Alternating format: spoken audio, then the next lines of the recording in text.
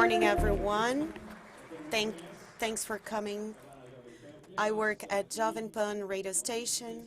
It's such an important and special event. Do we have people from all over the world? Are you from Sao Paulo? Could you please raise your hand? Well, we are also broadcasting, streaming this event online. Anybody from Rio, Pará? All right, okay. Minas Gerais state, Bahia state.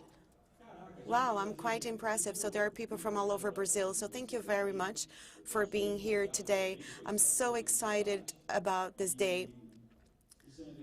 It's such a cool event because we can engage ourselves and we can understand a little bit about this cool group of entrepreneurs. I'm such a big enthusiast when it comes to the financial market, and cryptocurrency is fascinating. I mean, there's no way that we can stray away from it. So the world has become digitalized, and I'm pretty sure that it's the future, and we have a responsibility for this about that. I think we are living in a polarized world, and I think it's a safe investment. So Light DeFi is a project. It's focused on building a dam, actually an electric dam, moved by solar energy. And how is it going to happen? So it's very important that we understand the developers' points, and it's such a dream team. The team has actually convinced me that this project is going to be such a huge success. It's going to be very successful. So I'm very excited about today's event. It's such a great opportunity. I think your family members, and especially in regards to the moment that Brazil, the economic moment that Brazil is going through. So maybe you can educate yourselves and you can understand a little bit more about the financial market and about cryptocurrencies. My wife is pregnant, so I have a huge responsibility. I have to make a good investment. So anyway, for those who are still not familiar with Light DeFi, so I'd like to invite Jonatas Pacheco to the stage. Jonatas, wow, very fast. So thank you so much for being here today, Jonathan. So we are going to be interviewing you. Are you married? Yeah, okay. I will tell your wife that you're in a very important event. So could you introduce yourself, please, and tell us your experience with Light DeFi? Hello, guys. Is everybody okay? It's such a pleasure to be with each and every one of you. I mean, we've been working very hard in the last 3 months, and we have really wonderful results to present to you. I don't want to, be a spoiler here, but give away some spoilers. But there's a huge surprise here on this folder that I'm holding, and there will be some news. I'll be breaking some news. Can I? Can I? Yeah, I think there will be a Tesla involved, right? Who wants to win a Tesla car? All right, raise your hand. Thank you, Elon Musk, for being with us online. But I'm sorry for interrupting you. No problems. So I know that many of you have been in touch with other developers, and I think that we believe in this ecosystem. We believe in the future of cryptocurrency, and that's why we're here, and that's why we're here to show you, to introduce you what is in the backstage, and for you to understand who is involved, and for you to get to know each member of this project so that you can feel more confident and more comfortable in order to invest, of course. But when we conceived the idea, we thought of practical terms because we had a great idea, and it started all as a dream. And we thought, okay, how are we going to make this dream come true? How are we going to unite forces to make this dream come true? So we wanted to be transparent. We wanted to do things the right way. And so this first 3 months, I mean, we had such great results, great outcome, great figures. So I know that there are people listening to this event all over the world. And Lightify has adopted three pillars that we understand that are priorities for the 21st century. So technology is the first pillar, economics is the second pillar, and the third one, sustainability, which is a huge impact. It's a huge social impact. It represents a huge social impact on the 21st century, not only for Brazil, but also for the world. And when we look at Binance and Smart Chain, we wanted to make it to make people have easy access to our tokens all over the world, not only in Brazil but in Japan, for instance. So all users, all Binance users, they already have the opportunity to get our tokens. So thank God we've had great outcomes, great figures. I know I'm running out of time here, but back when we were together deciding on the project, I remember we discussed our principles, and one of our principles was responsibility. The social responsibility and sustainability, responsibility with each and every participant. So that's why we've come so far.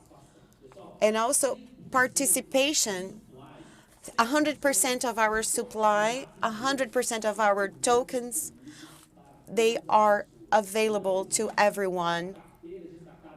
So there's nothing separated. And we implemented a system that represents 100% of all tokens for everyone. And it's doable. It's going to be a doable project. We are going to be very transparent. We're going to be keeping everyone updated on what we've been doing and what we will do. Responsibility, participation, and commitment. We are very committed. Yeah, companies are very involved with ESG principles. So I think for everyone who is online and also here, it's important to get to know a little bit more about the project. Thank you so much, Pacheco. Great, great. Short and straight to the point. So now we will have Mr. Leonel Vieira, the creative, responsible for the creative department. Hey, here's the microphone. Hello, everyone. Is everyone okay? So, guys, I am Leon, but my name is Leonel. A lot of people call me Leo. And what do? I'm responsible for the creative projects at Lightify. I had the privilege to develop the brand based on a brand that could communicate our essence and how serious we were. So when Germano invited me to participate in the project, the idea was to do something different, to show that it was possible, it was doable, that we wanted to be honest and serious about what we were doing. And I accepted the invitation, and that's why I'm here today. this is what we do when it comes to design. We try to convey values. We try to convey the ideas and the ideals that we have as far as being a brand. So responsibility is one of them. And excellence, we always aim at excellence. Well, a round of applause. Leo, I know you guys are very engaged.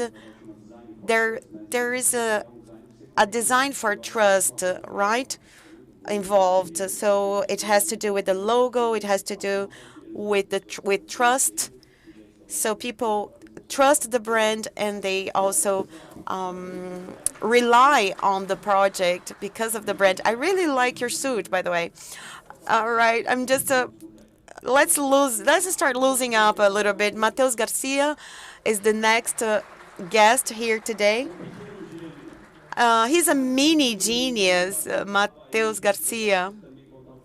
Could you tell us a little bit about your story, why you were interested in cryptocurrencies? Good morning, everyone.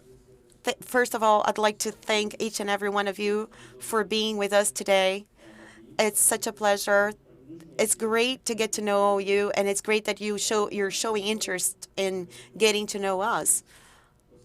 So we want to bring you closer to our project. We want you to get a closer idea, to have a closer idea of what we've been doing, of what the project is all about. So we wouldn't be here if it weren't for you, for the ones who believed in our project. So I am 24/7 available.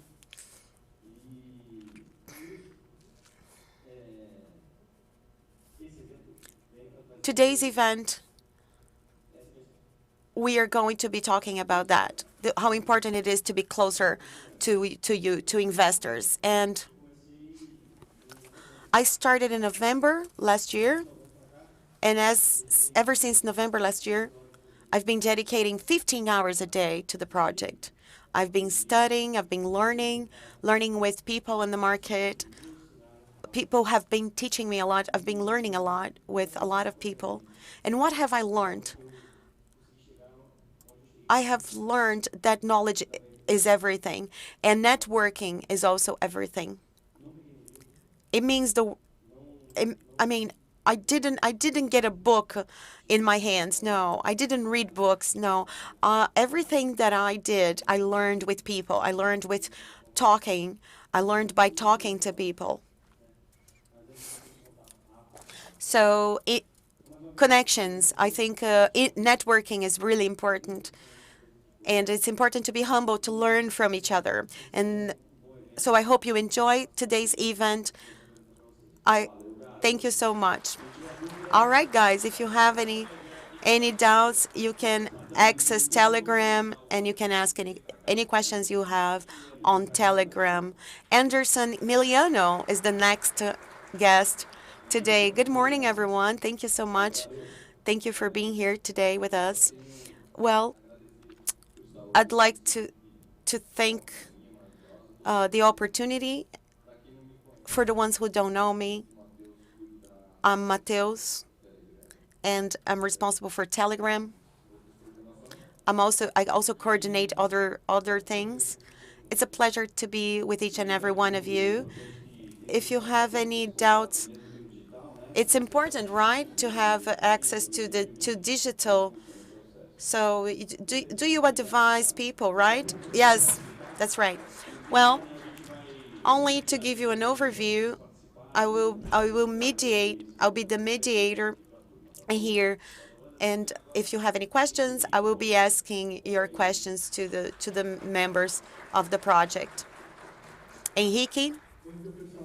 So good morning, guys. My name is Enrique, and everyone knows me as Korea because that's my surname. And I am a special engineering student in CS, and we do have that course in Brazil. And I'm responsible for the more technical part, and I deal with codes and quench some fires that we have in our Telegram account. But my journey begins in 2019 when I was part of the official Bitcoin website.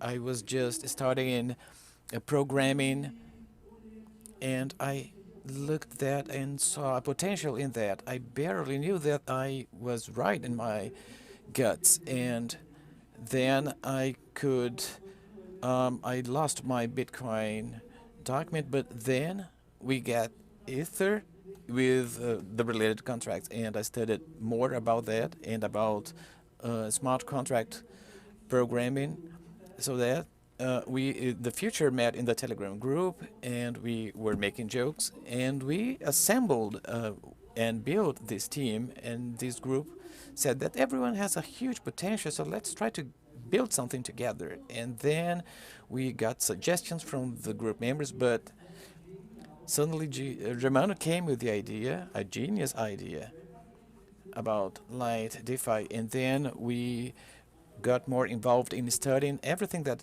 surrounded it. And today, this is what you see. And I would like to thank everyone who is here. Oh, that's what I had to say to you guys. So, did you miss your Bitcoin password? Well, a lot. Now you have Lightify, and we are wishing you good luck. But now let's invite Ricardo to the stage. Ricardo Nogueira. So we're part of the group. Thank you. Good morning, everyone. I'm Ricardo Nogueira, and I am an IT graduate, and I have developed the contract for this Bitcoin part. And I'd like to thank you for being here. And as we said from the very beginning, well, I'm rather tired, but we are committed to telling you the truth because we are involved in making things clear to families, and we have to be very cautious about making investments. And that's something that is very positive that we'll have in the future. And that also involves some developing. And this is it. During this event, you can just call me and ask me questions, but I am also part of the community, and my nickname in the community is Bilbo, because we are talking about those bumps of currencies, and we were thinking about launching a special currency, and it's a Bilbo Poucher, which is the nickname that I have in the community. So thank you very much. So he's just left his spinning sessions because we have a gym here in the hotel. Now let's invite Daniel Medeiros. So that's Daniel. So good morning, everyone. It's a pleasure to be here with you. I'm very grateful for that. That's the word. I'm very grateful for being here, for everything that is taking place now, and for having you trusting me now. And I'm also thankful for everything. There's not so much to talk about that. And you know me a little bit, and you know about my history. And my name is Daniel Rodin, and I'm also known as Dan in the community. And today it's a very unique moment for us here, and even for the crypto industry, it's a very special moment because it's a retrospective moment for the last 3 months. So it's 3 months now that we are involved in the Lightify project, and everything has taken place at such a fast pace, and it's your responsibility. And you and our commitment to the project is little, but the greatest force, and this is something that I tell you very often, and the greatest power of this project is you. You are those who believe in it, and you are who trust the product, and you actually make the project go on and known. And I am also not thankful enough. And well, this is what I had to say, because we will have a bunch of information. You will get to know a lot of things, and you'll learn a lot from what will be seen here. And we have many new things here that will make you happy about how we are conducting the project and how we developers are doing it, and that will give us some boost to light DeFi. And boost is something that is not built overnight. And whoever is involved in gym activities knows that it takes time. You have to work out for a very long time, and you have to have a discipline and make your best efforts to make it happen. And we are creating a strong, muscled company. And it's not because you are just opening your heart. So I had a conversation with you the other day, and I thought that everyone that is here and who enjoys and interested in cryptocurrencies and for investments as a whole. But I would like to ask you about your experience in cryptocurrencies, but we will talk more about that later. And the discussion that you had with your wife the other day when you decided to buy cryptocurrencies for the studios that you bought and wanted to manage those. Back in 2017, I had six studio apartments, three little houses actually, in a villa, and everyone was talking about Bitcoin back then. And then a friend of mine told me that you have, Daniel, to buy some Bitcoins. And he told me to put my studios for sale and I will get some Bitcoin sellers. And then I did that. And at that time, I got 7 Bitcoins. And that was in 2017, actually. So we are talking about 36,000 reais back then. And I purchased those Bitcoins. And I did not how to operate Bitcoins. And I just had my portfolio, and Bitcoins were part of those portfolio items. And this friend of mine told me that I had to buy a robot, and that robot would do the transactions, and it would buy more currency and sell currency as part of the system within the buy-ins. And from 2017 to 2018, the market just boomed, but it actually went down, and that was very, very bad. And my wife said that it was such a disaster what you did to our studios, and it was a huge pressure. I was not involved in the market, and I did not knew it. I did not know it, and I just wonder where I had put my money in, and the market dropped a lot. And then from 7 Bitcoins, I left the market with 4 Bitcoins. I did it all wrong. However, what happened was the robot had already bought some currencies, and one of those was BNB from Binance, a lot of BNBs. So in 2020, a friend of mine, Chris, told me, Dan, I need to get some money in Bitcoins. You, as you were involved in Bitcoins, would mind receiving that money for me, please? And I said, yes, but I have to make sure how my bias is, and do not know how it is going right now. And she said, okay. And I enrolled for the platform, and I sent all the information. And then when I saw the yields that I had back then, it was just something incredible. And I screamed because it was so much that I had. It was just crazy. And I said, my God. And then I called a friend of mine to ask him to confirm the balance that I had and to make sure that everything was all right. And that is in dollar, actually. That was the confirmation that I had from this friend of mine. And is that correct? I told him. And can I actually draw that money? He said, anytime you want it. And from then, now I'm still not aware how much I have. And well, and his wife is not aware of how much he has. So he lives in Cancun right now. It's just kid. I'm just kidding.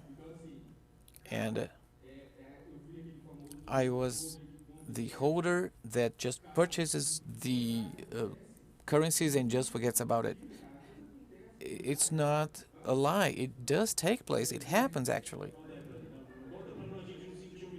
So do not tell the details about that, the details of that, so that we do not get humiliated.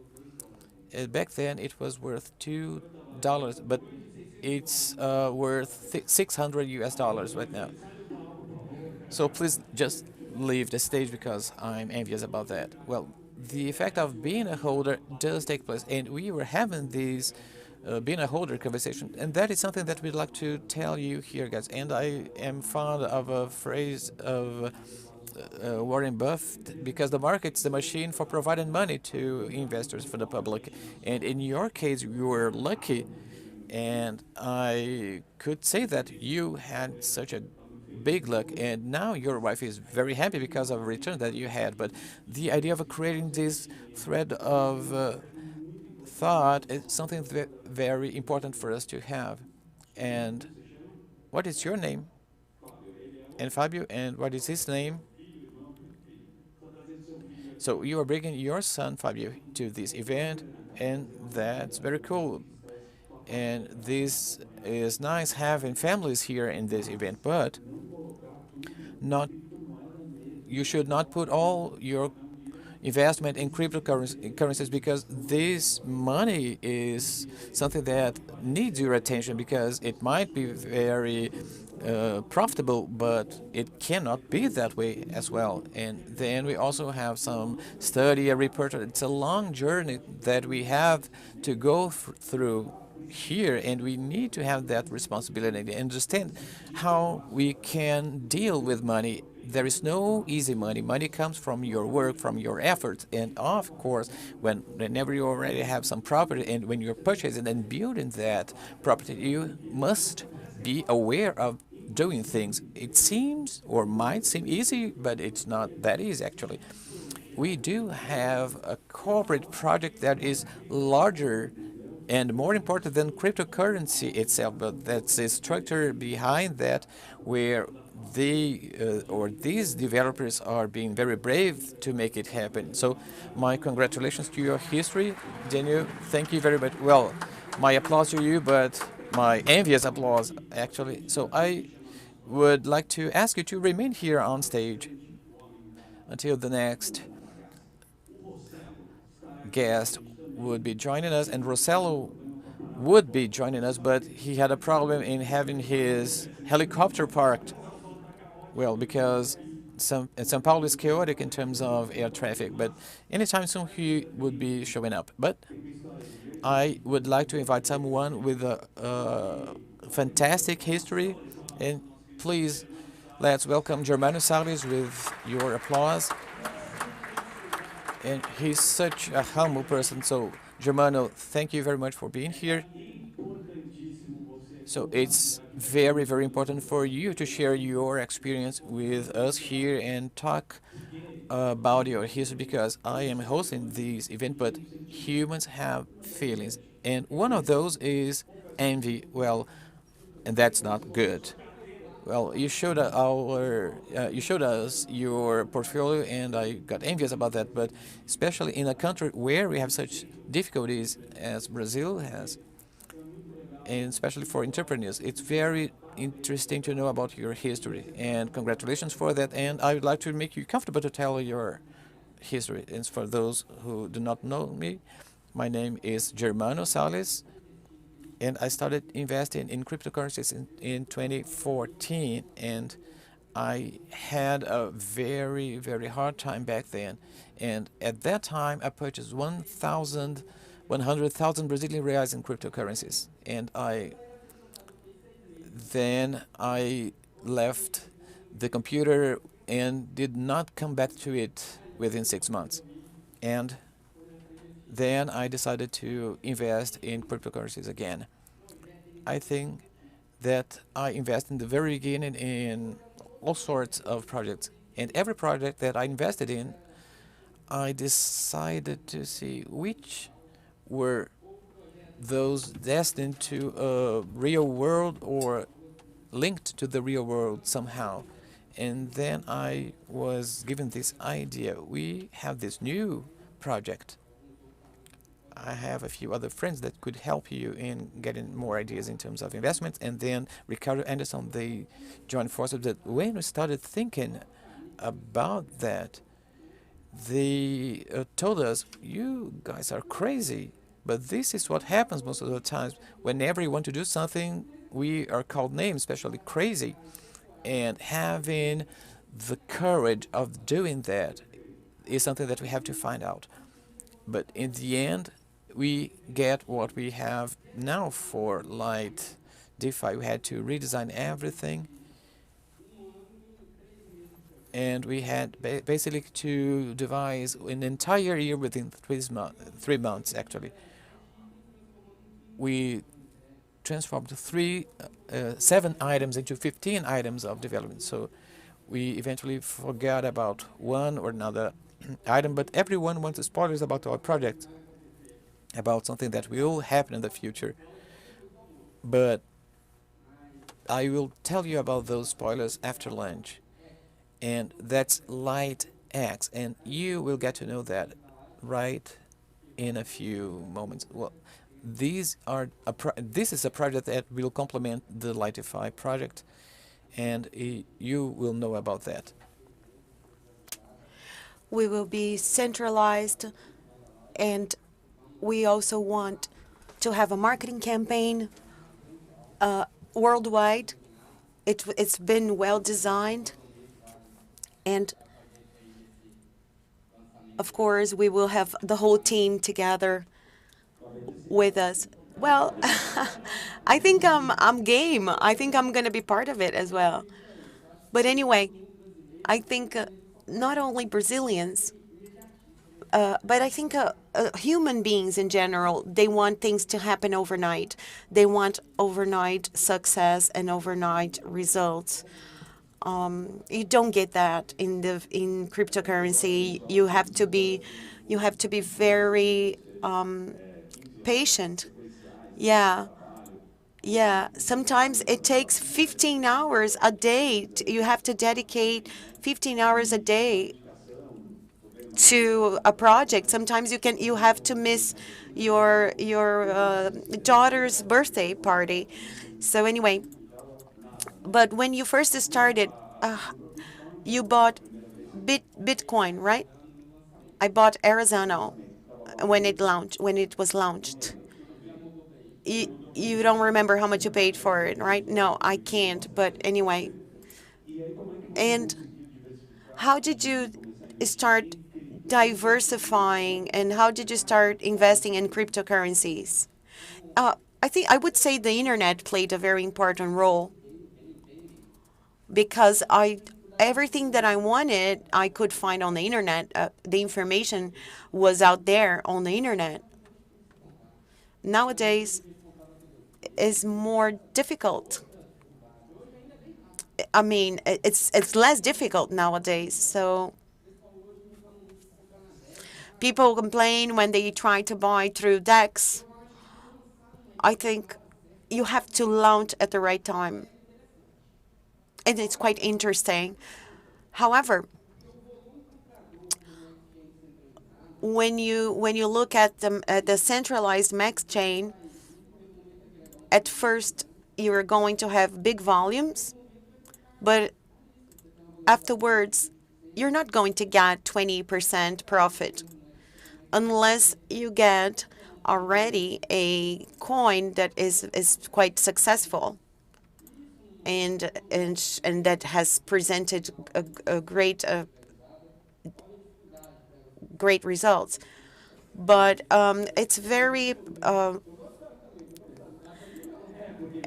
it oscillates a lot. It has ups and downs. Yeah, there's very room to grow, right? And when a company has a solid project like yours, and when a company has experts, this company has great chances in the market, right?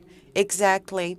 I've been talking to a lot of people, and they've been with us ever since the beginning. We've launched the project 3 months ago, almost 4 months ago. Yeah, we will be approaching a lot of topics today. We will be presenting a lot of a lot of details of our project.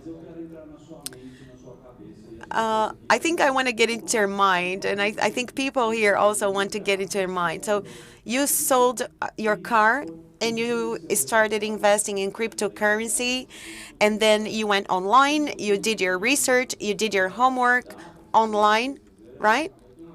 Exactly. I have a friend, and he recommended me some bitcoins, right? He bought a few, and then of course they went up and then they dropped like a rock. So, but he was the one who motivated me to get into cryptocurrencies and Bitcoin. So you hardly ever find people who are willing to help you. So I owe it all to this friend of mine who actually helped me. And he had some expertise. He was more experienced than I was, so he really guided me. His Binance is from Singapore, right? Yes, it's an Asian company. So you go straight to the source, right? That's what you do. Yeah, that's what we do. Yeah, but transaction is important for banks, right? But it's important to understand the roadmap, right? Exactly. But I know, let's say, I know Bitcoin, the Bitcoin market.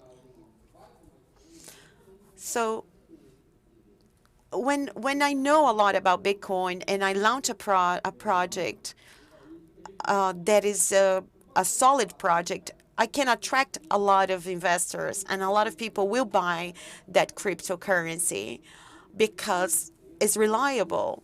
So it can go up 40%, 60% in 1 month, in 1 week.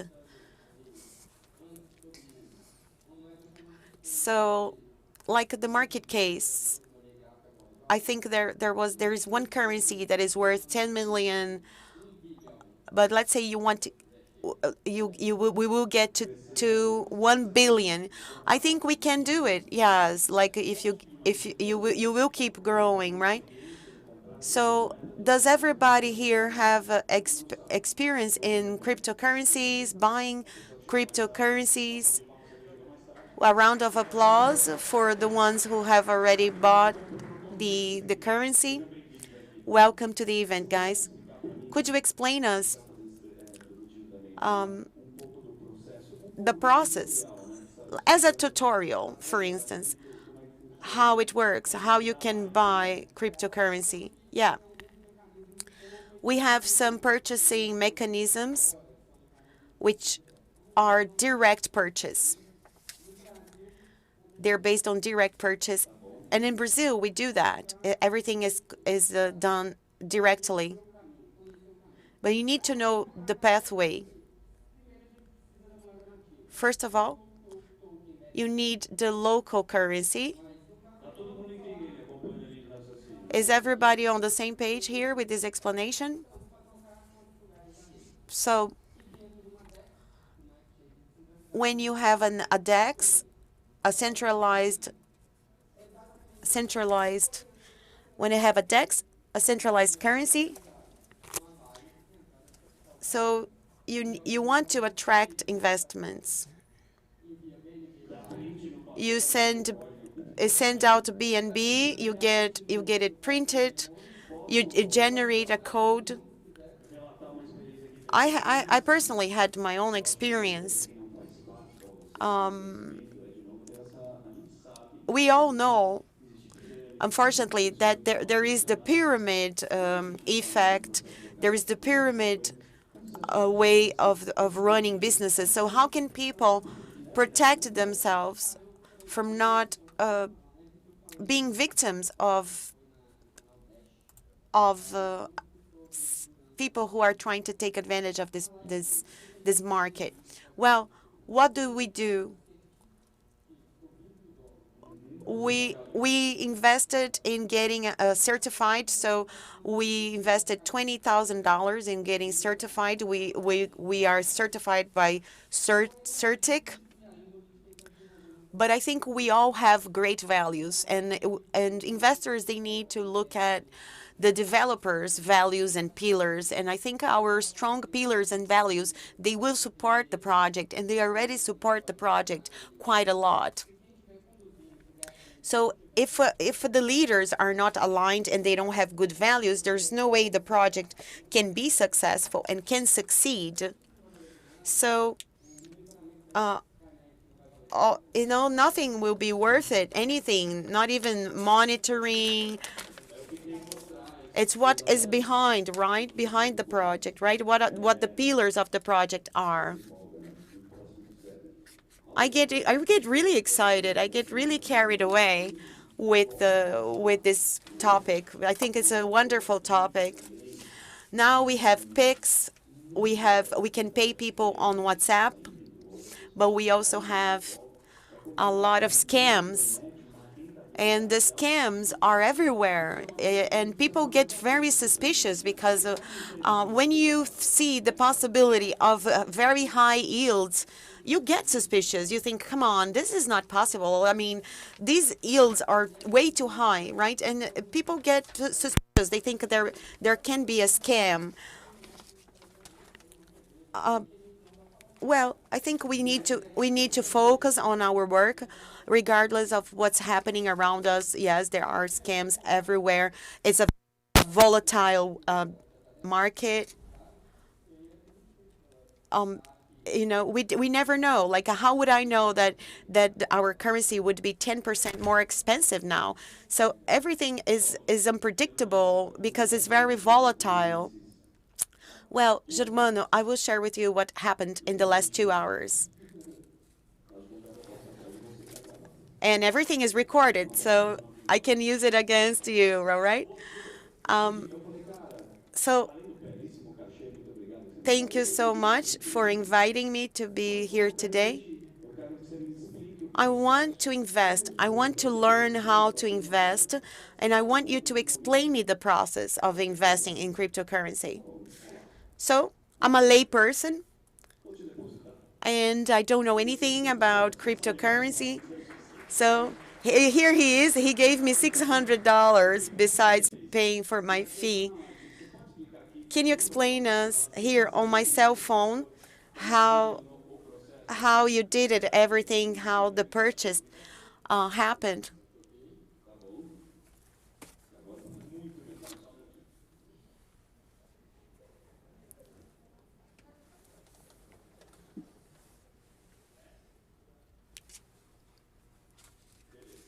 Great. So I think we shortened the experience. So you have to invest in cryptocurrency.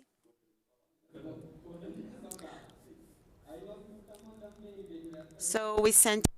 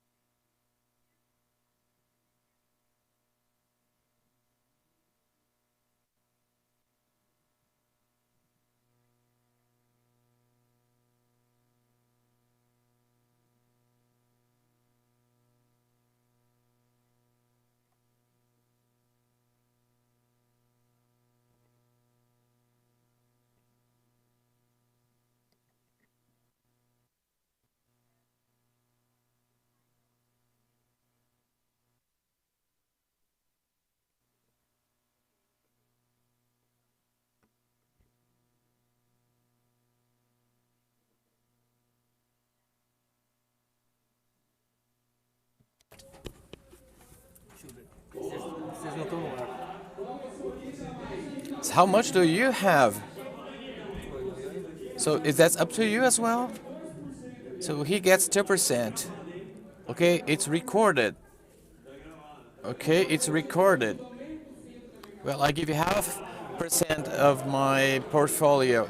That is recorded. That's written on stone. Okay, guys, thank you very much. I'm heading to Los Angeles and I'll be right back. Just kidding.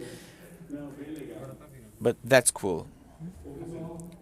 So, where are we now at the presentation? I was presenting the roadmap. But the roadmap has already been introduced. So it's cool that here that we are complying with our schedule, and it's been very fast. It's a long-term project. Just think that building what you want to build, all the tools that we'll be implementing, and everything that we want to do for light and the light ecosystem. Just imagine light as an ecosystem.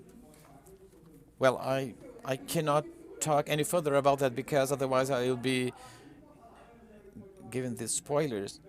So here we are creating an entire ecosystem where one tool helps another tool, and one tool will support another tool, other tools, and we will then open markets that will create an entire ecosystem. We are at the last phase of implementation, and we have a platform. Endacoin is a payment mediator for international cards, and it's a payment intermediator with a base of users, which is very cool. And to get into such a company, you have to follow a number of rules and standards of the countries where that company is operating. And that asks from us responsibility in terms of documentation. Everything has to be included in this. And it is also involving cryptocurrency. We have to fill in some document so that we meet the documentation standards and also the American documentation standards. And Johnny is still on his way getting the documentation ready. And sometimes we hold these 12, 13 hours of meetings, and sometimes we are asked if we have already bought any property, and I said that buying properties, land in Brazil is easy, and having those cryptocurrency related documents ready is something that is very laborious. We are never able to deliver the documents at the right time. And that depends on governmental authorities because the documents are submitted and they are waiting for any validation. And we need some documents to be apostilled in Uruguay, for instance. And whenever we have the apostille document ready, when the document comes to Brazil, then another meander in that process is required again. So it's a huge bureaucracy, but it has to be followed anyway. And at Light, we do not skip phases. We do not skip phases. Whenever we have to delay 6 months for having the right thing done, we will do it. And thank God there is nothing behind schedule that we have. We are asked for performance, but we are on the right track. And we've anticipated the Q2 part already. Everything that we did in Q1. And we back then were involved in getting business partners and getting the land. But Como não? I cannot give this information here at this event. How can you not? algo menor, evento menor Perhaps muito em we will be breve, holding a só smaller pra scale anunciar event essa parceria de just negócio, to make que tá this business literalmente partnership ligada clear à to everyone construção da usina, and ao how fornecimento de the equipamento. plant Mas will be vai ser uma built. parceria de negócio, se And Deus quiser, bem this impactante. Sobre o should próximo be a evento, very pessoal, successful business vocês partnership. estejam But preparados. regarding the O business, próximo evento já é you should be no Ceará. prepared for the next né? event because it will take place in Ceará, in the northeast of Brazil. Organizado, pessoal, só o pessoal ter noção. It has already been scheduled. We just need the people to attend the meeting and event, Já está sendo organizado. and it is already being organized, and it will take place in the state of Ceará Beleza, anyway. pessoal, vou entrando, ajudando o Germano aqui. And Rossello Lopes como helping advisor. Germano here, Eu falo que ele é o I nosso say that Tony Rossello Stark Lopes is das our Tony criptomoedas. Stark. É o brabo, é o monstro, é He o... is the O cara guy. é gigante. He is Vocês a têm que ter o giant. prazer de conversar com ele. You Igual eu já will tive be algumas vezes. Very happy É talking to enriquecedor. him because it's Para quem very gosta de enriching blockchain, for para quem those gosta de who are interested in criptomoeda, blockchain é uma and mente cryptocurrencies. brilhante, é um It's a gênio, é huge, inconstante. a genius, a É brilliant loucura mind. total, cara. It's- E ele já it's deve estar por totally aí. Eu não vi crazy. ele Já. ainda não, mas ele A já deve gente, estar por aí. mas a gente abre um bate-papo, né, com ele. Vai, né? vamos ter um Yeah, bate-papo talk com to o Rossello. him. Então, Yeah, gente, para we'll mim, talk to que eu Rossello later, sou um fã do Rossello já faz I muito am a tempo, huge já fan of sigo o Rossello já há and muito that's tempo, been going on desde for quite some 2017. time, since Ter 2017. o cara do naipe do Rossello, da bagagem having do Rossello, this como advisor sort do of nosso projeto, person só as referenda an advisor muito for mais our do que a Light project é e a proposta que ela resounds way é. Sabe, more o than compromisso com todos what the vocês, purpose o compromisso of com a Light comunidade, is. porque It hoje represents você the busca commitment um to cara com o community. nome dele. And first of all, Você senta you com o are cara looking for someone e apresenta, with his você background, com and medo, then sabe, you present na such a sala person, dele ali, and you get into acolhido, his e o cara te room, abraça, very o cara humble, fala, and he embraces gostei you. do seu projeto. And he Estou com says vocês. that he Quero fazer parte appreciates our disso. project, and Aí, I want moço, to be part of that. It's something Você that fica causes maluco, goosebumps. né? Porque você fala, cara, o teu ídolo Because fala your alguma coisa idol que told you something você ajudou a that criar, e ele fala que está relates junto no to E projeto. what agora ele you are ajuda a doing. desenvolver. E ele Como, ajuda a como foi o desenvolver. processo Agora, com o ajuda a Rossello de desenvolver. advisor? Como é que você surgiu a história com ele? Foi uma indicação através de uma agência que trabalhava para a gente, e ela trouxe o Rossello, ela apresentou o Rossello, e a Vamos gente... para Santa Catarina negociar com ele. Vamos lá conversar pessoalmente, porque é o tipo de contato que você tem que ter olho no olho, você tem que conversar, Óbvio. você tem que sentar. E olha pra você ver que legal. Chegamos lá 11 horas, saímos de lá 8 horas da noite. Não foi. 8 horas da noite. 8 horas, e mesmo assim saímos porque tinha que sair que o prédio ia sair. fechar. É. O prédio vai fechar. Mas foi uma conversa agradabilíssima, foi uma coisa, sabe, enriquecedora. É o que eu falo pra vocês. Toda vez que eu tenho oportunidade, eu tô no hotel com ele ali, eu vou varando. Hoje ele Sabe, está você vai desenvolvendo, conversando. hoje ele tá desenvolvendo a nosso wallet, que quiser spoiler da wallet, pode perguntar para ele, não sei se ele vai dar algum, mas está desenvolvendo e já está bem próximo de sair. Falando da Liz, Zecor Finança, CoinBR, Indacoin, o que é isso? Para que isso? Na verdade, a Light não vai simplesmente construir usinas. Construir usina vai ser uma coisinha pequena do ecossistema todo. Hoje vocês vão ver mais uma parte desse ecossistema, talvez de mesma proporção ou até maior do que construir usinas. Então, o pessoal foca muito ali, vai começar, bem rápido. Já vamos ali startar licitações, já estamos startando até, já está sendo desenhado. O Maurício Guanieri, que é o nosso responsável técnico, vai estar aqui.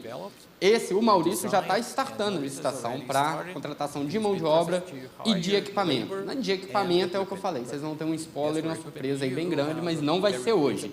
Mas o que é Zecor, CoinBR e Indacoin? É facilidade. Facilidade para todo mundo comprar, para difundir a ideia, para criar mecanismos de compra para lá. Pelo que eu falei, a gente está tentando agregar volume antes de ir para uma exchange centralizada. Essas ferramentas fazem isso. Ainda Coin? Because in the coin. Fala agora aí. There he is. Graças a Deus. Bom dia, pessoal. Good morning, bom dia, guys. bom dia. Sabe que os caras estavam falando de mim, eu queria ver falar na minha As they were cara. talking about me, I'd like Tô to aqui hear agora. them talk about me in Mas person. só uma palhinha bem legal. It's just something Tá aí ó, a plateia cheia. Agora às 4 da tarde vou poder falar um montão de coisa, vou poder contar como está indo o desenvolvimento da carteira, como é que vai ser fazer, como está sendo fazer uma carteira que é muito mais fácil a usabilidade e também para que os usuários não cometam erros de mandar criptomoeda para o contrato, não sabe como salvar a chave privada, não sabe onde guardar. Então a carteira que está sendo desenvolvida realmente há necessidade do mercado. Mas não vou dar tanto spoiler, tem muita coisa legal que está sendo desenvolvida com a Light, com o token. E vai ser muito legal fazer uma criptomoeda, né, ou ter uma criptomoeda no mercado, onde quem faz, né, o motor dela é o sol. Então, hoje é o sol, amanhã vai ser o vento, pode ser que depois de amanhã seja água, pode ser que depois de amanhã seja biomassa. Então, é muito importante a gente também tentar entender o que é esse mecanismo todo e o porquê que é longo prazo. Eu acredito que ninguém... Eu sempre falo para as pessoas, eu tenho uma má notícia para dar para todos vocês que trabalham com criptomoeda. Você não vai ficar milionário amanhã. A boa notícia é que se você comprar e guardar em 3, 4, 5 anos, sem dúvida nenhuma você vai ser. Então, é só ter bastante calma. Mas às 4 da tarde a gente conversa bastante e com certeza venham com todas as perguntas, porque vai ser bem interessante eu poder responder. E uma coisa que eu sempre falo para todo mundo, muita gente não faz pergunta, porque acha que a pergunta é idiota. É melhor que a pergunta seja idiota do que o idiota que não fez a pergunta. Então, sempre pergunta, para não cometer erros, para ter certeza. E até mesmo falar, poxa, mas será que o projeto é legal? Pergunta. O que tem de novo no projeto? O que é inovador no projeto? Mas enfim, vou deixar vocês aí com os caras que são os donos do negócio. E às 4 da tarde, quero ver todo mundo aí. Obrigado. Vai nada, calma aí, Rocelão. Vou te comentar aqui, tudo bem? Prazer, Daniel Zuckerman. Pode fazer pergunta idiota para você. Manda ver. Como é que você conseguiu usar tênis diferentes assim, nessa etapa da vida? O boné do Liminha, essa bermuda e ser tão aplaudido aqui por todos. Obrigado. Bom, cara, olha só. Não, é idiota a minha pergunta. Mas vem cá. Mas é legal porque... Usa lente de contato? Não. Não usa óculos? Também não. Os dois são azuis. Ah, é sério? É sério. Ah, então eu que não percebi. Os dois são azuis. Cara, adorei sua simpatia. Uma salva de palmas aqui. Tá vibe legal, cara. Só para lembrar o Rossello, a gente vai abrir esse bate-papo com toda a equipe aqui e eu acho importantíssimo, cara, realmente o engajamento, participar. Legal você abrir assim com essa humildade para a galera também entender, porque, cara, não é só uma brincadeira, acho que é um projeto aqui de vida de todos aqui e legal você ser o advisor com tanta experiência aí no mercado, muito bacana. Eu tô super curioso, cara, para saber da tua história aí. Sim, vai ser bem legal. Bem legal. 4 da tarde, vejo vocês. Valeu, uma salva de palmas com o Rossello. Valeu, garoto. Rossello, obrigado, cara. Você vê, gente, o cara é gênio, filantropo, estilista, stylist, a genius, Consultor de moda. Todo Nicolas Cagezinho. Todo Nicolas Cagezinho. O cara usa Bitcoin até na meia. Na meia, cara. Sensacional. A minha mulher, quando fala que eu tô com o Rossello, ela fala, ixi, vai demorar, né? Vai. O Rossello é uma desculpa, né? Tá com o Rossello aqui. Legal. E também a gente vai ter uma assinatura, tá? Uma possível, né? Vai assinar ou não? Vai ser hoje? Da usina, gente. O terreno, você falou que teve tanta burocracia, mas vai rolar, né? Ainda estamos Boa, show de bola. Pessoal, ó, a gente está na parte ali de implantação da agência própria de marketing. Vou explicar para vocês o que aconteceu, o que acontece e por que disso. A Light, ela não é só a Light DeFi. A gente está criando um ecossistema, a gente está criando marcas. Então, assim, isso, para contratar uma agência, a gente tem custo. Cada vírgula que você coloca no contrato de uma agência tem custo e o custo é alto. Então, o que nós resolvemos fazer? Hoje a gente tem a gente tem a AMP, a gente tem a Light, por hora só tem isso. A gente vai ter uma coisa que vai lançar daqui a pouco. Tem mais coisa, a tarde já tem mais coisa, mas por hora só isso. Mais tarde vocês vão saber de mais lançamentos que nós vamos promover, mais marcas, entendeu? Não só moedas, tá? Fiquem tranquilos com relação a isso.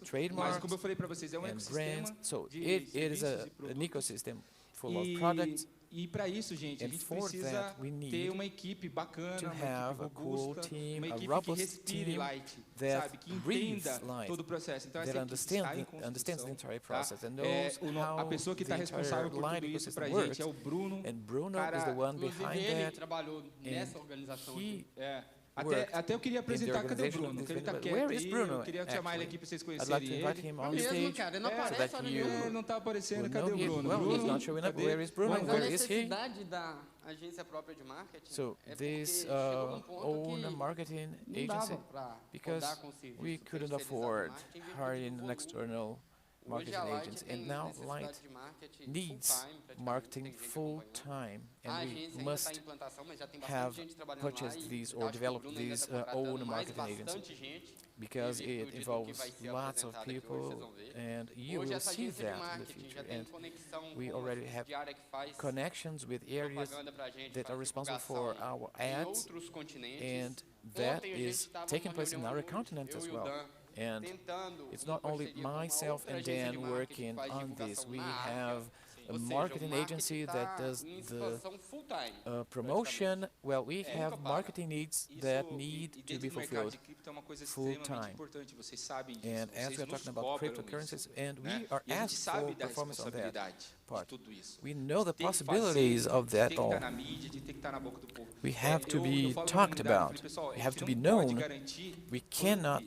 três ensure vezes no mês, having sabe? A cada being 3 talked meses about é bom, like 3 times the é month. bom, né? Então o projeto ele tem que ser organicamente a longo prazo. So basically, the project needs to be long-term, Sabe, cara, ele tá em alta extrema, and né? Mas no percurso, quantas correções tiveram? and I think Então, assim, Tá fora do ar. olha aí, que é a moeda mais forte do mundo, né?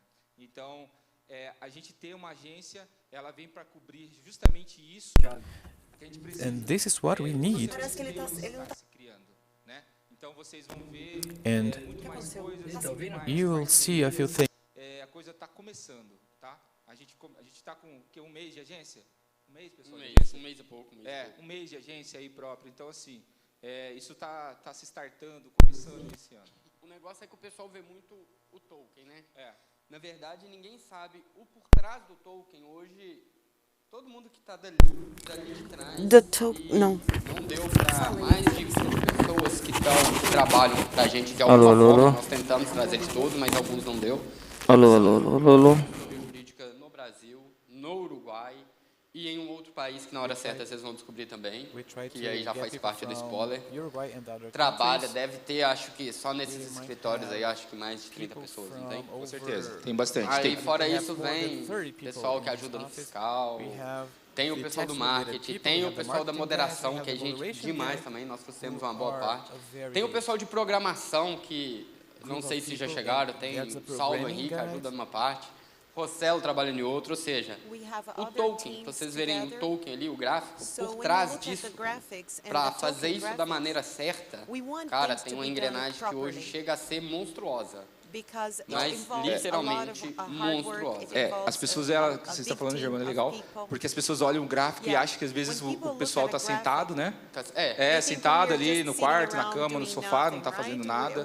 E, cara, tem uma equipe muito forte trabalhando por trás. Vocês imaginam organizar um evento desse, organizar toda a parte de conteúdo de marketing. Se o gráfico estiver subindo entre programação, desenvolvimento, marketing jurídico, pessoal de offshore, pessoal fiscal, pessoal tributário, pessoal de suporte. Se o gráfico estiver subindo, tem, eu acho que, de 80 a 100 pessoas trabalhando, direto e indiretamente. Se ele estiver caindo, isso aí eu já falei, isso aí foi avisado para o pessoal do marketing, inclusive, que o emprego deles está garantido pelo gráfico e pelo volume, não que tenha só que subir ou que cair, mas literalmente. Porém, se ele estiver caindo, eles estão trabalhando mais ainda. Não é porque está subindo, tem 100 trabalhando, se estiver caindo, não fica só 50, os mesmos 100 continuam trabalhando. Eu faço 12, 14 horas de reunião por dia e não sobra tempo para olhar gráfico. Se o gráfico estiver subindo, eu tenho minhas 12, 14 reuniões por dia. Eu e o Johnny, na maior parte delas. Se estiver caindo, a mesma coisa. Dia 4 foi aniversário da minha filha, dia 4 agora. Estava no aeroporto vindo para cá. Minha mulher queria me matar, sabe? Falou que se eu não chegar em Minas hoje, ela acaba de matar. Aí vamos ter que arrumar um substituto. E eu casei com o Germano, né? Porque o meu fuso dele dá 1 hora antes. E o Germano, ele acorda 4 horas da manhã, 3 horas da manhã ele me liga, vamos acordar? Eu falei, você quer me matar? Eu liguei para todo mundo. Deu 3 horas da manhã, 4h30, eu falei, hoje eu fiz isso, bom dia, não sei o quê. Eu desativei o celular, o WhatsApp nosso de grupo lá, porque 4 horas da manhã, um homem acordado. né? Então, assim, e é 3 horas da manhã para mim. Então, eu falei para ele, cara, ó, vamos... A minha mulher fala, já chegou tua amante te ligando, né? Então, assim, não é só para ele. Para o Ricardo, tem dia que eu converso... Olha lá, ele tá ali. Tem dia que eu converso 3, 4 horas no telefone com o Ricardo por dia. Tá cada um num estado, pessoal. Não tem, mas o pessoal conversa mais do que... Eu converso hoje muito mais com qualquer um dos desenvolvedores do que com minha esposa que mora comigo, sabe? Isso aí já deu bastante briga também, mas agora já tá bom. Agora estamos conseguindo administrar o tempo. Mas é um casamento, né, gente? Vocês olham hoje aqui, eu falo para todos os meninos, nós casamos, porque é para a vida, né? É um projeto para a vida. É um projeto que eu tô ensinando meus filhos a entender o projeto, a entender o que a gente está construindo, a entender o que eles vão representar lá na frente. Então, assim, eu acho que todos estão fazendo isso, o Germano com a filha dele, o Ricardo com os filhos dele. Então, a gente está criando... a gente está construindo algo que vão ficar para eles e eles vão ter que dar conta disso daí e fazer bonito acontecer. Porque a Light, ela não é um projeto, pessoal, de pump e dump que vai acabar daqui uns dias, não. É um projeto de construção, é um projeto futuro, é um projeto que vai ter ramificações, né? Então, assim, quando a gente fala para vocês num grupo, às vezes a gente está ali num Telegram falando ali, mas existe um projeto muito grande por trás, uma preparação nossa, né? Uma preparação pessoal nossa. Porque, assim, hoje você fala, eu casei com 7 marmanjos, né? É um casamento, e é um casamento que você tem que viver com boa relação, que as ideias... Elas se fundem, porque se fundem, né? Mas também elas destoam, e a gente tem que ter ali, sabe, um tem que falar, acalmar, ó, calma, você tá alterado, calma, não, você tá ali. Eu, por diversas vezes, eu sou um cara muito atirado, e eu já dei mancada com muitos dos meninos, entendeu? Mas o quê? Na ânsia de fazer o melhor, de sempre estar fazendo o melhor. Quando eu tenho que falar para eles respirar também, eu falei, calma. Daniel, respira.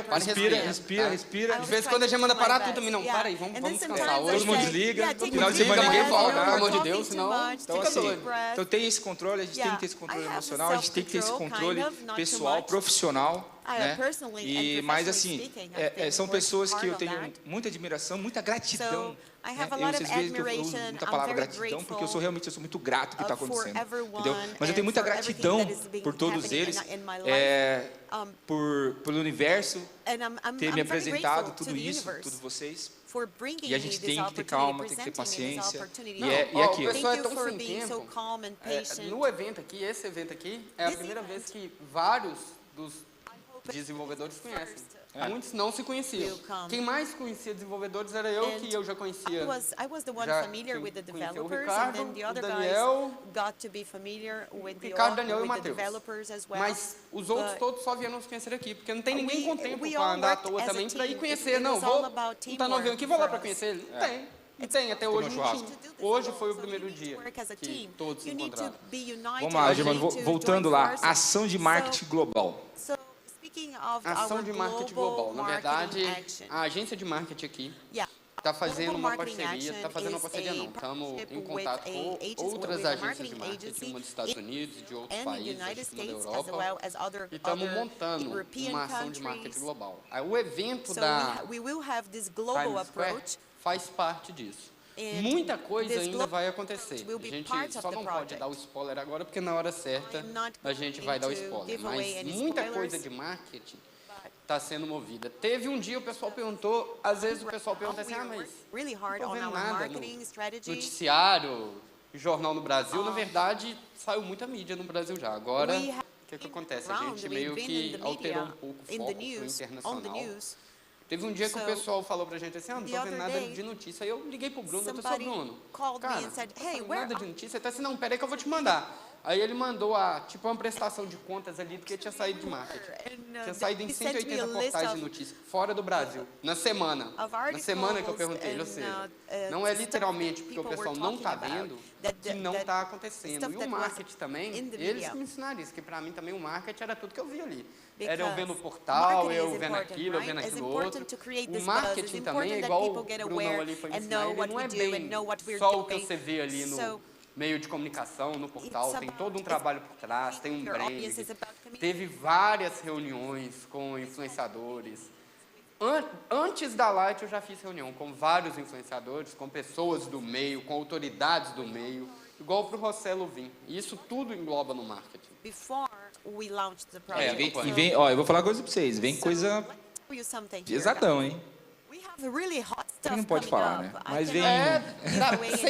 O negócio é que os spoilers tá tanto com o povo de barriga cheia, do almoço. Então, assim, mas vem coisa bacana. O marketing tá se preparando, tá ficando muito profissional. Isso vai ser uma marca muito forte da Light, da gente ter isso, ter a nossa agência se especializar em marketing global, né? Vocês vão ver a Light cada vez mais atingindo cada vez mais países, né? Porque é essa a intenção, né? A gente é uma empresa global.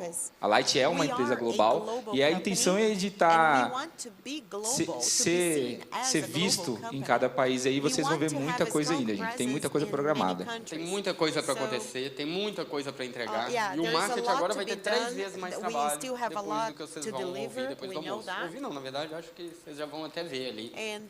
Não sei se o pessoal vai liberar o link ali. Poderia, né? Pode liberar. Não. Então, depois do almoço, tem muita coisa para vocês verem. Gente, posso participar um pouco? Claro. Está muito agradável a apresentação de vocês. Eu acho que nada mais justo do que a gente presentear aqui o público, porque é muito carinhoso e tem até uma surpresa até para uma das pessoas. Obviamente, a gente quer fazer um sorteio. Parece que a gente tem alguns brindes aqui, mas... Todo mundo com pulseira numerada? Como é que vai funcionar aqui a mecânica? Eu acho que eu vou falar para você de um número a tal número e você escolhe. De 1 a 200. De 1 a 200? 1 a 200? 550. Ninguém ganhou. Eu nunca ganhei. O pessoal fala disso, vocês acreditam que o primeiro brinde da Light que eu ganhei, todo mundo já ganhou o brinde da Light. Vocês querem fazer no sorteador, pessoal? O Daniel mesmo falou, o Matheus também falou. O primeiro brinde da Light que eu ganhei, pra vocês terem ideia, foi hoje uma caneta. E eu já perdi. O primeiro brinde, eu nunca tinha ganhado um brinde da Light. Um tanto de gente já ganhou. O Daniel já ganhou dele. Vários YouTubers. Na verdade, não. Desculpa te interromper. É o seguinte, antes da gente iniciar, vamos começar primeiro pelo brinde, depois tem uma pessoa especial também que eu queria falar aqui, porque eu fui brifado e achei muito legal a história desta pessoa que está com a gente. Então, alguém vai ser homenageado. Uau. Que está aqui. Uau. Primeiro, número de 0 a 200, é isso? Vamos lá, pessoal. De 0 a 200, o Daniel vai escolher um número aleatório na cabeça dele. 7. 7. Número 7. Tem alguém que é 7? Aê, garoto. Opa! Olha lá, ó. Vamos lá, ó. Como você chama? Valeu, Tiagão. Obrigado, viu? Uma salva de palmas. palmas. Pessoal.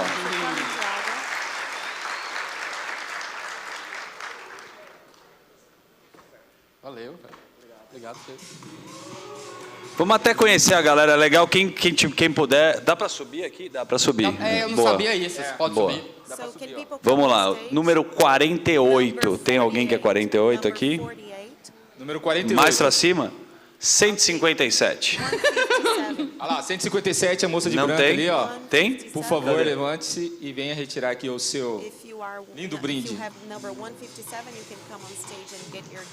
Uma salva de palmas.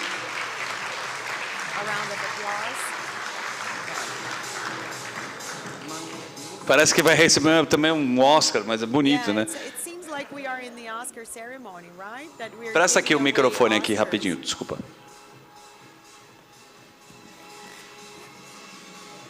Conhecer a turma. Pode vir aqui, por favor. Aqui, ó. Como que você chama? Pode vir aqui, por favor. Grace. Grace, você veio de qual caravana? Cara, tipo, está no seu. Primeiro tomo um boné para você. Me explica aqui, por favor, vai, que eu sou um cara que estou entendendo um pouco aqui, vocês, a comunidade. Por que você se interessou pela Light, por cripto? Como é que é a tua história? Na verdade, eu comecei com NFT. Legal. E a Light surgiu através de um amigo. Fala só um pouquinho próximo do microfone, por favor. Não, vai ficar bom. DJ, música, brincadeira. E a Light, na verdade, foi a minha primeira experiência com cripto. Legal. Um amigo apresentou um projeto a friend of mine introduced the project foi muito to me, interessante ver and it was quite a proposta interesting de uma usina de to understand energia solar. the proposal, because it was E o linked meu to parceiro solar Vitor, energy. a Legal. gente entrou de cabeça, investiu um And pouquinho. we deep É mesmo? I mean, vamos torcer into the project. Que legal, óbvio, And e entender que a empresa é longo prazo. NFT, você pode me explicar um pouco do conceito? Também sou um super entusiasta. Você sabe, mais ou menos? NFT, você investe em obras de artes, algumas coisas digitais, tem alguma relação com isso ou estou viajando? São tokens não fungíveis. Tá. No nosso caso, nós investimos em games. Tá bom. NFT games. And we, por exemplo, X-Infinity, we invest in X-Infinity, PVU e vários outros BTU, jogos que estão sendo lançados. Pô, que bacana. Qual que é o teu Instagram? O cara começa a ver que é brincadeira, você que está com seu parceiro aqui. É só para quem se interessar também, alguém que estiver aqui, bater um papo com você. But anyway, if anybody would like to get in touch with you, Grace_Miriam. Boa. Do nada, do Instagram. Uma salva de palmas para a Grace aqui. É só para a gente conhecer um pouco a convite lá daqui a pouco. 150 convites lá daqui a pouco. Está sendo transmitido em 3 idiomas. Obrigado, viu, Grace? Valeu, vamos lá. Número 119. Tá, então 120. Não, eu quero muito te dar um boneco. Qual que é o teu número, você? É. What's your number? 100 e... Então, número 115. 115. 115. 115. Aê.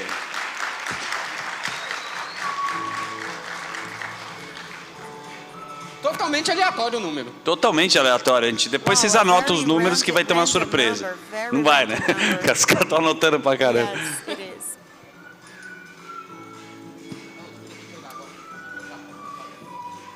Revezamento, né, pessoal? Tudo bem, querida? Tudo bem. Como é que tá? Tudo certo. Qual que é o teu nome? Jaqueline. Jaqueline, você é da onde e por que você veio parar nesse evento? Conta a tua história. Vim mais ou menos de balão, assim. Do quê? Balão, caí. Balão? Ah, tá. Não, eu sou... Tá em Boituva e aí você saltou de paraquedas. Mais ou menos. Eu sou de São Paulo mesmo. Tá. Mas eu tô com meu primo e a minha prima. Legal. E eles são do interior de São Paulo. Que lugar do interior? Sumaré. Sumaré, conheço. Eu não conheço nada, não investi nada. Tô pensando agora, a partir do que eu tô assistindo. Mas eu descobri tá se que informando eles, antes. Legal. Eles mobiliaram a casa deles agora, que eles vão casar, com o dinheiro que ele investiu. Que legal. Pô, parabéns. Sensacional. E aí... Jaqueline. Que Pode legal. chamar de Jaque. E aí eu descobri, eles acabaram chegando recentemente na minha casa. O carro deles quebrou. Não é legal, agora ela fica jogando na cara deles. Não, O mas carro aí quebrou, eles tinham que voltar pra você Sumaré, já mal pensa- folgado, não me deram uma criptomoeda. Não, aí você já pensa que o dinheiro vai render e, se Deus quiser, eles vão ter um novo carro. Lógico. opa, Você viu, ele isso aí. vendeu o carro aqui por 100 mil. Muito Não, legal. Tem tudo, né? Tem carro, tem kitnet, tem de tudo um pouco, né? Ô, Jaque, você vê aqui de uma forma despretensiosa, você não sabia que você ia ser homenageado. A gente preparou no telão aqui um arquivo confidencial. Olha pra trás, ó. Olha pra trás, ó. Ó, olha aqui, ó. Light Day. Não tem. Ia ser mó legal, né? Vem seu pai, assim, olha. Jaque. Very cool having your muito photo engraçado in a tribute. It's você very falar assim, porque, curious tipo, talking toda hora this way uma because coisinha. Então a every gente fica time we meio have assim, já a bit of preparado pra ver o information. que vem. Eu tô cheio de coisa na cabeça, mas eu tô me segurando, ready Jaque. for De the next verdade. year. Obrigado, Jaque. Okay, thank you Vamos very much. combinar Thank you de for the baseball cap. fazer um churras, um rolê aleatório. Uma salva de palmas pra Jaque, muito simpática ela. Let's Valeu, give Jaque. Jackie our round of applause because she is very friendly. Tô cheio de coisa mesmo na cabeça, mas eu Well, vou I me have segurar, so many Jaque. things, Você é so muito many simpático. ideas. Vamos para o She's very número friendly. Now let's 40. go to number 40. 120? 120. Ah, tá bom. Você não vou It's nem okay. discutir. Você veio assim.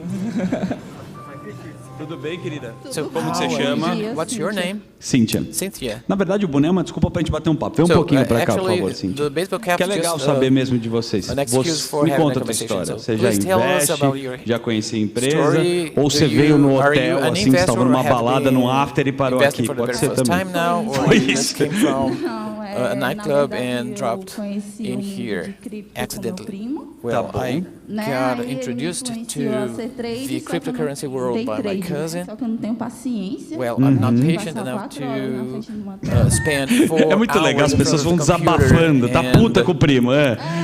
Doing doing the cryptocurrency administration. Como chama seu primo? What's your cousin's name? Leonardo, para de ficar tradando, porque essa empresa é longo prazo, não é esse o objetivo que a gente está aqui. Então ele já te ensinou, mas você fez bem, você não foi na dele. But okay, you did not buy his idea, and we have a common friend who told us about tax, the decentralized exchanges, and I'm still learning a little bit about that, and he talked to me about Light and the Light project, and that was on Telegram, and I saw that, well, I will bet in this project because people are getting involved in it, and I lived in Ceará, where they are about to build this solar power plant, and I lived there for a few years, and we all have energy up there all the year around, and that is wonderful. So this is your confession here, and they will be available there. Okay, we'll have light all year long, so you'll no longer be sweating under the hot northeastern sun. So, would you like to tell anything about your folk up there? Well, I know that you are not into hot weather, but now let's have our round of applause to Jackie. Now let's go to another number 30. Do you have that number? 87? So you are remodeling your home? Okay, right now.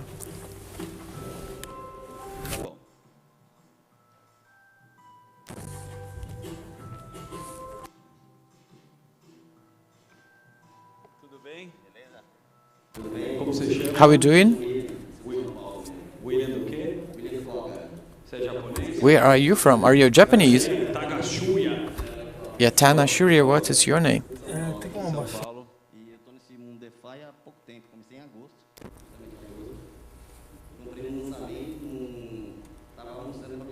Well, I was involved in this enterprise.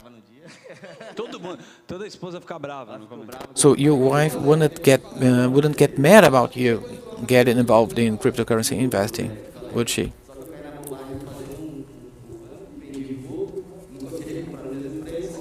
So I was just comparing prices of the currencies, of the cryptocurrencies, and now we are interested in getting digital about our investments, and we have to be very careful not to be deceived by phishing initiatives or anything of that kind.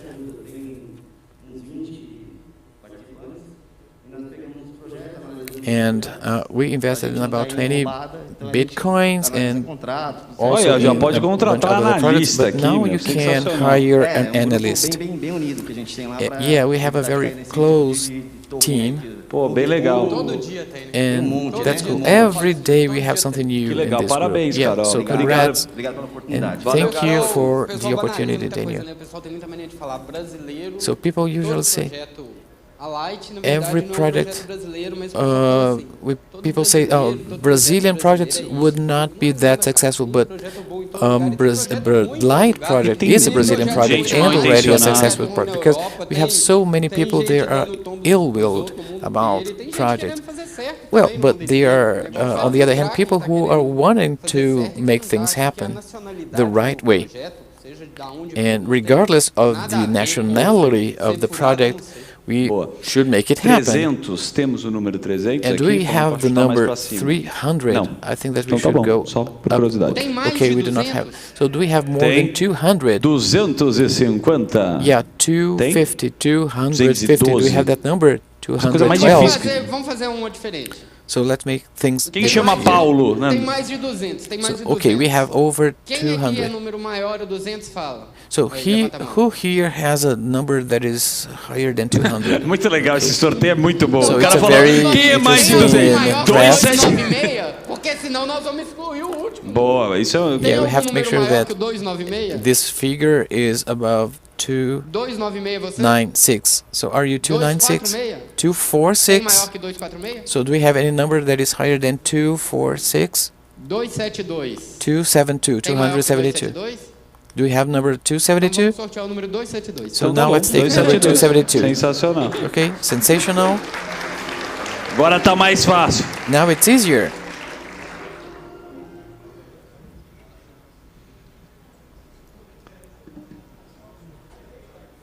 Porque senão a gente vai só até 200. pessoal, Otherwise, we're depois de just going 200, up to Você 200. entende de números, né? Yeah, you are the number guys. You are the number guy. Bicho, desculpa, como você chama? Sorry, what's your name? Ronald, você Ronald. me representa, So cara. you- Putz, eu te amo. Você é o tiozão maravilhoso. Vem com You molho, represent me. molho de I chave. relate to you. Okay, you are the Sensacional. guy. Faz churrasco. Você You gosta are de the churrasco, family, Ronald? the family guy. Você gosta de ir na loja de Are you construção, into Leroy barbecuing Merlin? or going Putz, to isso é muito nós Leroy aqui. Merlin stores Eu gosto, sabe? or bric-a-brac stores like that? Faz tudo aí. And- Conta um pouco a tua história aí. Como Yeah, é que... please Olha o tell us a bonezão, little como é bit que tá. about Pode your abrir um story. pouquinho. Já dá Yeah, pra you assar can uma just take carne that. aqui, colocar uma costela no calf. bafo, ficar, abrir uma Oh. cerveja Well, artesanal. we'll be opening Você veio do Rio, Ronald? a beer can and so. Estou morando em Pindamonhangaba. Well, I'm living now in Pindamonhangaba. I've been living there for the past 18 years.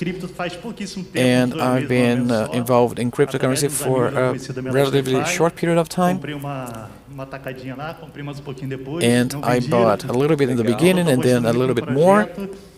E And, conhecimento. well, it's all about Fiz knowledge. inscrição, fui selecionado para vir para cá. Well, I enrolled for this event and then I was selected and I'm here now. Informação, né? Legal. And this is the forum where you would get some Bacana information te conhecer, from. cara. Obrigado aí pela And oportunidade. nice to meet you. Parabéns Thank aí. you for the opportunity. Você tá em I thank you for the Pindamonhangaba agora? opportunity. So you are Casado, based now in solteiro? Pindamonhangaba. Are Casado, you mulher married? também? Yes, I am. Mulher reclamou que você comprou? Is Tá de boa. was your wife complaining about your Depois, being here? enfim, tem um monte de mulher aqui Yeah, também que tá because we have investindo. É bom sempre. so many women here. Perhaps they would É not isso be aí. complaining E about quando foi a being última here. vez que você So, mostrou resultado and para sua what? mulher? When was the last time that you showed some results to your wife? Ela tem um pouco de razão. So Mas she obrigado, mas na Light tomara que she vai has dar a point certo pra gente. in Valeu, complaining Ronald. about you. Prazer. Okay, Isso so foi uma Ronald, brincadeira, thank cara. you very much, Valeu. and that was just a Pode joke. pegar I'm uma sorry, peça de picanha ali, and né, que a thank you for produção being e um here. saco de But carvão then que just a get gente- him Sensacional, a eu bag amo. of Tem coal muita for gente his de barbecue sortear and a Ô, piece Bilbo, of qual que é o- beef for abre o his gráfico barbecue aí as da well. Light But aí. now, Qual que é os três primeiros números em what are the USDT? 3 first numbers that we have Qual que é here? os três primeiros números do preço, pô? So what are the 3 first numbers of the price here? 96. 96. Tem? 96. Não. Do we have that number here? 225 tem? 225. Do we have that number here? Então vamos abordar. So essa let's aqui. do some Eu gostei da approaching ideia. Ah, vamos here. chamar So para... let's Qual call que é by teu the número? number. Você. What is your number here? Você da primeira fileira aqui. Tá You com qual? here Qual, in the first qual que é o teu row. número? 174. What is your Só number? pra saber, 174? tava curioso. Não, No, brincadeira, I was just brincadeira. curious about it. Okay, just come over. Filha da mãe, né? Como você chama, irmão? What is Como your que é? name? Quem brigou com... Porque é Victor? Victor, Hector, what is your name Boa. actually? Uma salva de palmas pro So a Hector. round of applause to Hector. Mas e aí? Você saiu do UFC So, que ano? You've Você left lutava UFC mesmo. because É you bom were a que eu não wrestler. tô fazendo nenhuma brincadeira. weren't Fica you? do lado aqui No, dele, por favor. let's Olha not. que bonitinho. Just to compare Sensacional. sizes. So Não, that's puta cute. foto legal. Ou pode tirar uma So foto aqui, por just favor. Essa foto take é a photo of maravilhosa, these two guys here cara. on Encara assim, stage. tipo UFC os dois, só pra ver como é que... UFC style. Maravilhoso. Cool. Passa direto, não bate, passa direto. E Okay, aí, como é he que é a would tua not história, hit assim? me anyway. He would just knock me down. So a friend of mine told me about cryptocurrency, Investi pouco. and I invested Boa, na caminhada, né, irmão? few No rolê. at Eu the não quero beginning, brincar but com we você. are on the Eu way. Não sei se você reparou. So I'm not sure if we are just Chama that a we tua are just segurança aqui. okay. Just call your Irmão, security guy, prazerzaço. okay? Because we're gonna tell a few things here. Olá! And É mesmo? Perdi o emprego segunda-feira. fui well, I lost my job Histórias tristes que a gente last abre o Monday. coração. So Vamos lá. now it's time Adoro. for the Tem sad trilha? stories. Se tivesse, Do ia you ser have fantástico. Uma any trilha triste. soundtrack for the sad moment? Um pouco mais alta a trilha. Vem um pouquinho pra Okay, frente. please, more volume. Esse que... Perdi o emprego. Este So, I pequeno was fired gigante, last na Monday. segunda-feira, trabalhava com... So what did you work with? I was a stockist. Estoque de loja, estoque de... I mean, a store stockist. Ainda bem que não é drogas. Que a gente No. nunca... Thank God it was not aí, drugs. Parou, graças a Deus. E aí, o que aconteceu, cara? Porque... Well, I was fired. Well, I was asked to be present at the HR department, and now you're not part of the team anymore. Bom, eu She was imagino very que tem muita calm gente assistindo a gente. Você pode fazer seu currículo agora pela telling sua the bad news, fala. O but que now você you faz? O can que você gostaria de tell us trabalhar? what you do, what you'd like to work with. Yeah, what is your Tá bom. elevator pitch? Muita DP na faculdade? Are you doing well in college? Jogou muita Well, sinuca, you know, foi pro boteco. every now and then I Mas try aqui, ó, engenheiro. to work Cara, por uma hard. responsabilidade. He's an Aqui, ó. engineer. You can get some private Sem lessons with brincadeira, him. posso pedir uma gentileza? But Entra aqui, você vai no camarim, você anyway, tem um tempo para conversar com a galera. you can Se go você convencer, backstage é uma and oportunidade. Uma salva de palmas, eu estou talk to tentando people. arrumar um emprego. Right? Vai lá no camarim, bate um papo And now com a galera everybody mesmo. knows you're Pode looking for a mesmo. job, so you Vai lá. perhaps at the end of the event you're going to be hired, right? Que acompanha a programação, o Bilbo acabou de entrar lá. Yeah. O cara já fugiu de você, mas E olha o lá. Marcelo vai estar lá Se também. não te Marcelo contratar, is dá gonna be porrada nos there. caras. Já dá uma cotovelada nos mano. Yeah. Brincadeira. O cara sai, bate em alguém, né? Não era essa a intenção. Vamos mais para Yeah, números let's aleatórios move on aqui. now. Tudo bem com você? Qual? Fala Let's o número que move vocês on. querem. What number do you guys want me to call? 51. Number 51. Você? Number Vamos lá. 51. Tá cachaceiro. Vem cá. All right, you like to drink, huh? You look like you're someone who's into drinking.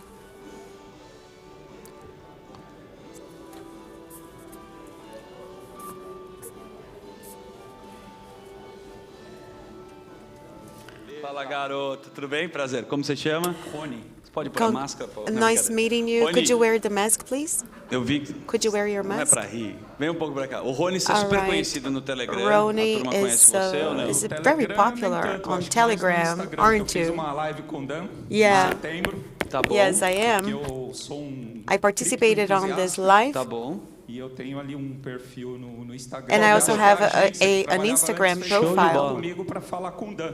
Cool. Não conhecia. I didn't know Dan, Uma live pra bater papo. E papo. aí fizemos a live. E qual que é but o seu anyway, Instagram? we carried out this Rony Melo, live. tá. We had this live. We organized it, E foi muito legal porque and it was very cool. você enquanto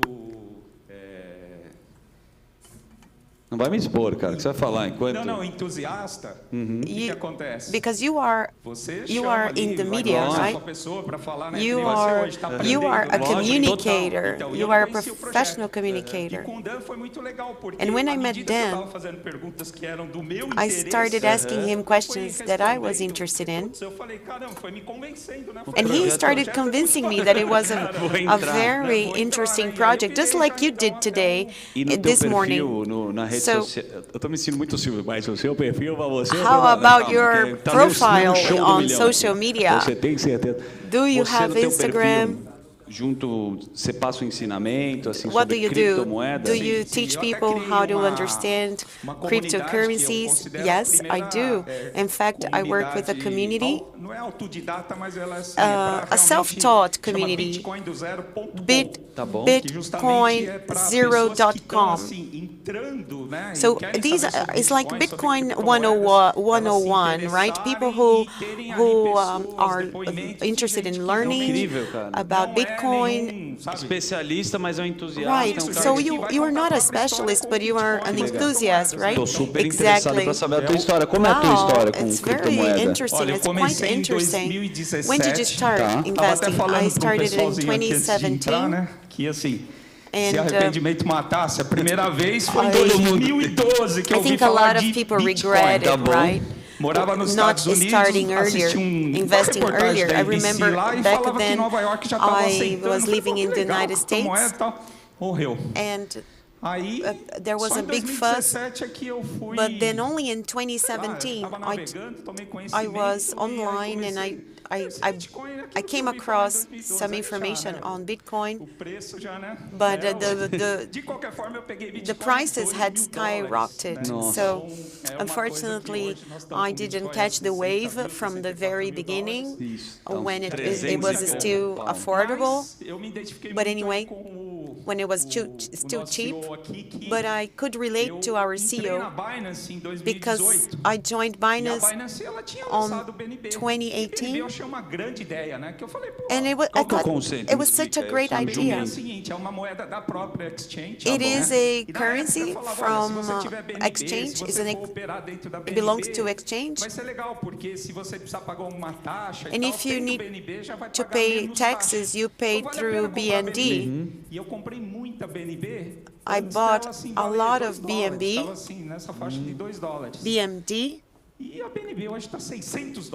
and now it's worth $600. But when I first bought it, it was not worth $600 at all.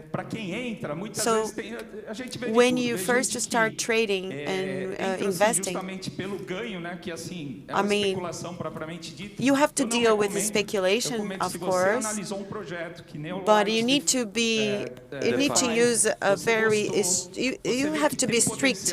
You need to use your criteria, and you need to understand the people who are involved in the project. It's important to buy when it's low, because miracles happen, like we all know. So the fact that you bought it and kept it there and you didn't sell can make you quite a successful investor when it comes to cryptocurrency. Daniel, tem mais boné aí não, né? Não. Não, tem uma pessoa, se é que você me permite. There is a person. Is there anybody else? No. Ah, sim. Tem mais alguma sorteio? Não, tem uma coisa legal. Do we have any other giveaways? Muito legal conhecer a história de todos vocês. Yeah, what a wonderful opportunity for us to get to know your stories, your life stories. Samuel Barbosa, ele está presente So aqui. I'd like to call Mr. Samuel Barbosa. Uma salva de palmas here? aqui para o Samuel. All right, Samuel. A round of applause to Samuel, please.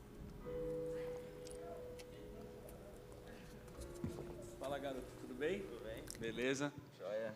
Aí, galera. Samuca, por favor, aqui na frente. Welcome to the stage, Samuel. Uma salva de palmas. Samuca. Samuel, a round of applause to Samuel, guys. Todo mundo estava contando, você criou, né? Tem um grupo, né, que vocês participam. Você é uma pessoa super engajada, tem uma história super legal. You belong to a group, you're very engaged, you have a very interesting life story. So, here you go, you get a backpack. Daniel, antes eu queria fazer uma introdução a respeito do Samuca. I'm sorry for interrupting you, but Samuel, let me tell you a little bit about Samuel and what he's responsible for. O que se faz de projeto? What is a comunidade? How can a project be successful? A project can only be successful if the community trusts this project. So we are on the spotlight right now, and we have a passionate community. People who defend our project, people who understand the project. And this is what makes the project so successful. So we have the holders, people who buy our assets, and because they trust the project and they trust the potential of the project. So in my case, for instance, in Daniel's case, I mean, all the biggest success cases,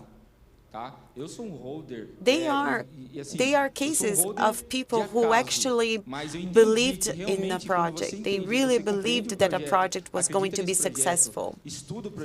And they not only believe the project, but they also study about the project. So, results will be inevitable. When you believe in the project, when you study the project, results will be just a consequence of believing and studying. So, if you are worried about studying, about getting to know, deep diving into the project, we have people who are willing to help you clarify your doubts. We have moderators helping us. And I'm very grateful to this team of moderators. So it's wonderful to be able to have such engaged people in the team. It's wonderful that that we know that we could not be the company that we are now if it weren't for our community. So you play a very important role.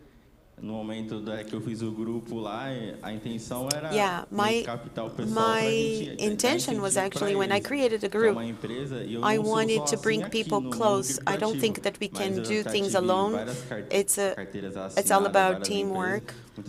And I know that many of you who know me, you know how engaged I am.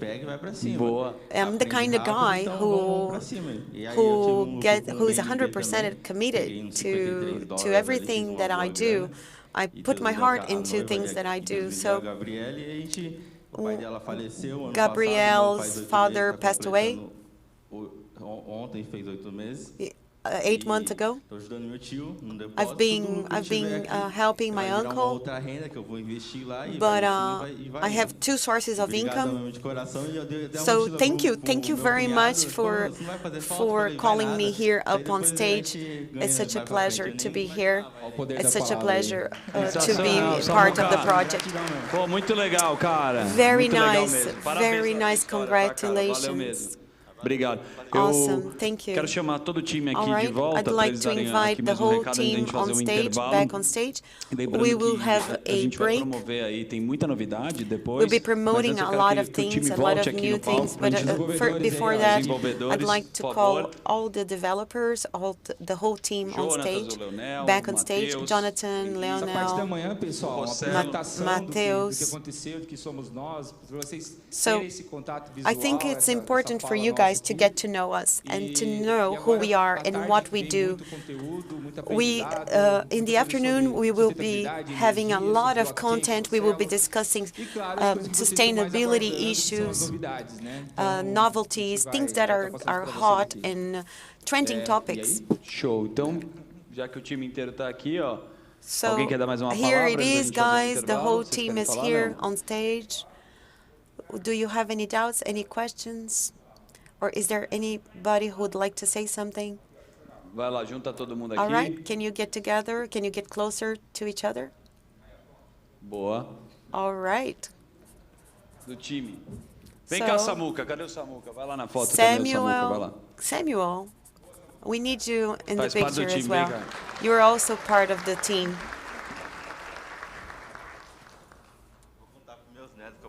I'm going to tell my grandchildren that this happened someday, you know? I will. Vai lá. Alrighty. Picture time, guys. Let's do this.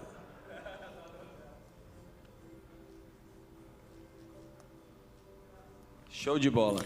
Great. Uma salva de palmas, então. A round of applause. Obrigado aqui. Thank you fazer so esse much. intervalo aqui, let's um have brunch, a break. almoço. Vão ter a possibilidade de fazer network também, conhecer vocês mais próximos aí, todo mundo bater pouco, que eu acho legal. Expand your e daqui a pouco a gente está de volta. Só tomar cuidado para não esquecer os pertences aqui. Então a gente faz esse breve intervalo e depois a gente volta, vai ter o bate-papo e as novidades que a gente tem aqui. Obrigado, viu, gente? Está super agradável estar com vocês aqui. More news for you guys. See you later after lunch. Thank you.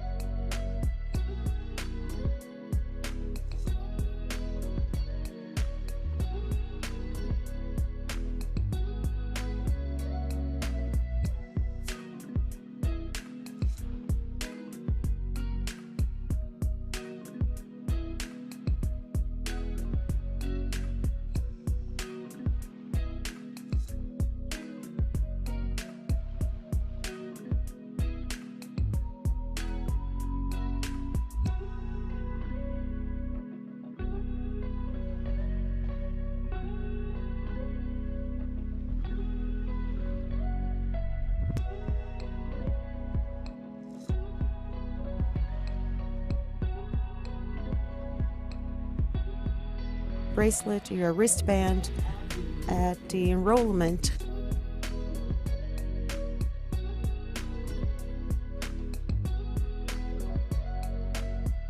Thank you so much for being here.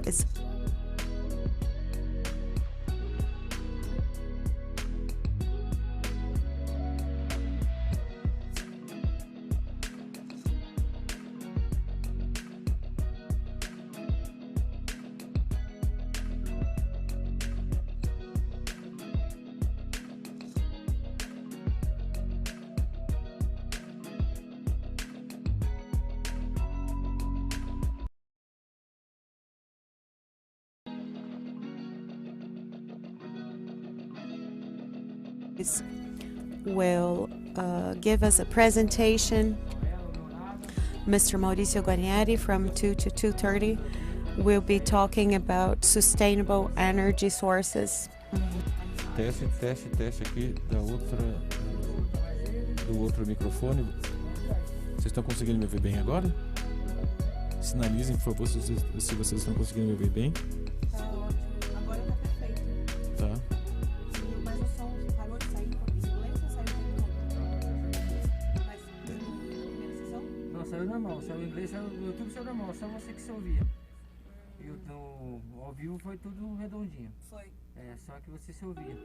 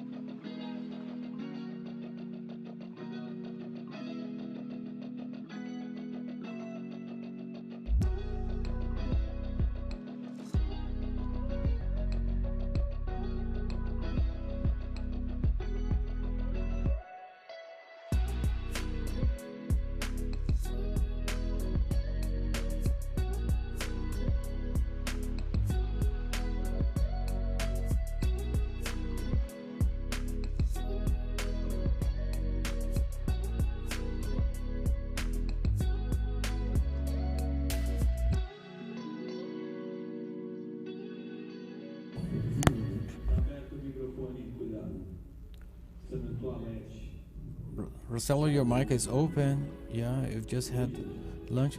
How are you doing? Has everybody already had lunch? Just wait for the other guys to come back.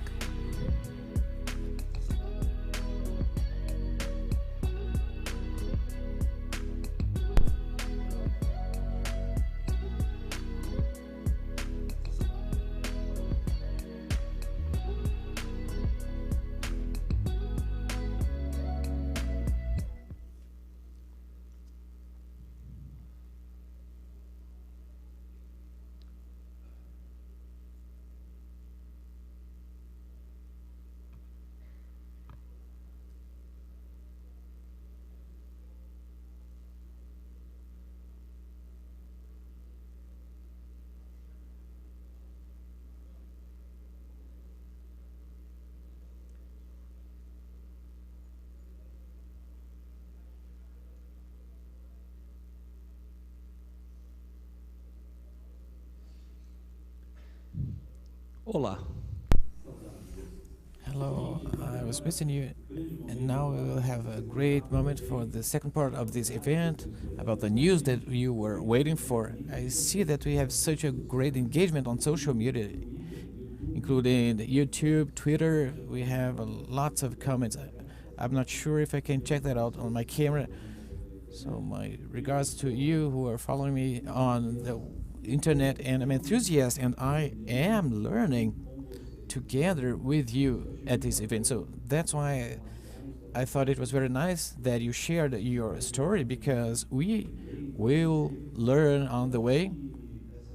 Because I think that this part number 2 is more for us to see where we are on this journey. We will have then a Q&A session, and this will be a very nice interaction where we will share information, and obviously we'll explain what the events are that they will be prospecting for this year, and which everyone is interested in to get closer to the company. I had lunch with the other guys here, and despite of the current sad pandemic moment that we are living now, I think that everyone joined forces and embraced each other in a cause, especially as you have this community, and learn from it and get to an agreement in doing something together. And we are together now, and that is really cool. So the sustainability part, which is a cause that companies in Brazil and worldwide are defending, the ESG, is very interesting in my opinion, and that involves talking about solar power in Brazil and worldwide. Therefore, we have someone responsible for our business part, which is Mauricio Guarnieri, our business partner. Is Mauricio here, or is he already having lunch? Mauricio, would you mind asking for his I think that he's having his cappuccino, and this is Mauricio, and he will give you this presentation, and then we will tell the story of the land, and they will show where we are on this journey. Well, he may take as much time as he wants. And what is your name? Alan. How are you doing? Are you enjoying the event? It's cool. Yeah, very nice to hear that. Well, cool summarizes it all. I mean, being such a cool event is really cool. And what is your name? Where are you from, Marcos? Rio, Niterói.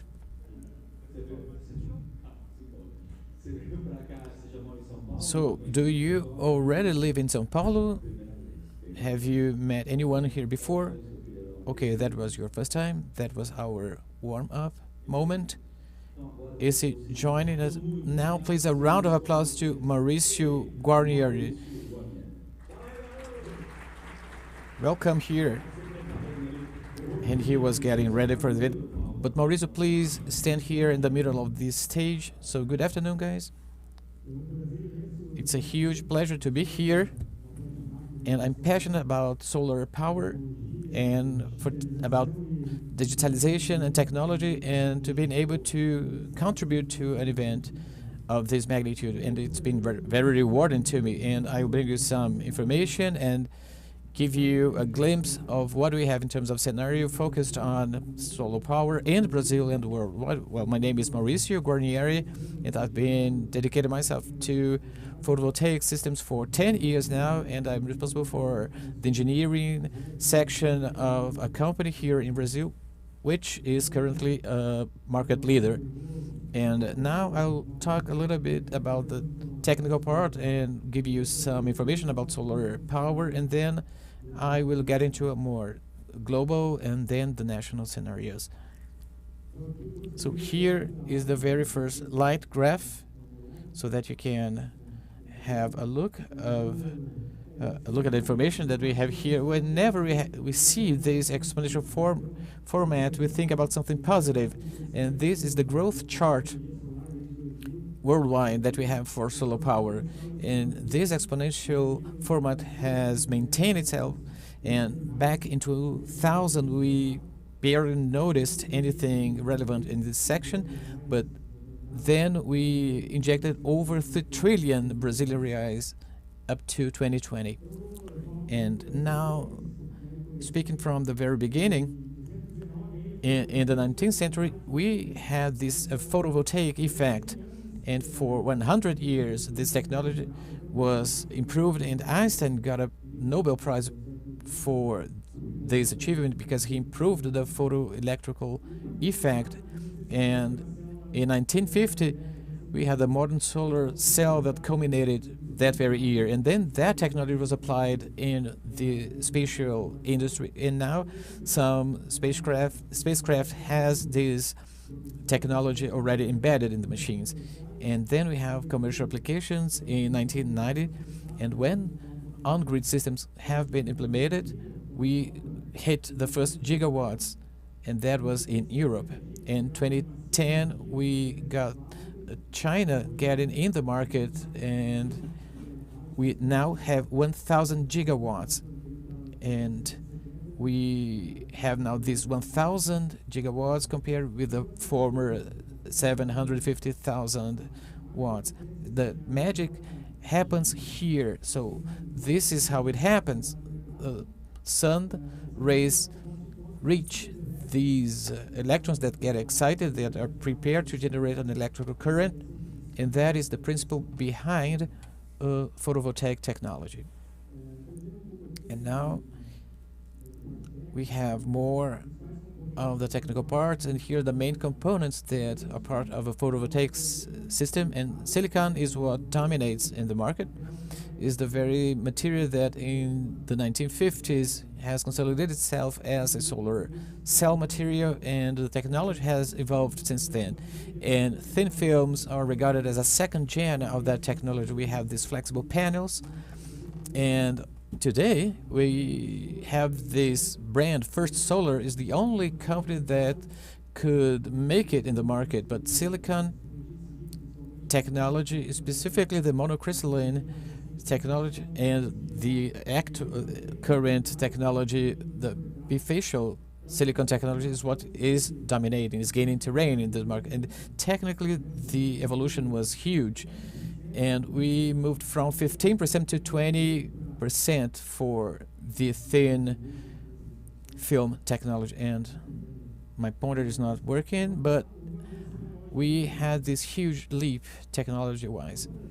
And this is the efficiency that we have for photovoltaic systems, which differs from the regular power systems as a whole, because this photovoltaic efficiency is determined by how many watts we can get from a given area that is exposed to sunlight. And that was just an example of where the logic comes from. And this is a basic hypothetical theory, because if you have 1 square meter of photovoltaic cell, I would have 1,000 watts of power, and that would be 100% efficient. But that is something that is still not feasible, and currently the technology has evolved a lot, and what we find in the market is a 2 square meter piece that yields 500 WP, but this is a huge feat because we are getting to the limit of efficiency, the theoretical efficiency for photovoltaic systems, and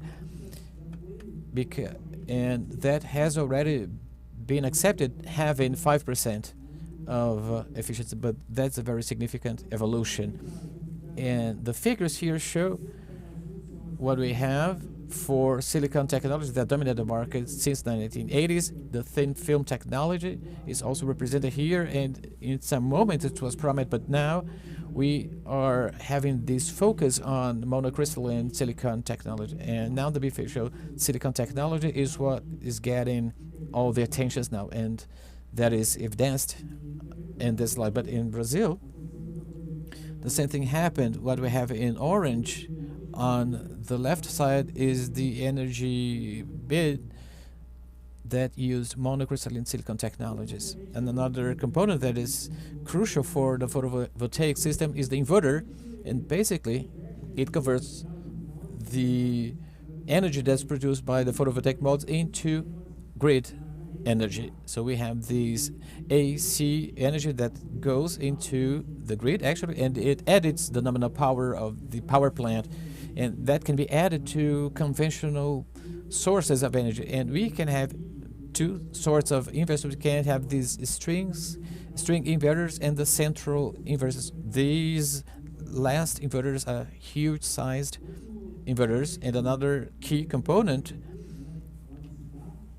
that is worth mentioning is the support structures of those photovoltaic modules. It can be fixed with this tracker, and now in large size systems this sort of support has been used mostly. And as an example, this is how the tracker works. At 8 a.m. it's pointing to the east, and at the end of the day it is pointing westwards. And this is what it does to maximize the collection of power.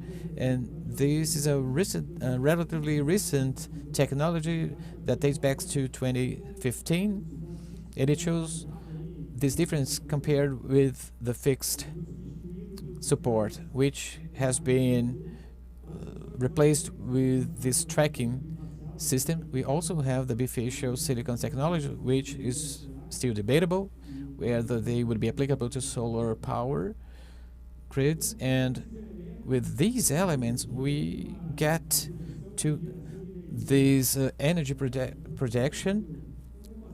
That's a relatively simple equation, and we equal the power, which is Pg, which stands for irradiation. We have a solar map in Brazil. We see this darker area in great northeast of Brazil, where we have the largest projects being installed, and we have huge engineering going behind that, so that we get to that, to those figures, to those achievements. And we are modeling the losses, either the calculated or arbitrated losses that we have, along with some OEM practice that we relate to dirt or anything that goes onto the panels, and all that results in the efficiency or performance of the system, so that we can project what the power we might have from that solar power system. So what we have here are two types. We have the off-grid and the on-grid type. So it's important to mention that it all started with the off-grid. Photovoltaic started it all, and it's been widely used, especially with batteries, and it promoted an expansion for connected systems, which allows a vast a high amount of energy production. So in regards to the global scenario, we have the solar and renewable power as a share of global power. So this is the matrix, the energy matrix, in regards to the industry, to logistics. You can see that we are still not on the right track. There's still a long way to go. We don't use a lot of renewable energy, but we have been expanding, and in the last few years we've had we have been using more solar energy than ever. So these lines, they represent new energy sources that have been added to the matrix. So 93% was renewable, and so it's been increasing quite a lot. So this is the overview, and the prices. So, and the amount of energy, that has been generated in some types of systems, so that we can have cheaper energy sources, especially by 2020, because we've been having an energy crisis, right? As I mentioned before, all the know-how that we've applied along the years, and the engineering skills and knowledge enabled us to get where we are today. And now, as far as the participation, we can mention Europe as a market leader. Europe had 70% of participation, but it's been regaining power. And China now is a leader, and the countries, a few countries in the Pacific. So among the 10 top countries, we have European countries, we have Japan, India. China is one of the market leaders when it comes to renewable energy. So this is the forecast for the scenarios from 2021 to 2025. And there might be some hurdles, some setbacks that will make it difficult for renewable energy to take this leap. However, it's doable. Here on the next slide, we have the top 10 solar PV markets according to 2019 to 2020. So this is a global overview, and we've been among the top 10 countries in energy production, especially renewable energy production. So according to the graphic here, you may see Brazil's relevance, and how can an underdeveloped country have such a strong presence in the renewable matrix, right? Therefore, one may conclude that Brazil has always been a market leader. We have Australia and the Netherlands leading. I mean, these are first world countries, and Brazil is competing with first world countries. Anyway, so as I said, Brazil ranks among the top 10 countries that focus on renewable energy, and therefore it stands out when compared as opposed to the other countries around the world. And when you look at the domestic scenario, you have a positive forecast. It's a very promising forecast, in fact, ahead of us. And the concept that I want to talk about is the distributed and the centralized scenarios. So this, you can distribute or centralize the energy matrix, and you can see the forecast here on this graphic. All markets, they have a very positive forecast, around 40 gigawatts for the upcoming years. So regarding domestic in Brazil, the domestic market, we have decentralized and centralized energy generation. When you talk about distributed energy, It's much more innovative, and we call it micro and mini, which means above 75 kilowatts. And the rule here is that you cannot install a system that is above 5 mega. And here we have more information, additional information. According to the graphic, you have the forecast. You can see that we are a very promising country when it comes to clean and renewable energy matrix. We are ruled by the Constitution 482. We have all the regulations from 2015 to 2021. We've been investing in the renewable and clean energy in Brazil.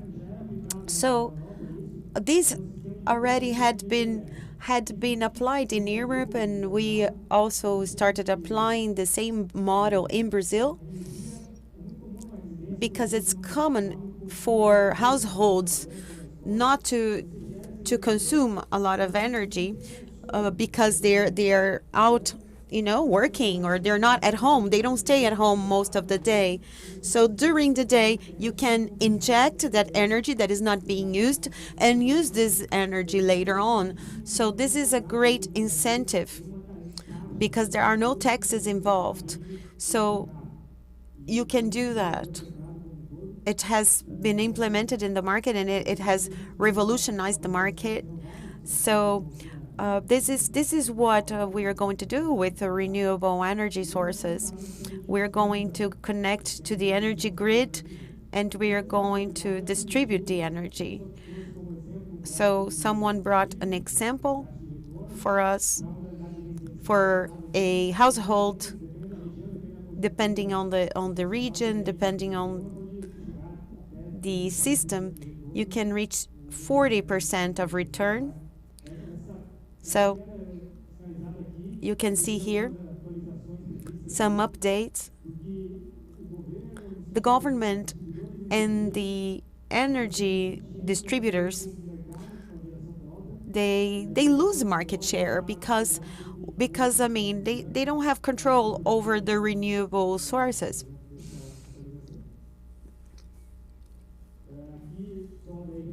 So just to stress, we have a very promising market. Residential use is still a market leader, ranks on top. So we do have more users, more solar energy users in households than in bigger places. So regarding the market, we do believe that more households will start using solar panels. And I'll give you some examples. So we have residential potential. We have huge residential potential. This building here is in Florianópolis. It's the headquarters, Eletrosul headquarters. It was one of the first initiatives to start a solar panel and a solar generation model in a commercial building. So how do we distribute the energy that we produce in Brazil? So as I already said, we have the mini generation, which is normally around 500 kilowatts. And this is a very promising business model through consortium, or especially in the outskirts of the city, be it residential or commercial buildings. Let's say that you are a store owner, or you have a store at the mall. You can buy a share. You can buy a share, and then by buying a share, you are like a stakeholder of that company. So it already exists. And so this is a plant in Minas Gerais. They have a quite impressive size. Here is just some figures in Brazil. More than 600 systems have been installed, and the power for residential areas is a little bit lower. So the graphic below represents this power for residential areas, residential households. Rural areas stand out as well. And in regards to this graphic here, we have the expansion of the energy matrix and generation and energy generation in Brazil, in the country. So it all started centralized, but now it started decentralized. However, solar energy has contributed more than any other source of energy, of clean energy in Brazil, as opposed to wind energy, gas, biomass, and others. So you see solar energy here represented 0.8%. I will also take advantage to talk about the centralized plants. We've been having conversations with Light, and we produce a lot of energy in the mini plants. But if you want to have a broader production and you want to expand your production, you need to have regulations, and you can also sell it or trade it in the free market. So these are events that are organized by the government. You have to meet the deadline. You have to meet all the compliances and the compliance demandings and requirements in order to participate. You have contracts, deadlines. And here, I would like to ask you, how big is a big solar power plant for you? You know, what is a big size? What would be a big size for a solar power plant? So usually they are 30 megawatts, and which can be equivalent, which is equivalent to 50 soccer fields. However, there are bigger projects being implemented in Brazil. This layout here takes a area that is equivalent to 2,000 soccer fields. It's a huge scale.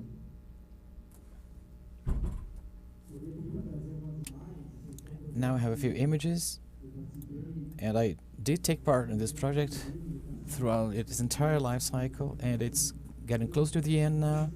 And here we're talking over 750 hectares with over 415,000 kW. We have 20,000 meters of fences. And here we have these environmental protection areas in the park. And here we have over 1 million photovoltaic modules, including panels, plates, whatever you call it. So this decentralized generation is also promising based on that. Whatever is in green is the installed capacity, and what is still to be built is in orange. And we estimate that to be about 5 million only in this decentralized power generation. And like the graph that I've just shown you, we already have that in Brazil, and that was the cost of solar power in the regulated solar power bid processes for photovoltaic technologies. We see this very dramatic drop, and now since 2019 we see some changes, but it's still a very promising market. and that became a reality.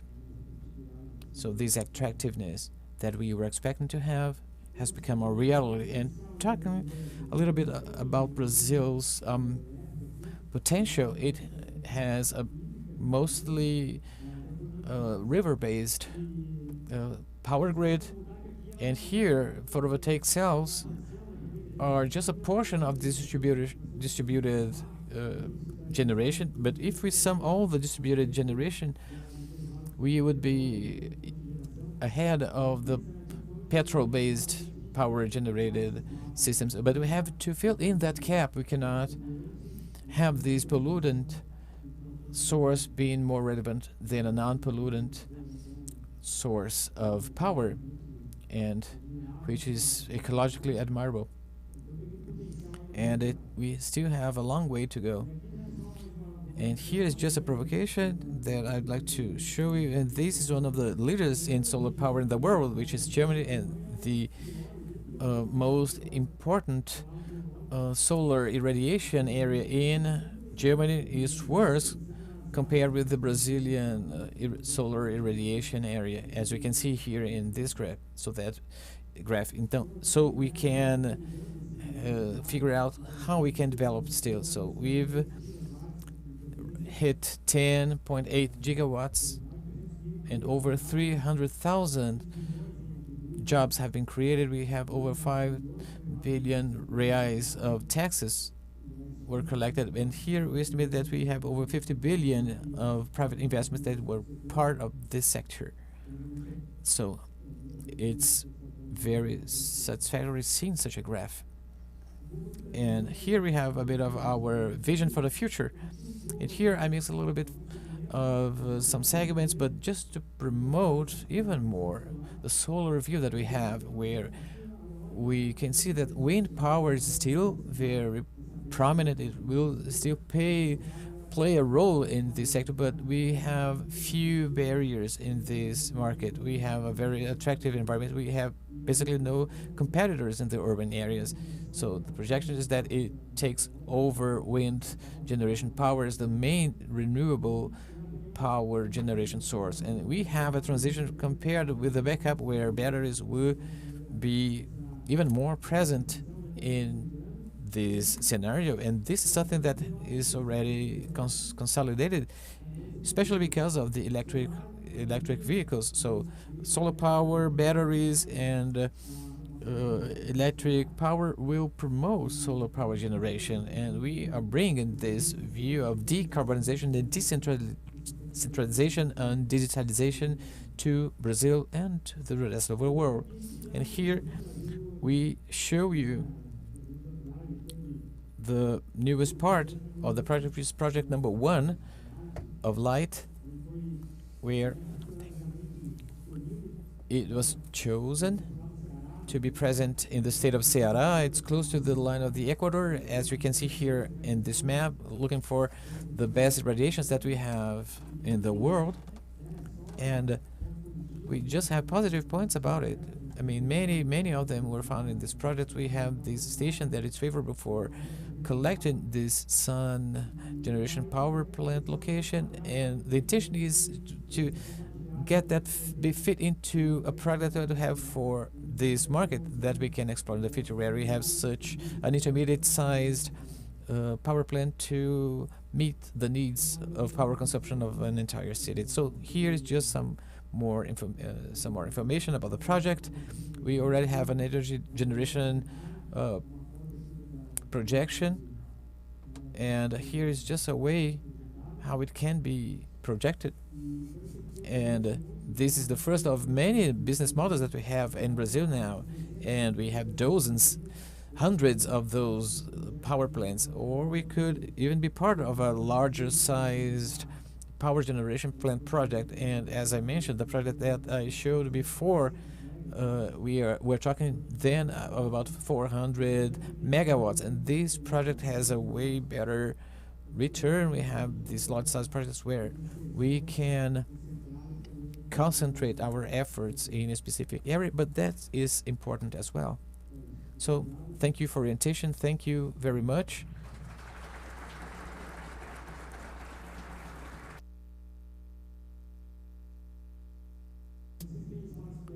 well, I'm not sure if you can ask questions, but anyway, if anyone wants to take the opportunity to ask me questions, but it's up to the production to make sure that you guys can ask me questions.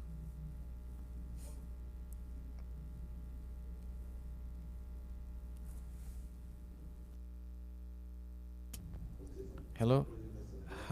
Very nice presentation. Congrats. And now we are having an audio problem for this live internet broadcasting, but we are taking this opportunity to clarify your questions. And well, this is the moment for you to clarify the people's questions. So just please come over if you want to ask Mauricio some questions. And this is the moment that you have for that.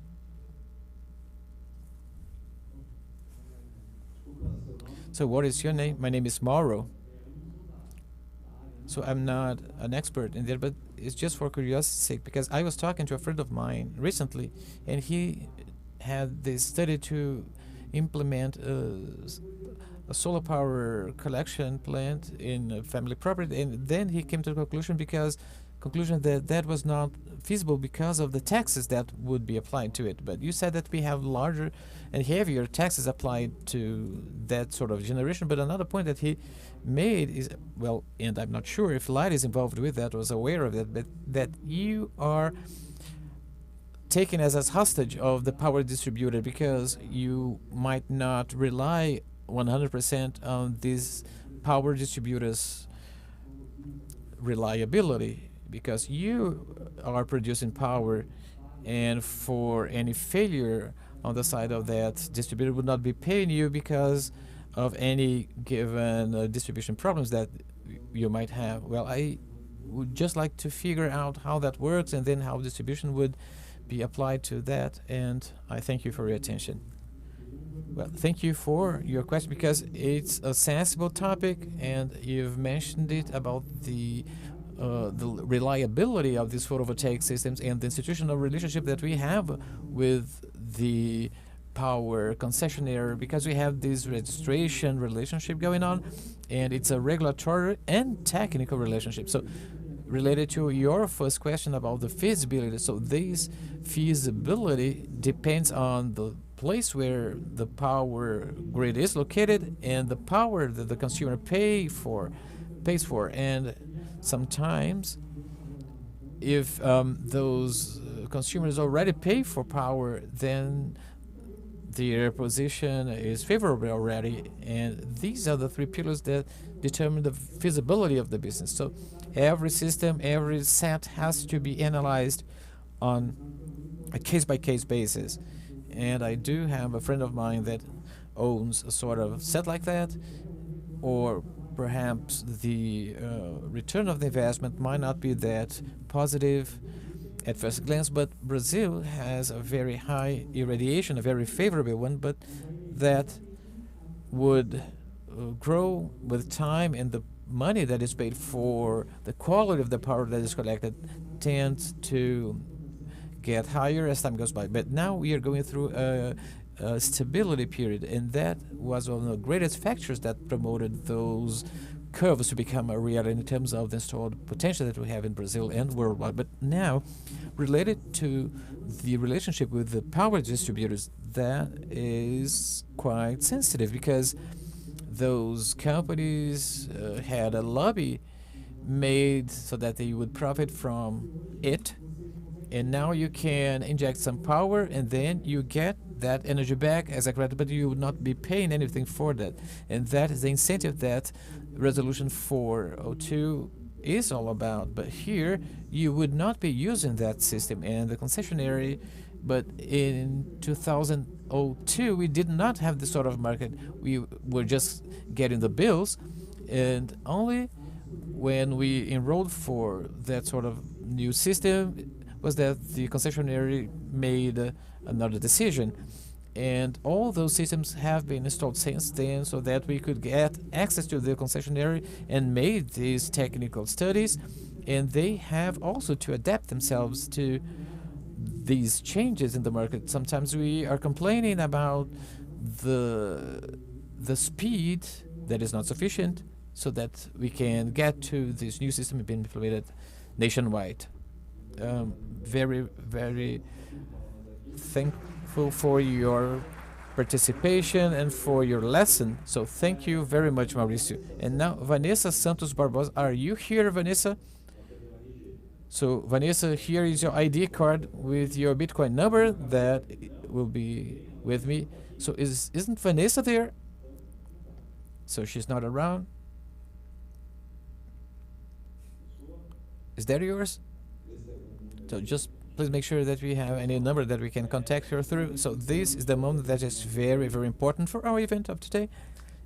And I would really like to invite Germano to join me on stage, and Jonathan as well. Please would mind coming over, because as promised, we will get to the moment of consolidating our promises. And one of the biggest promises that we had for this event was a signature. So a signature on the contract for buying the land for the power plant. And that shows a new step on Light's history, and everyone got very excited about that. And I think that the most important side of it is to show who is behind the company, who is making it happen, and make it more clear. And Luigi is also here, who is the owner of the land, and he is also part of this transaction. So our round of applause to Luigi, please. Thank you for being here with us, Luigi. Nice to meet you. And he is Italian. Where is he from? Where are you from? He's from Venice, so we can visit the city of Venice. And please, Luigi, would you mind telling us how this negotiation took place, and how was it like in the very beginning, and how it ended up?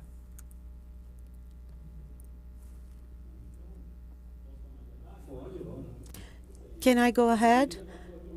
Well, yes, he accepted our invitation to come here, and he knows the importance of the project. Mauricio also did all the research and the feasibility of the project. He was responsible for doing that. We identified some possibilities in Ceará, some opportunities in Ceará state. We contacted some property owners, some landowners, but we already had designed our project. And so we analyzed which land would be more doable to build our plant. And of course, there's also a whole process involved. We want to speed up the process. We want to speed up the cash flow. We want to work with experts, with people involved who are experts. Would you like to mention anything, Germano? Yeah, initially, we want to start with 1 megawatt and then evolving to 3 megawatts. So we are going to be working with wind solar company as well. So Germano, it's a milestone, right? For you and for the company, so congratulations for such an important milestone. Yes. Additionally, we have a Croatar project, which will have the capacity of 2 megawatts, and we already have a bid going on to buy and to purchase the equipment. Still for this year, so we've been making great progress. Already, for those who don't know, this land is 17 acres big in the border of São Luís do Curu in Bahia State, northern of Brazil. So let's sign the contract. Let's do this.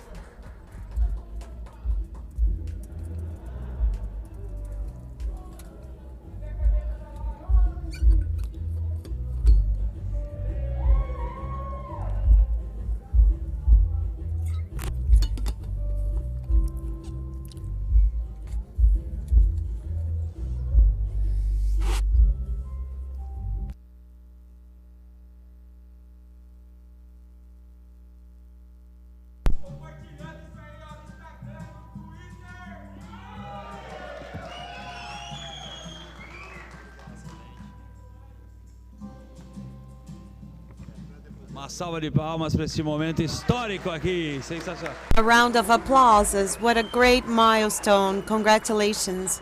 Congratulations on this project. But we still have a long way to go. We have lots of hot stuff. Amazing. I think the project goes beyond that. Lightify has been around many media vehicles, and there are possibilities for partnerships.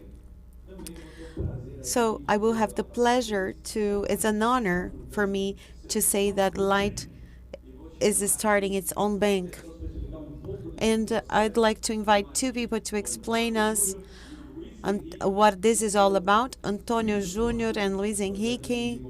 They are partners and they are developing the Light Bank.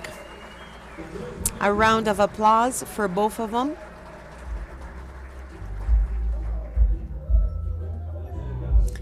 Nice meeting you. How is it going? Congratulations on such an important milestone. So we need a microphone here for them.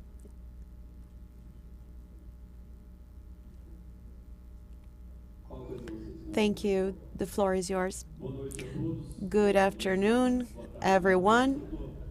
I'm sorry, I'm a little lost with the time zones. So we are here with you today. It's a pleasure to be here. My name is Luis Henrique Fernando Acanjo. We are technicians and responsible for business partners. We're business partners. It's such an important moment for us to participate in this project.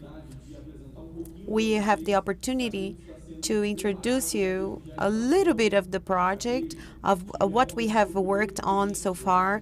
I have the honor to say that I was the first client at the bank, and I would like to recommend and you guys to also become a client with our bank. So I will pass the word to Antonio Jr. Hello, good afternoon, everyone. My name is Antonio Mosqueta. I also work with technology. And first of all, I'd like to thank all the partnerships that we've made. We're very happy to be able to be part of such an important milestone for the company. And it's the first one, so the first one, it means a lot to us.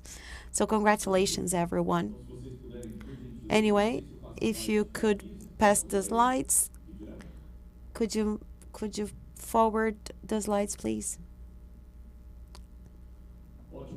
Great. So welcome to Light Bank, which is going to be a market revolution. The company, as of today, will start counting on an infrastructure and a complete platform for bank services. So we're going to explain our concept, how our methodology works, and how we created this digital bank. So it's a bank that provides services, and it's certified by the central bank. According to the law in 2013, it allows companies that are not commercial companies to be involved in financial services and provide financial services, so which made it much more fair, because in the past we only had 5 or 6 families that used to rule the banking industry in Brazil. So because of technology and because of this new law, companies were able and now are able to start digital banks and online banks and provide online services. So here are the services that we already offer in our platform. What makes us different? What makes us stand out as far as being a platform and as far as being an internet banking? We are a digital bank. Anything that has to do with fintech, we know that we only have the apps, right? as far as we are concerned, we have our advantage, competitive advantage, because people have the app and also have the link to our internet banking. So this company is going to let's say to use the desktop, the computer instead of only the cell phone. So we also have the web access to the internet banking. Some of the services available right now, you can open your account, you can make a deposit. It's very simple to open an account. There is a validation department in charge of that. So they validate the whole process for opening an account. They run a risk analysis and a credit analysis, so a credit record analysis, and there is a compliance operation behind the whole process because they do analyze all the data. They try to see if the data is compatible to the person's income. So we are very focused on anti-fraud measurements. And so it all starts with opening your account. You can make deposits. You can see your balance already. You have a link for payments. You can pay third parties, or you can get a Pix payment or send a Pix payment as well. Let's say if you have an invoice and you want to pay your invoice, we are one of the first fintechs that provide a hybrid invoice. We don't have to wait 24 hours or 48 hours for the payment to be cleared. No, it can happen right away. So when you can pay either by barcode, right, nowadays, or you can pay this invoice through Pix. And it's automatically paid. The cost, by the way, is much lower as opposed to the competition. We used to pay 240, 250, 260 as a fee just to pay one invoice. We were forced to wait 24 hours for this confirmation, this payment confirmation. So now everything is easier, is cheaper, the costs are lower. So now we work with hybrid invoices, which has been such a milestone for our bank. In regards to transferring money to MoneyWire, bear in mind that this is for individuals and corporations, okay? So it's very handy when you don't have access to a corporation account. So here you can have a partner. You as an individual, you can have access to all these services. Well, bear in mind that it seemed to be easy to open a digital account, right? With a digital bank. But when it comes to sending charges to third parties, it's more difficult. It's more bureaucratic. It's more difficult to manage. So not here, not with us. The minute you open your account, you already have this tool to help you send charges to third parties. You can make wire transfers. You can make transfers from one account to another account. Everything can be done 24/7, just like Pix. So these are the advantages. We have Pix. Our Pix is working. You can send charges. We have a generator code We have key and transactions, everything that the central bank has enabled us to do, everything that we do, everything under the central bank law. And among other possibilities for PIX, we are still keeping track, trying to keep track of what is happening and what the government will approve in regards to PIX.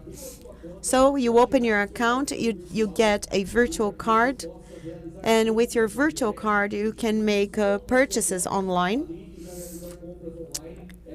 It's very easy, very handy, it's already available. You can also withdraw money with a QR code. You go to an ATM and it is linked to all the other 24-hour ATMs. So you have access to all the 24-hour to the ATM that works 24 hours. So we have a good, strong platform for our light bank. Yeah, and we have a domestic coverage in digital services. I mean, nowadays everyone uses digital services, and digital services are key, and they must be available. You can do lots of things digitally. You can have access to Netflix, Claro, Vivo, all the services that are available online. So as Luis said, we want to have upgrades, we want to make improvements, and we want to meet our clients' demands and needs. We have over 97% of the valid Brazilian agreements with service providers. We can pay through barcode or QR code, and that makes everyone's life easier through the application or online on the internet banking website. And we can also withdraw money with using our virtual card, and that is also possible at the ATMs all over Brazil. We can even use your physical card, and you also have this payment slip or TED money transfer payment.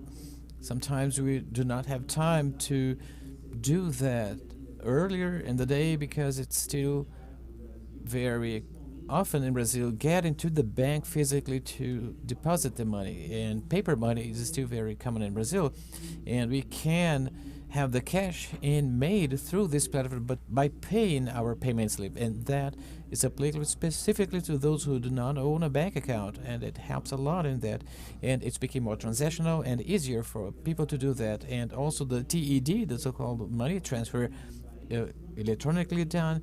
We have some people which are still having some hard time in finding how to use the key for the PIX transfer facility, and we can also do the cash in the platform through TED money transfer. We can have these account statements. It's very easy to do that online. We can filter by beginning and final dates without a bureaucracy, because the other day I asked for an older account statement for one of those very famous two-letter named banks. We have to go to a chat box and ask for permission if the statement is older than 60 days, and your manager should be in good mood for you to have that. And here on our platform, you can filter the date, whatever the age of that statement is, and immediately get access to your bank statement. And better than everything, you can have all the proofs of payment in your hands right away. My mother-in-law keeps all the paper proofs of payment because she wants to keep them for security purposes. But here we do not need that, because those proofs of payment will be available immediately even if you paid a bill last year, and whenever you have access to your account, you can generate that customized proof of payment containing the transaction number that you made. And now credit cards, we have these prepaid cards. The law allows us to operate and grant credit cards using the infrastructure of a prepaid card. The balance that you have in your account is the balance that you have as your drawing limit to use in online purchases or elsewhere. You leave the old-time model where you had this balance in your account, and if you wanted to use your card, you had to recharge it, and then you had to send the money from your digital account to your card. But here, everything is integrated with your bank account. So this balance at your account is immediately available. You can use it right away. And we have some future good things to take place, and that is part of the evolution of Light Bank. And we would later grant credit in addition to the credit card. We have this scheduled already so that account owners can have credit, and the financing, mortgage, and credit, we've made this task force, and here on the presentation you can see that that is being implemented. So this was a huge task force that we made so that we could have this module implemented. It's already in the Lightbank platform and available, and credit and financing is already available. So you can simulate credit. We have agreement with over 23 credit given institutions. So the credit analysis go through these institutions so that you can find the best credit alternative for you. Property-backed credits and whatever the modalities of credit that you might have, you have in our platform. And graphic and digital accounts with the possibility of withdrawing money. We are one of the very few banking platforms that makes two accounts for our partners. The digital account, which is the transactional account of your daily routine, and the graphic account, which is a nominal account, which will in the future have many new features that are related to the second account, actually, along with any light related partners. So there are many good things that will be available in the future, in the near future, so that we'll have this salami finely sliced effect, like everything is done little by little. So remember when you had to go to the bank physically and in person, fill in the papers and sign documents, and here is something that you will not do here. And if you no longer wishes to have your account inside your own panel, your dashboard, you can close your account. It's very simple and with no catches, okay? And now we are talking about the Android and iOS applications, and we are close to release those apps so that we can publish those apps on the appropriate stores. And in the future, you'll have, in addition to the net banking, internet banking, and the iOS and Android applications with all the functions that we've just mentioned related to internet banking. So applications will also have those facilities, those features, but in an easier way. You could just scan your barcode. That's very simple to do, and that's something available in our app. Just think about a collection which you can send the related link through WhatsApp and have the payment made. And that payment can be directly made through WhatsApp directly. So everything that is new about features we have in our internet banking is also available in our Android and iOS apps. Okay, we have an array of services and products available already. So now let's hear Junior about the means of payments. We are a digital multi-platform. We have this feature in our reality, and this is something new. So every partner who is using our Lightbank platform currently can create recurrence at home. All the capture of the sale can be made through Lightbank, and that can be made even in person using the POS or virtually through the payment link that they get, and that yields capillarity in the market and scale and sale maximizations. And through a single dashboard, we can also have purchase. I would ask you to think about any platform that has this sort of features as well, and the cash in and cash out are available in the same platform. And therefore, in a single environment in your app, you can monitor your sales and your recurrences. Light will shortly launch the business policy table. So the debit, credit, T plus N or D30 will be available, and we from the technology part will try to make this hub available to you as soon as possible and provide them with solutions that are as easy as possible. So in our app, and this is just a hint of we will have, and that's available in both iOS and Android apps, and this is how it looks like. It's very easy, fast, and easy to use. So the main functions you already have on the home page, as you can see here, and that shows your balance, the number of your account, your branch number, and close to the name where you have a QR code symbol. You can make payments actually through that.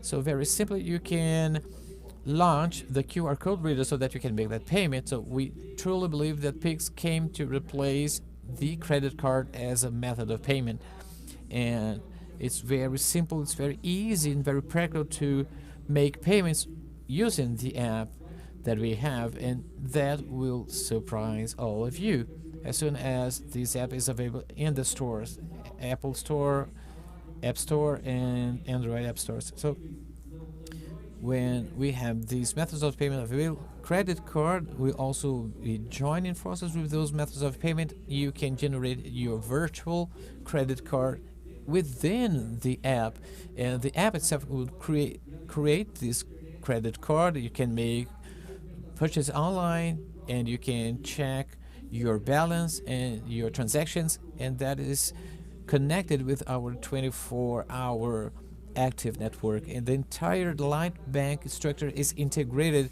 with the 24-hour ATM network nationwide. So wherever you are in Brazil, you can draw money from Banco 24 Horas ATMs and online as well. We are also taking care of the security part and to make sure that you get your security part taken very good care of, so that we have this healthy relationship using our Lightbank account. We also have solutions for corporate accounts. We are also active in that corporate account market, just as a need that we are feeling, that we felt the market had, so that corporations and other companies would have our features available to them as well. And we would also have our market evaluation, and it would make one very proud of getting to a gas station and showing that you own a Lightbank credit card and you are using such card. And I particularly thought it is very, very nice looking, and well, it's gorgeous. And we are very happy that we have this partnership. We are here at your disposal if you have any questions about that. And I firmly believe that we are now talking more about the user experience and having these very first contact with the platform.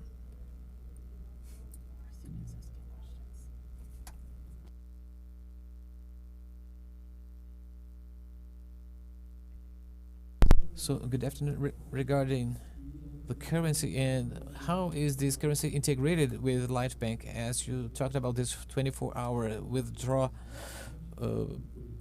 possibility, is that a reality already? Well, not yet, but we have something new for that. Of course, we are still limited to a few features and we cannot have everything at the same time. But remember that we have that we have the graphical and the digital accounts that are integrated in the same platform. We are working hand in hand with the tech guys so that we can have this light integration so that the balance and everything may take place all together. And now I will let the Light Bank team to get you the right information about that, okay?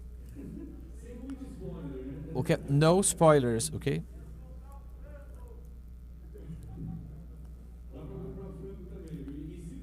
So if you need to buy some chicken, then you can use our card and our account to do that.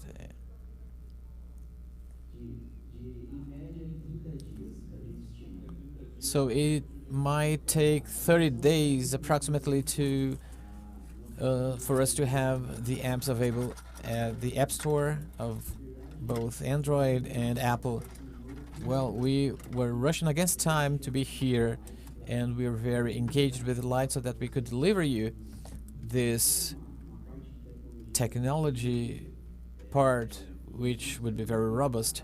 And I think that on the web part, you might use the platform for opening accounts and the entire process already taking place regularly, but within 30 days we believe that the apps might be already available, because we have a particularity, because it depends on the app being published in the stores. Okay, good afternoon.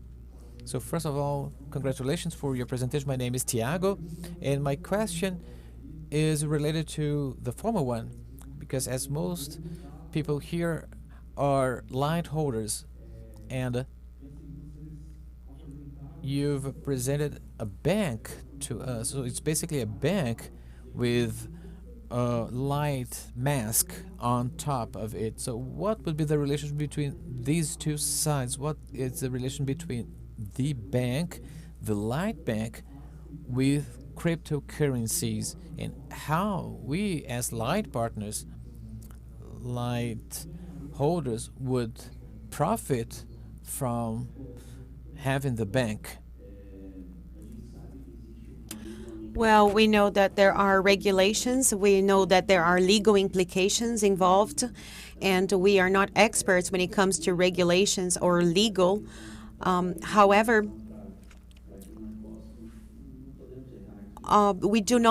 we cannot afford making mistakes. So in regards to technology, I think we are capable of making this integration, of carrying out this integration, having a provider, a service provider. We can have everything aligned. We can have everything integrated with Light's team. And Light has been working very hard to provide the solutions to this ecosystem. So at a better moment, after they have checked with their legal department, I think we can give you guys more information. But as far as technology is concerned, yes, we are able to make these integrations. We have gone a long way when it comes to doing that. We already have a roadmap. We have really interesting new things to be sharing with you for next year, for sure. And I'd like to say something else. You saw our banking platform, and it has everything to do with the token project, right? It has to do with brand strengthening. And why companies nowadays, for instance, Magazine Luiza started its own digital bank. Casas Bahia also started its own bank, digital bank. So it's not only enough to provide services. It's much more. You add more value to your brand if you develop your entire ecosystem. So instead of paying for taxes, paying all the taxes, you can add value. You can have your own bank, your own digital bank. You can strengthen your brand with your users, with your clients. So imagine people carrying your card around. I mean, it adds value to your brand. and it strengthens your brand. So that's why we've been working on light bank development. Yeah, we are more IT guys than financial guys, okay? So just bear in mind, we don't know a lot about the technical issues regarding the other implications. We are IT guys. All right, I guess we have one more question, perhaps. Over there, okay.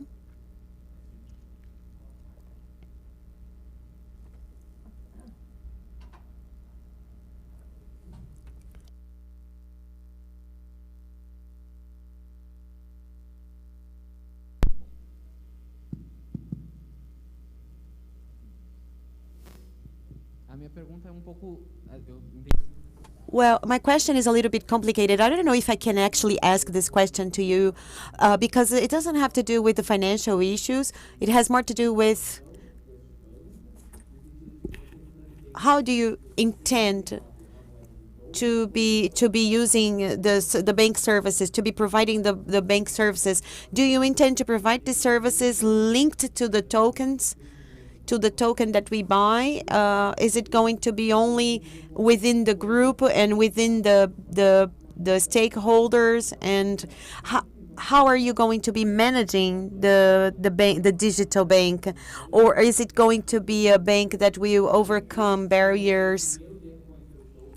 Or how is it going to work? Will people need to buy the token first and then have a bank account? Well, we don't have the structural knowledge to provide this information. Maybe Germano will, and he can do that. But the management is done with everyone. We share marketing, product development, implementation. Everything is integrated. But this question with the token, I'm not sure. I cannot answer this question to you. Yeah. Let's say all the cash in and cash out is now centralized in one single system. So it's we have autonomy now. We understand the users better. And many of you already know that we have the data as well. We are in compliance with the central bank, and we are still going through this process of understanding what products we can offer in the platform. So in regards to understanding your product and your target audience, this is very interesting, and it's still on our to-do list. All right, I have a question here. Hello. All right, I think I have two questions. One is a simple one. So, is the bank ready, or do you still need a front end? Are you talking to clients already? Have you been talking to clients? Have you been reaching out to clients? No. There is a regulatory stage of the process, right? There's not only the IT technology, the IT part, but the IT and the initial part is ready, has been concluded. In order to launch our apps, we need to be organized internally. But as far as IT and regulations, we are ready. There are some technical aspects that need to be adjusted, of course, and it needs to be 100% validated. But before that, we need to run some mock tests. We need to make sure that our brand is very solid and stable in order to launch the digital bank services. But we want to introduce the project, of course. We have more than 50 products in the market. We already know what the stores will ask us so that they can approve our product. So we need to get the validation from the stores. In short, the structure is ready. There are a few details that we need to take care of and to take into account. In regards to the bank and the crypto part, could we say that the bank is a partnership with a third party and Light DeFi? Or are we talking about a holding? A holding that has different branches? I think the board can answer you this question. It's more than a partnership, actually. It's a partnership. Light Bank is a specific light project which has to do with the technological part, and it has technological backup. It's not only a partnership with another institution. No, it's an independent bank, and it belongs to Light, so it's a Light Bank. I see. I understand. Thank you so much.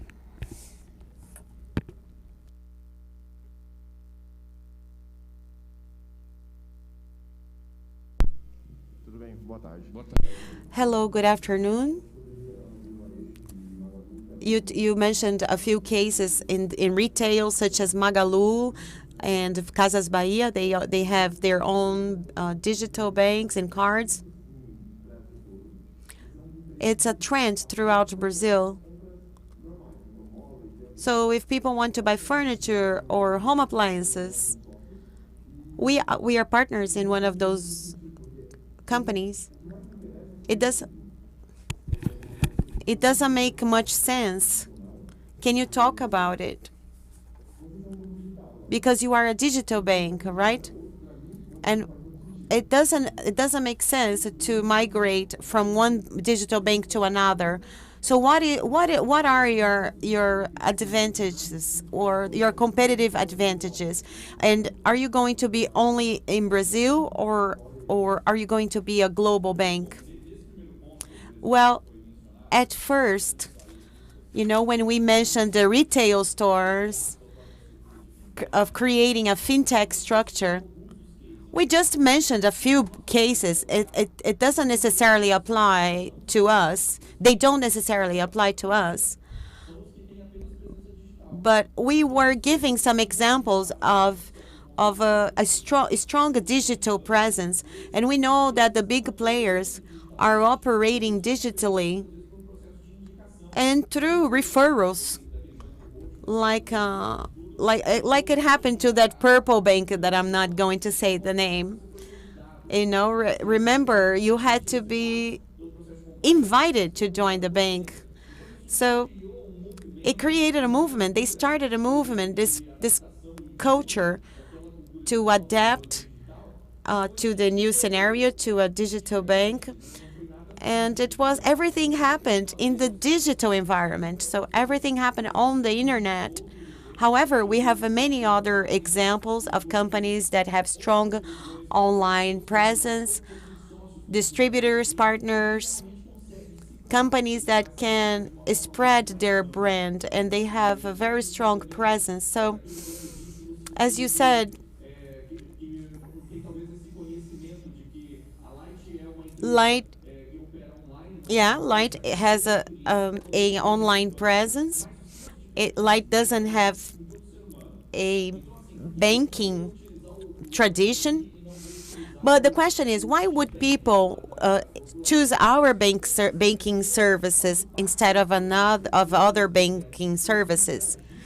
So if you are interacting with your Light DeFi project, if you believe in the project, if you if you get into the project, you will automatically get the digital bank account. And we want to provide the experience. We want to create products and provide different customer experiences, such as credit cards, such as loans and car loans. I am a big fan of renewable energy, so I strongly believe that this segment has a lot of potential, and whomever invests in this area is going to be making easily 3 digits. So I think it's important to understand the financial platform. It's a very smart way to promote different benefits for the users. Thank you.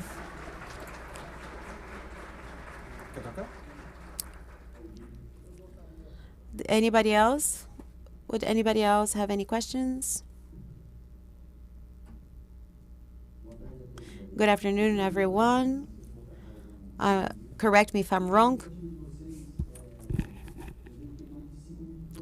So I need to have more than 5,000 cryptocurrencies. Is that right? In order to have good yields. Am I going to have these guidelines on the app? Am I going to have problems with the government as far as taxes? Well, when you're working with a fintech, you need to analyze the model, right, of each fintech. Each fintech operates differently. So if you have an individual bank account, you have an account in the country, and this bond model, all the transactional model is directed to one single account, a company's account. And by the end of the year, you generate a statement, right? An income statement only for financial institutions. Bear in mind that everything that you move, all the money that you transfer, all the cash in and cash out must be mentioned on your tax declaration. But there are no fees, or we don't retain any money in our platform. But we need to be transparent. So if the federal police comes to us and it starts investigating someone, of course we need to provide all the information that they are looking for. Whenever we have a new client, this new client is not eligible for the account, and we also have the co-app related and money related part, and this is a compliance-backed part. It's an entire careful process that we run behind that, because we legally must have, and it's a care for any suspicious transaction above a certain amount, and that is informed to a specific authority for analysis and validation purposes. But I can inform you that it's easier than a transaction within a financial institution, because monitoring takes place both for fintechs and the other institutions. Everything will be related to your account, actually, and that will be under the Brazilian Central Bank's scrutiny. And good afternoon, Carlos Alberto. I'm Carlos Alberto from Wolf Solar Power from Paraná, and I would like to congratulate Germano and his entire team for their initiative about generating power. And Brazil is going through one of the largest hydric crisis. China is getting closer because of water-related problems, and this connection of token with building power, solar power plants, is a great insight that you had. And I've been an investor since the very beginning, and I've invested healthily, and I think that will be a great hit. But as for the bank, as I've operated in the solar power market for some time now, and I've been having these talks with Germano and working with project financing for customers and for businesses, we already have a big market share for that. And Mauricio told us about that. We are still having some trouble getting into that because of the larger banks present in the market. So if Light is allowing that connection between token and financing, I believe that the market is extremely open. And because we from the solar power market are still having our baby steps into the market, in the national market to occupy in the future. So it's a great insight this that you had, and I'd like to congratulate you for that.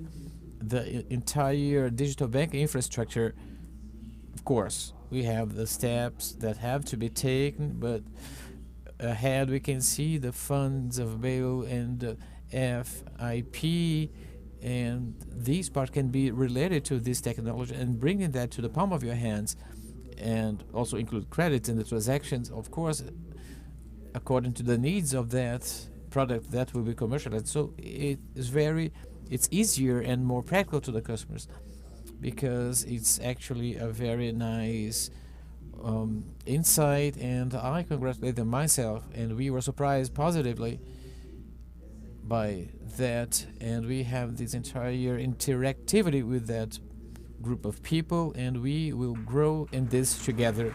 So thank you very much. It's a pleasure for me to be here with you, and good afternoon to everyone, and success. So I'm back with good news. First of all, where is Jefferson? Please come over. Let's give you some giveaways because you are interacting so much, and that will be randomly done. Okay, and that relates to the moment, the days when I presented rock concerts. And who wants some giveaways? So that's our t-shirt. It's cool, isn't it?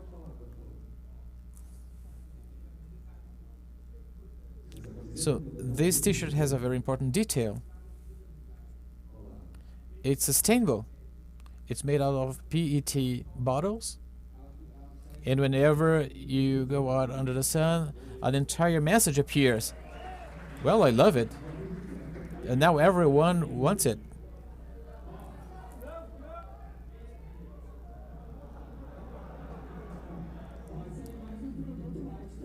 So this is another Light product.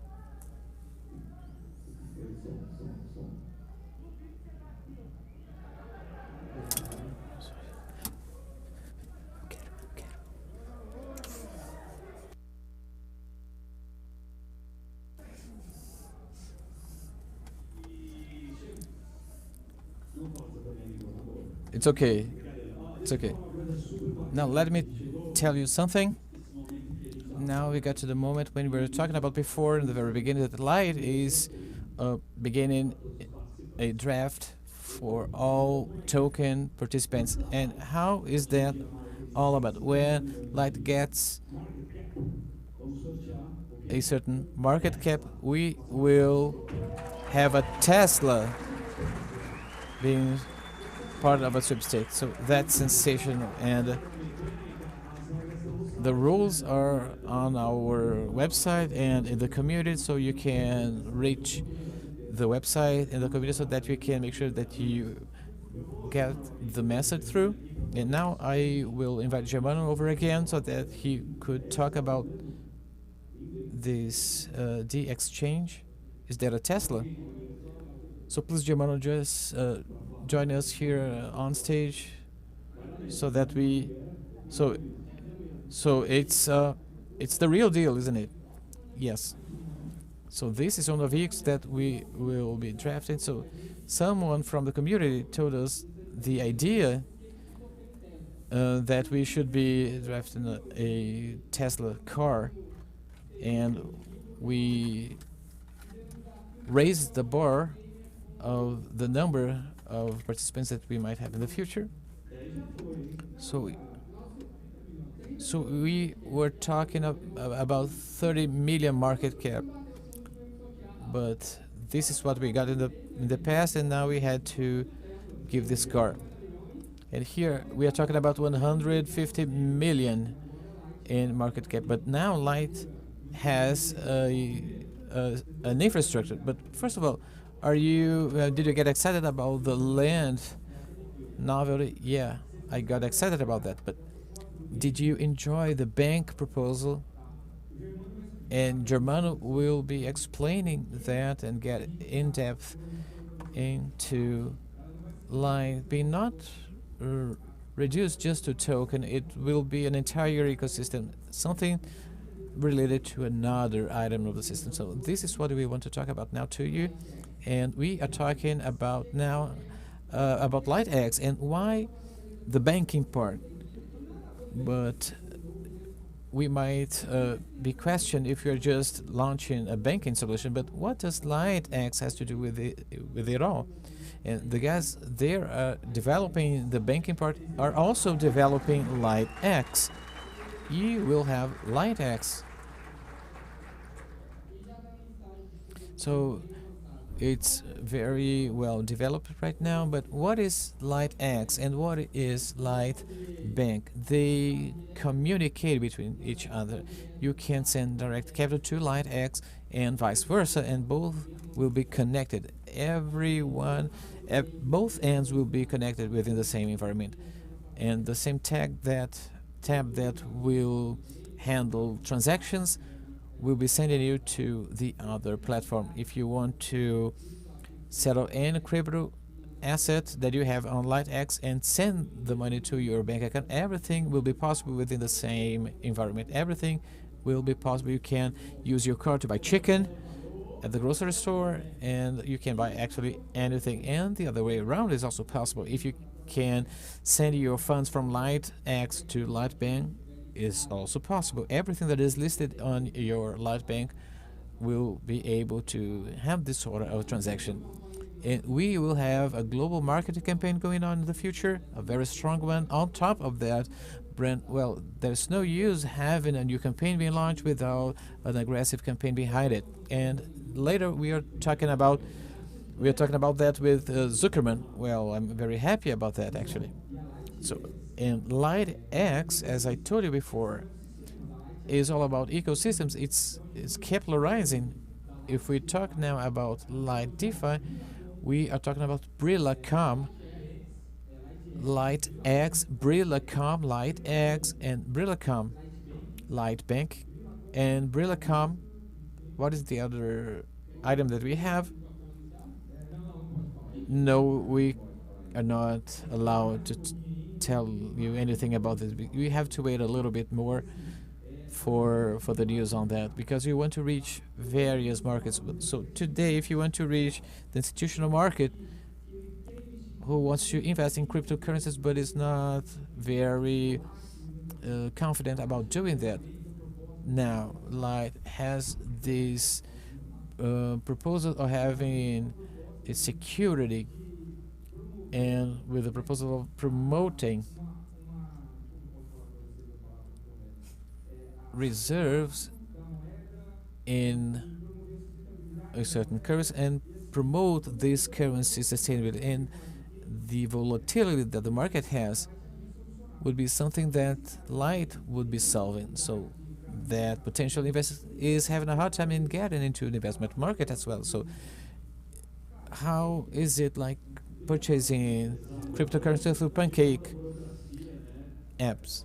So bureaucracy is a very difficult impediment for you to go in to keep on investing. And as I see it, you should have the management telling you that there's no bank and no financial institution that controls my money, and there is nobody that does that. I am the manager of my own money. And if you say that, you would be learning about decentralized exchange, and that is fabulous. It's very cool when you understand that there is nobody operating that behind of your account. You is the responsible for doing that. So that is cool. But many people is getting into this market. It's getting in this. And now Brazil is going through a moment that anywhere else in the world is living regarding the cryptocurrency markets. And I'm trying to provide you with a comparison so that we can get it through. And now we have a tool called PIX, P-I-X. Has anyone here done any PIX transaction? Who has not? So just one single person said she has not. So who is into PIX already knows how to handle the cryptocurrency market? So a nice example. So just have in mind a trust wallet, that you have a trust wallet and a digital account, a new bank or at another bank, and just think about that. A wallet where you keep your cryptocurrencies in another one, a wallet where you keep your bond-related currency. When you see the balance, it's just the same thing. You see the balance in your wallet and the balance at your digital account. But now, when you send your money to a random key, it's a code portfolio, and it's also a code repository, and that is the turning point for people to understand how to operate in the cryptocurrency market. But if anyone tells me, oh, then I would so much like to invest in cryptocurrency, and I would answer, you already do. And how is it is when you perform those PIX-related transactions. So cryptocurrency is very easy to understand. So Brazilians are going through a very nice moment where everyone loves PIX and they are passionate about using the PIX, the PIX, and my wife loves it. I mean, and she just loves when I use PIX to send her money. Well, and here we're not talking about 10-cent transactions, of course. And the market now is truly, for Brazil, very easy. When people start understanding that, and when that click moment takes place, and they finally get the hang of investing in cryptocurrencies. But something for the near future, if Light has a blockchain platform, I would answer if anyone asks me that question. And our answer is that yes, in order for us to have our own blockchain, we need mechanisms so that blockchain can be made available. So, but we are still not talking about those incipient projects, but that's a very nice way for us to develop that blockchain for the token, because we cannot build a blockchain out of the blue, because this needs volumes, we need people, we need transactions, and in addition to security, of course, because this is something that we are researching about. We are making sure that there are people who can support us, and this is something that does not take place overnight. We have many crypto assets, and your beloved one, which is the name of that. How long did it take for you to develop a blockchain? A long time. But now this darling that I have is called Light. But it won't take as much time as this other darling that I had took. And here we are talking about perseverance. We are talking about making our best efforts, and we have to go baby steps in the very beginning. So these are something that we have to keep in mind before. So before February, we might not have some liquidity, and we'll block that for a period of 1 year. And I think that might be our last blocking period. But our liquidity is blocked until February. So before February, we won't have anything available. But after that, we'll have that locked for a year, because as we migrated to the other platform, we should have that, and that we extended perhaps for another period of time. But I hope that this last lock-in period will be the last one. And we are migrating from token to crypto. Congratulations for your wonderful explanation. It's wonderful to have you sharing such a milestone with us. Do you have any more questions? So we will have a Q&A session. What do you feel about Q&A? Do you have a question? All right. Is light going to be the topo active? Yes, from the very beginning. All right, great answer. Very quick and straight to the point. All right, thank you so much. So you will be back with us soon, right, guys? Thank you, guys. Thank you so much. And by the way, we are talking about innovation, and this is one of the most important moments. We're going to be talking about blockchain with a great expert. He has a beautiful life story. So a round of applause to Rossello Lopez, Mr. Rossello Lopez. Welcome on stage.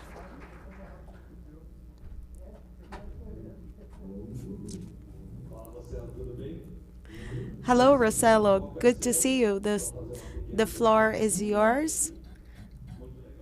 All right. Let me introduce you. He's a expert, a visionary. He's been in the blockchain market for many years.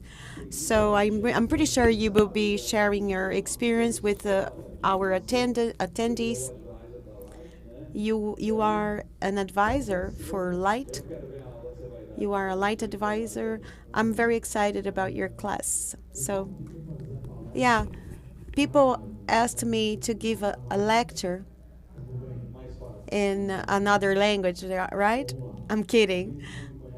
So for those who are not familiar with me, who don't know who I am, my name is Mr. Lopez.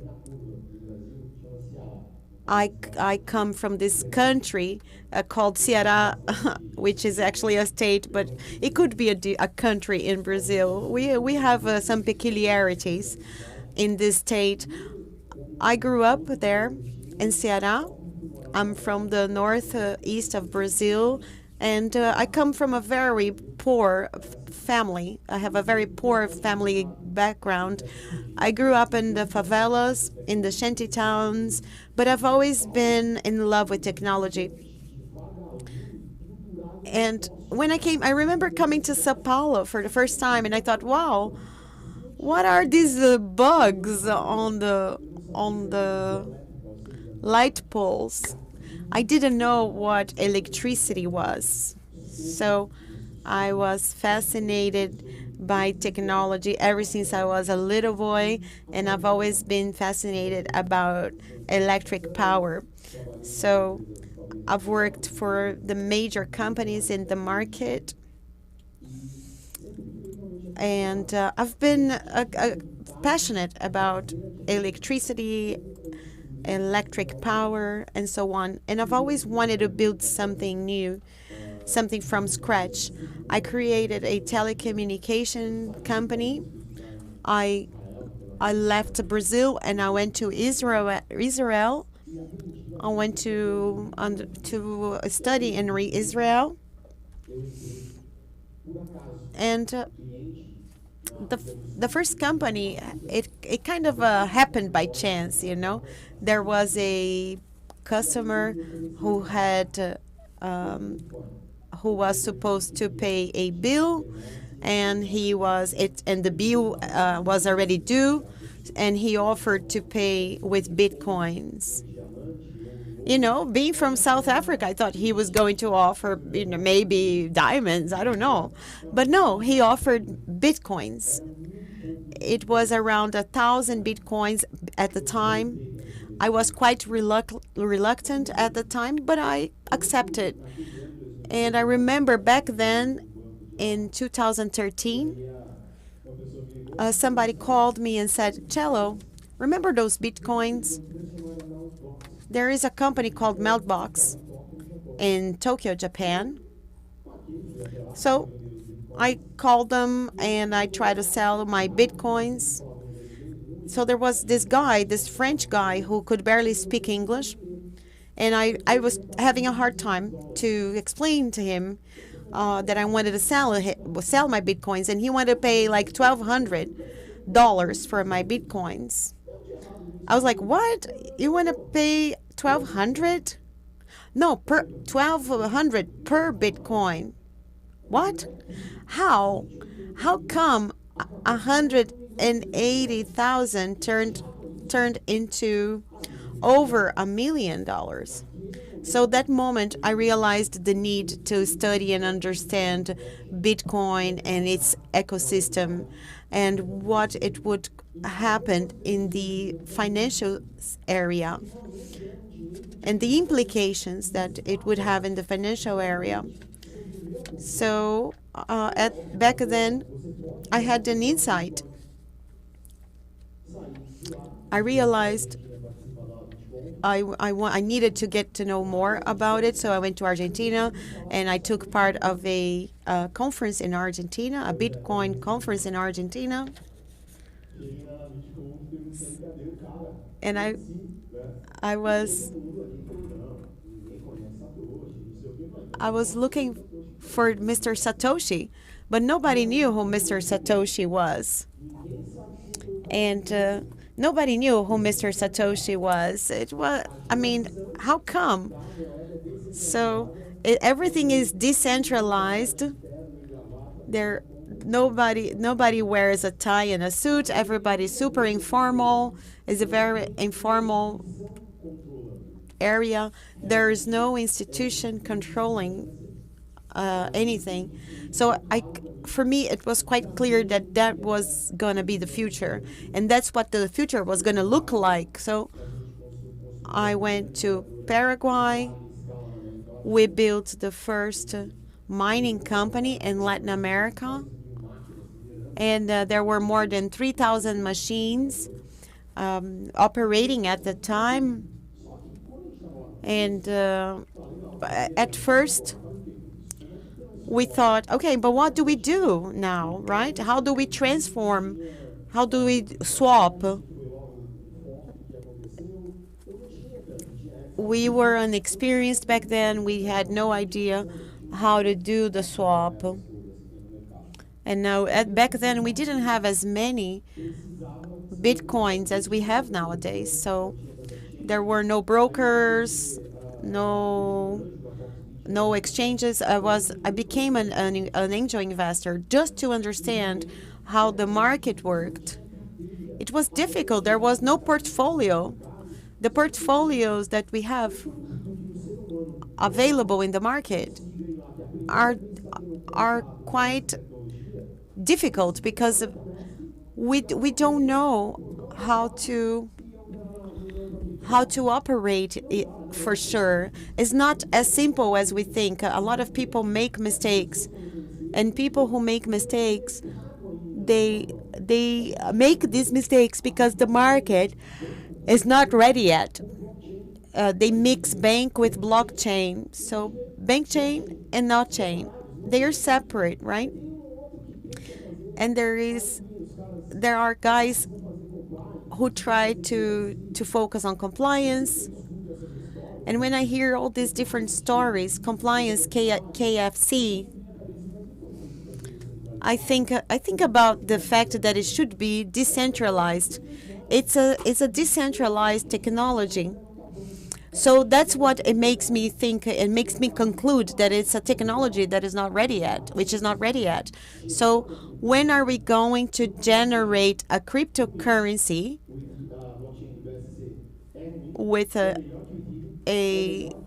better blockchain, a BSC guaranteed, certified? So a lot of people send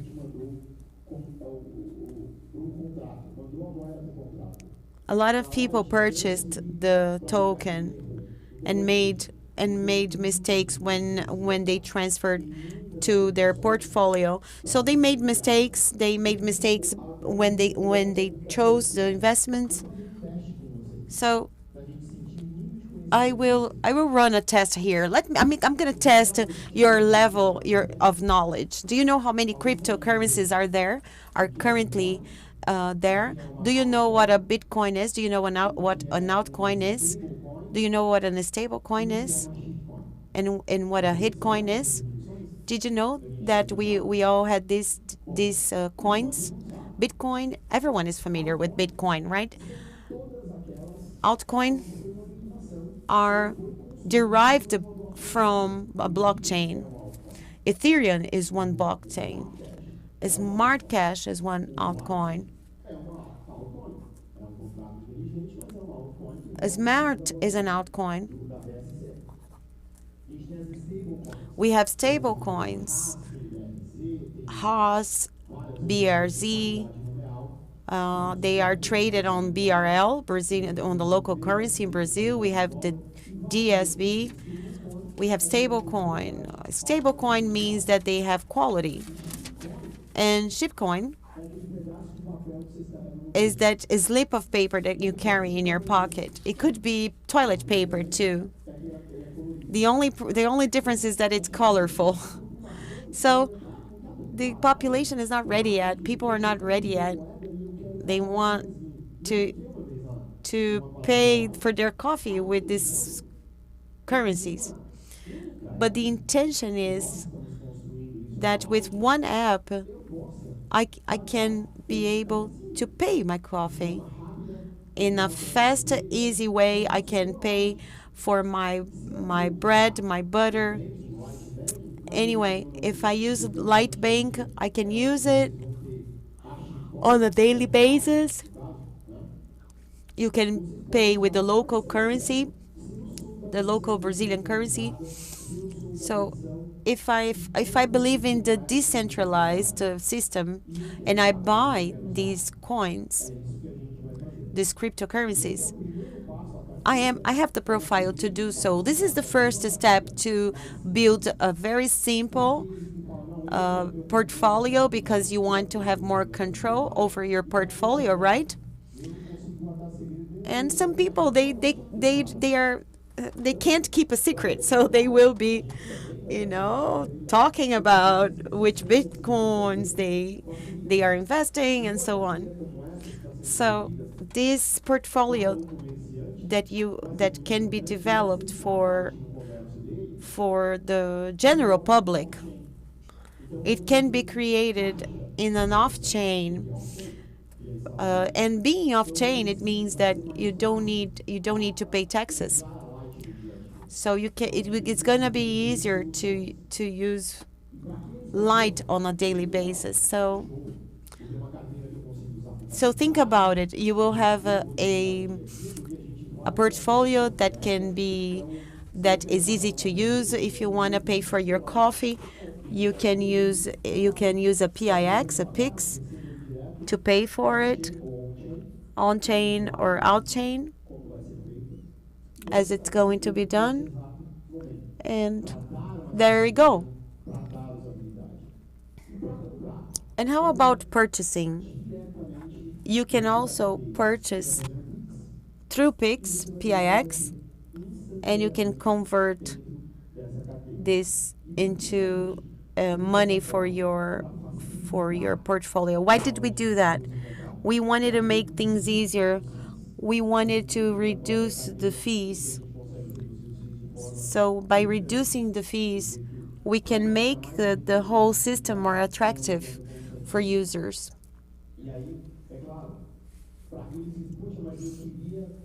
So people may say, well, I wish I could be on the exchange.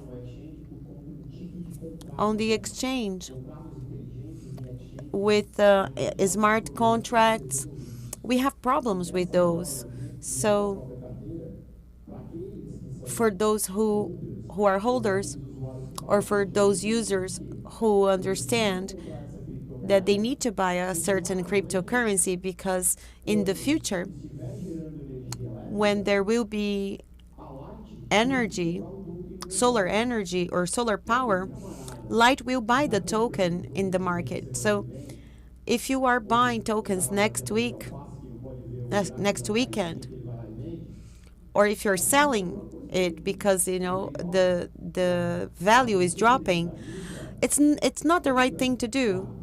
You need to buy and forget about it. You should not buy and try to sell it later on. It's a long-term investment.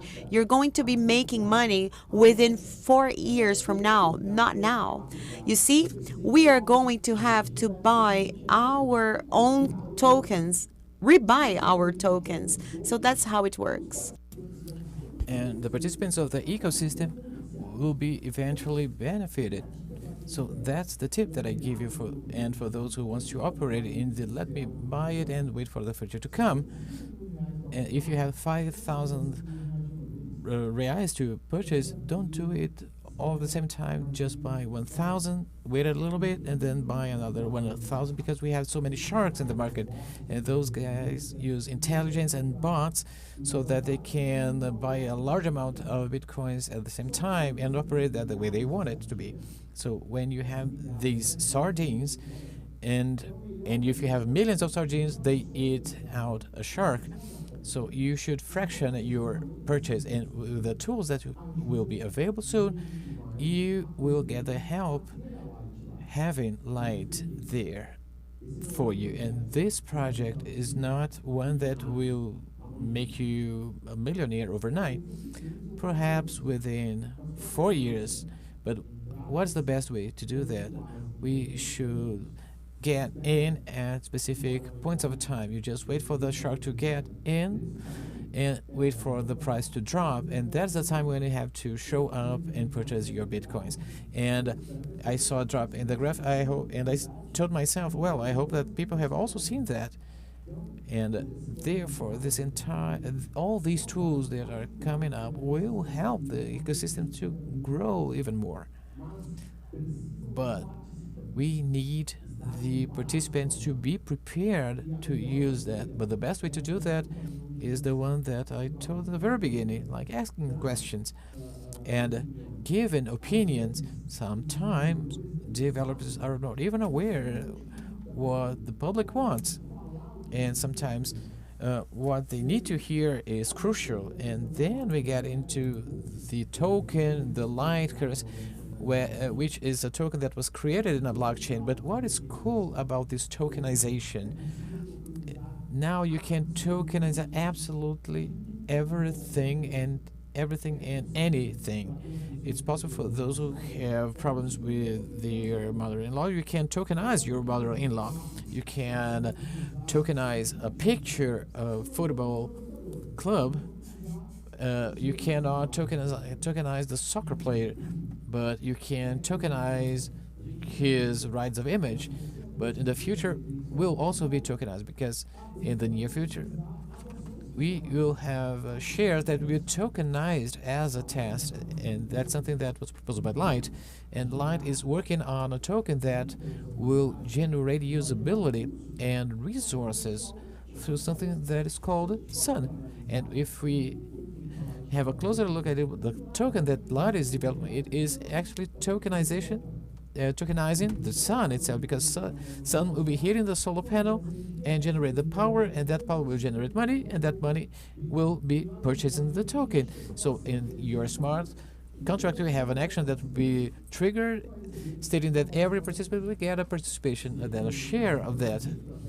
But according to the smart contract rules, otherwise that participant can just have this commercial relationship where Light is accepted by that holder. And this is something brand new. But when we see tokenization, what that is all about, if you, for instance, take like a share from Petrobras and go to a Petrobras gas station, you cannot fuel your car with that share. But with tokenization, Petrobras could develop its own token, sell its own token on its own website or at a pancake or at an exchange, and then I could go head to a gas station and fuel my car with that token. But this is the important point about tokenization, and we have a lot of tokenization projects going on in the market, and the one that Light is involved in right now, and that's the reason why I became an advisor in this project, is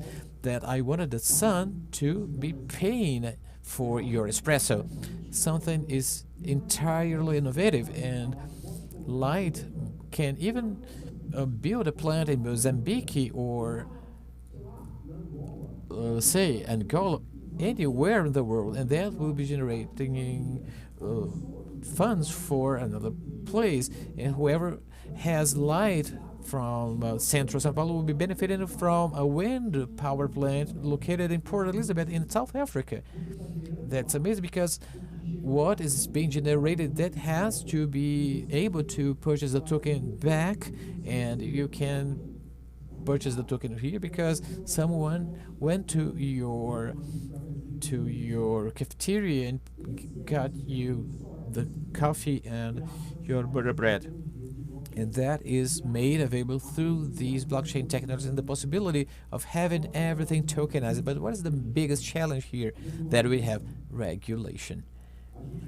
We have, or we needed that regulators understood a little bit more about how I would make things easier for the market to be a participant in that. How is that done? So CVM opened a box for people to enroll within 30 enterprises got volunteered, and the CVM, the Brazilian Commission for Bonds, and how would just 3 companies be enough for people to understand what the regulation problem would be, a project would be to be ideal, so they could be smarter, and we could say that we should go to those 30 companies and see how it goes. So the biggest challenge is never the professionals that we need or the technology. The biggest challenge is the regulation part. And I revert to the regulation part as a challenge because we are seeing the financial market that is using the PIX solution. It should be super free, super easy, super this, super that, but now we cannot after 6 o'clock p.m. use this. Now we have a limitation, but now the blocks have already started. But what is freeing about that? So we have these entire controls going on behind that. So I know that the Brazilian financial system has rules, but now you see the digital banks appearing, and we think that we will have something different, but then they ask us for our security, social security number, our ID number, then the HIV test or COVID test results. And sometimes we have a few exchanges, and if you want to have a selfie, and a selfie is something important for us to open an account in those banks, like you should hold your cell phone in front of you and write on the screen that you want to make business. But what is the third option be possible as I'm having my 2 hands occupied? But this is the only thing that they might have in mind. So we still have these hindrances put by bureaucracy. But why all that? The CVM could say, okay, it's cool that you want to make it here in Brazil. You shouldn't create the company in El Salvador, for instance, because their business model is better. And the question is for you to put an idea into practice. You should create a company in 4 different countries to make it happen. This is not the point here. We should make it in Brazil right away. So we will still face many hindrances because of that. I am totally against sending documents to any sort of bank institution. And why am I totally against that? Because I think that many of you might have 10 million lights and so, but today 1 million lights is not that worth. But whereas, and what if 1 light would be worth 10,000 reais? As you said, Brazilian IRS, I have 10 million lights, and then I might have some billion reais when that is worth that money. And what if that information is known to the market? Just imagine that someone might rob my iPhone to get access to that information. That is why I'm totally against this sort of thing. And many times I'm asked, wow, you need that because the market is so complex. But who said it's possible? Cryptocurrency was not made for that. They were made to make things easier, and we will always bump into these sorts of hindrances. Innovation will get across regulations, and the pen will be always heavier. We will try to develop it the best way possible, and the ecosystem that we are developing at Light is a free one, an easy one, and an agile one. And perhaps these Light ecosystems might be the very first one out of a bunch of other ecosystems that might happen in the future. Most probably we'll bump across any similar projects in the future, but when they copy us Light, we will be doing something different totally. Well, a bank portfolio, that's cool, and that's what the community needs. That's what the ecosystem needs, and we'll see a bunch of tokens emerging in the market so that we might convey usability and share a bit of the profits with our holders. But my takeaway and the message that I give you is just know how to buy and when to buy. Just see the figures of the past. Bitcoin has died over 100 times, and it was told that we would be the end of things. And Light prices have gone up and down. It should go up anytime soon, and perhaps in a matter of 2 weeks, it might go down or up again and drop 30%, and go up 60% because it's still small. But when the system is so small, we have these seesaw effect that is very present. In the very past, Bitcoins had these drops of 80%, but now it's not so much so. But what you can do to help it, we can invite a friend, your neighbor, your enemy, your mother-in-law, anyone you know. But teach them how to use cryptocurrency. Explain them what cryptocurrencies are all about. It's not about selling your car to buy cryptocurrencies. You should get your beer or your espresso money to buy Lights this week or next week or the week after the next one. You can buy Bitcoins or Ethereum. Well, you can build your basket of cryptocurrencies. It's not something that you should be concentrated in just one single cryptocurrency, but it's very important for you to know what you're getting and teach your friend, because if you do not make your ecosystem grow, then the value of your currency will not go up. And if you think that we should only have long terms, that value will also not increase. So do not be afraid of things.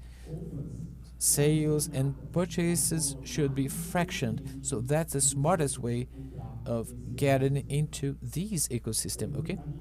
And we still have 80 minutes left, so I will take these final 80 minutes for your questions so that I answer them. And please ask me any question you want. But before anything, next Friday at the exchange platform, which exchange.ed will be listed for purchase and sell. So anyone can do their transactions directly within the Light. So this is a surprise for them, for the Lightcast as well. They will be at the exchange and they will be able to make their transactions. They will be able to sell and purchase the increases. The challenge that we have here at the exchange, because we have these smart contracts, and we have the challenge whenever you do the cash-in, the smart contract has to be implemented. And how will that take place? How are we solving that problem because of the smart chain technology? We actually have that problem, and the exchange team is actually working on that right now. But the estimate is that by next Friday we should have that available already, and you'll be able to have an offer book, and we will have a stablecoin which has a partnership that we have, and you'll be able to do PIX transactions in the platform in addition to what we have already created for Light, the link for direct payment with PIX. But now you will be able to do all the transactions within the exchange platform, and you might also be able to do that elsewhere. And we are already running the mock tests, but we're still facing some problems, but they should be solved anytime soon because of the Binance network problems, and they are difficult to solve for the time being, but we have 16 minutes left already, and I would like to thank you all that are present here, that you participated in this event, and for anyone who has any questions, shoot it. So my name is Eduardo, and I have a question. Well, and I'm not sure if you can help me with that. So how does regulation work when you invest in a cryptocurrency related to income tax? It's very easy to answer that question. So the Brazilian IRS said that tokens and cryptocurrencies are assets, just like any other asset. So that equals a CD from the Rolling Stones with an autograph, or a Beatle that was bequeathed to you by your grandfather. So the up to 30,000 reais a month, cash in, cash out, loans. If you were told that, Marcus, just get me my light and then return me to in the next day, and let's say that that amount of light was 15,000, and another friend of Marcus said that you know a lot about cryptocurrency, would mind keeping my light, and then I had 14,000, and that totals 29, and then Marcus purchased 3,000 the next day, and then you return the coins to their specific owners, and then you have to inform the Brazilian IRS about that. Whenever you have cash ins and cash out, you have to inform the Brazilian IRS.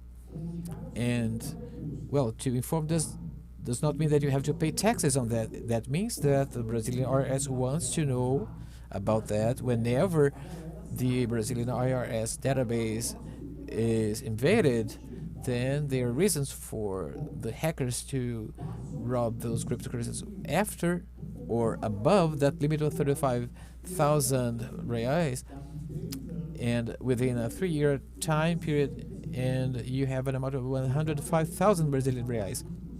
In this case, you'll be paying 15% of income tax, so that you will be feeding people in the government that do absolutely nothing. So you will gain assets by doing that.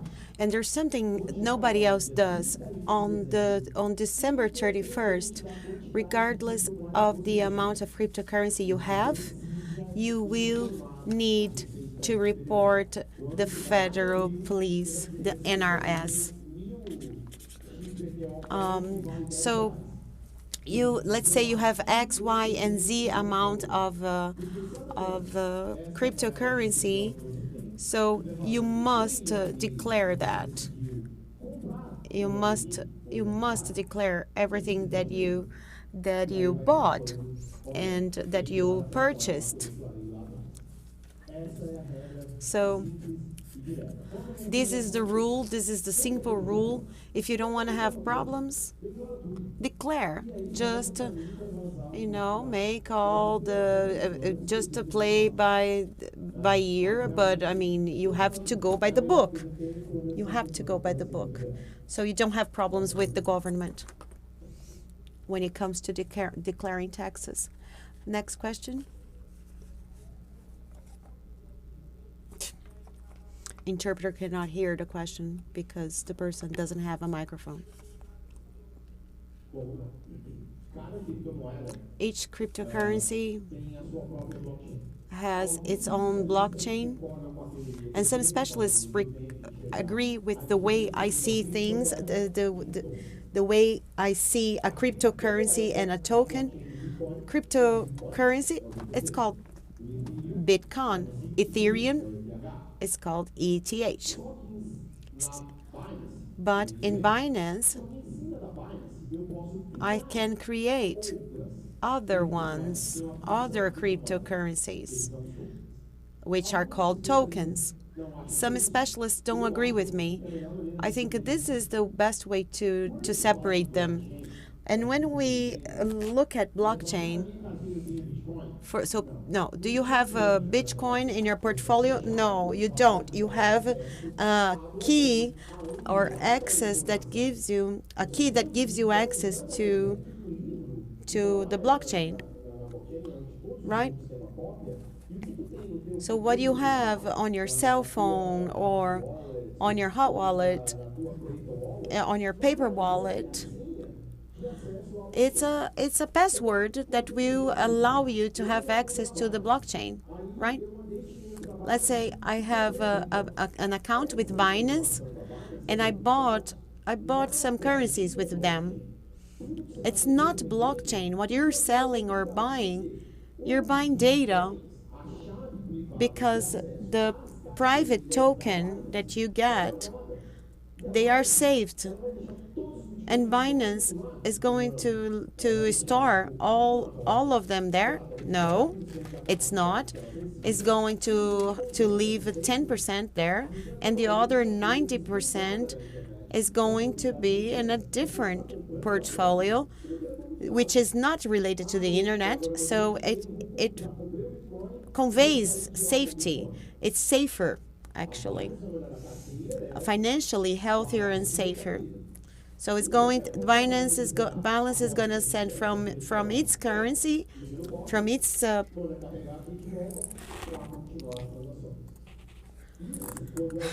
So when you're talking about Bitcoin, it's easy to do it. It's pretty simple. But when you look at Ethereum or another token, a token that belongs to Binance, then it's more complicated.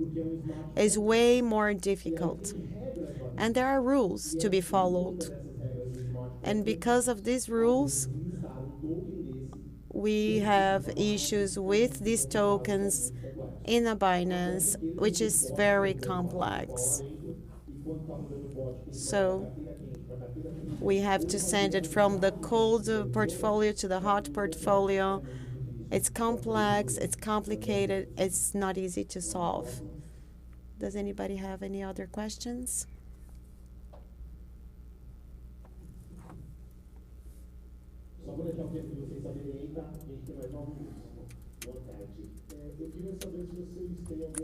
I'd like to know if you have any projects for farm or for other transactions. I know that we already are building our portfolio on that, but they do that in order to get a better return of their investment. So do you have any project to be implemented?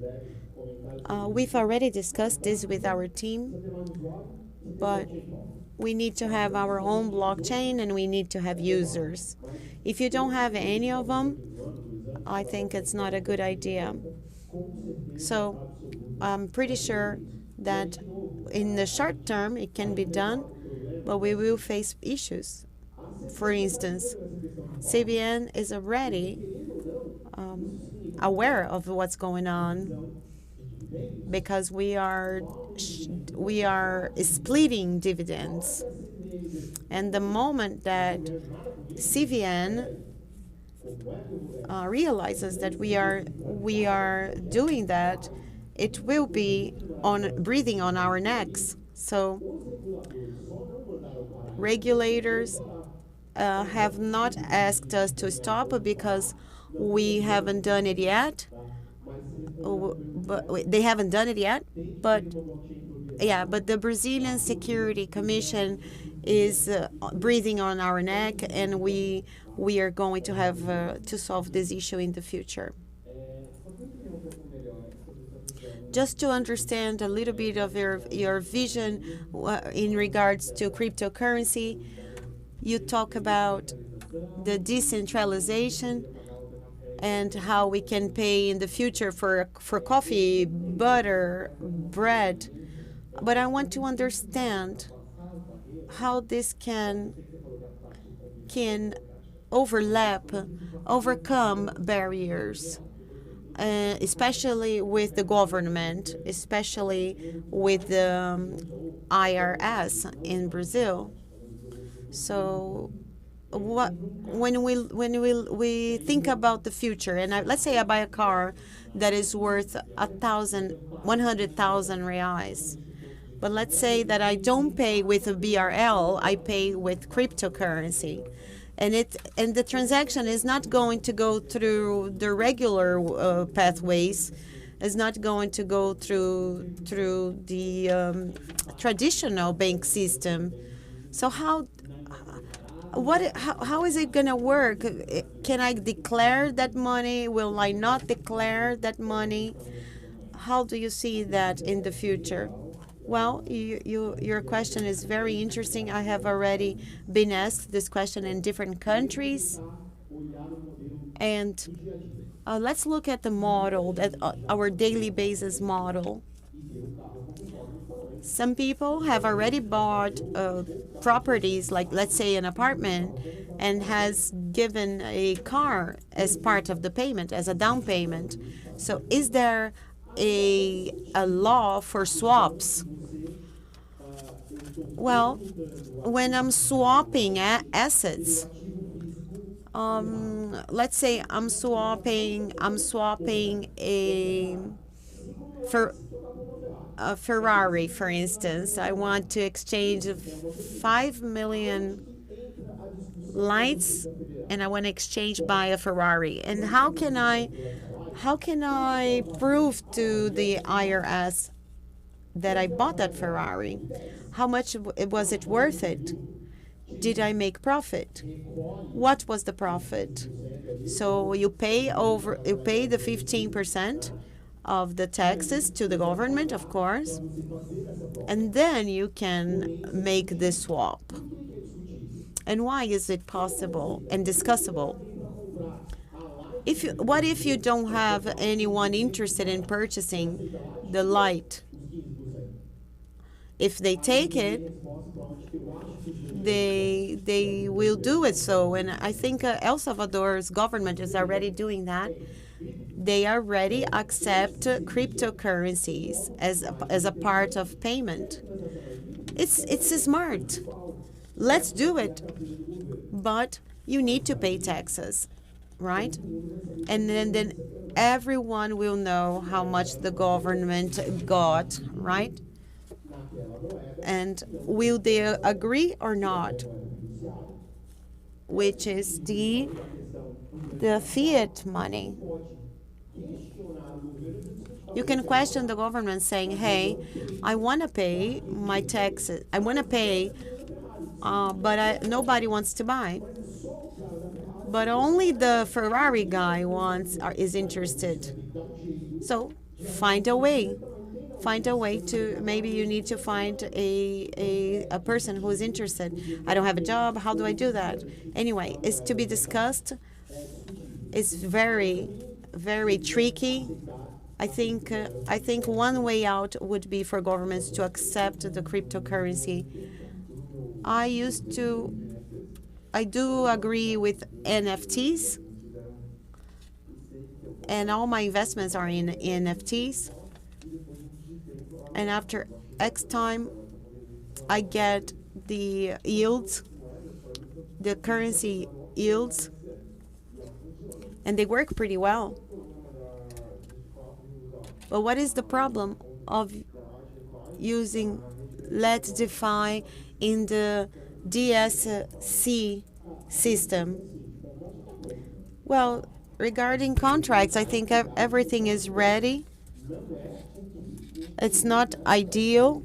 It's not what the roadmap is defining. Is it possible? Is it doable? Yes, it's doable. If we're going to spend energy, we should spend energy on something doable, right? So you should have liquidity, and liquidity is key, is priority. What is going to be done? So you need to prioritize smart contracts. Let's spend time and money on our blockchain so that we can control it. Why? We're not stupid. How many people will be interested in copying this project? They can copy our project and they can say, hey, look at my blockchain. Try to why don't you buy my blockchain? Let's say someone will copy our idea and try to sell their blockchain through biomass. So that's the idea. Rossello, I have a problem. I have a question regarding off-chain transactions. Is it going to be integrated with the banks, with credit cards or cards or databases because it's off-chain? Well, the difference between the out-chain and in-chain is that you have the IPI,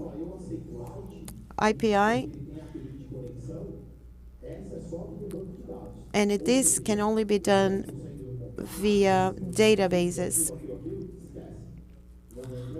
So you don't spend DNP, you don't need BNP.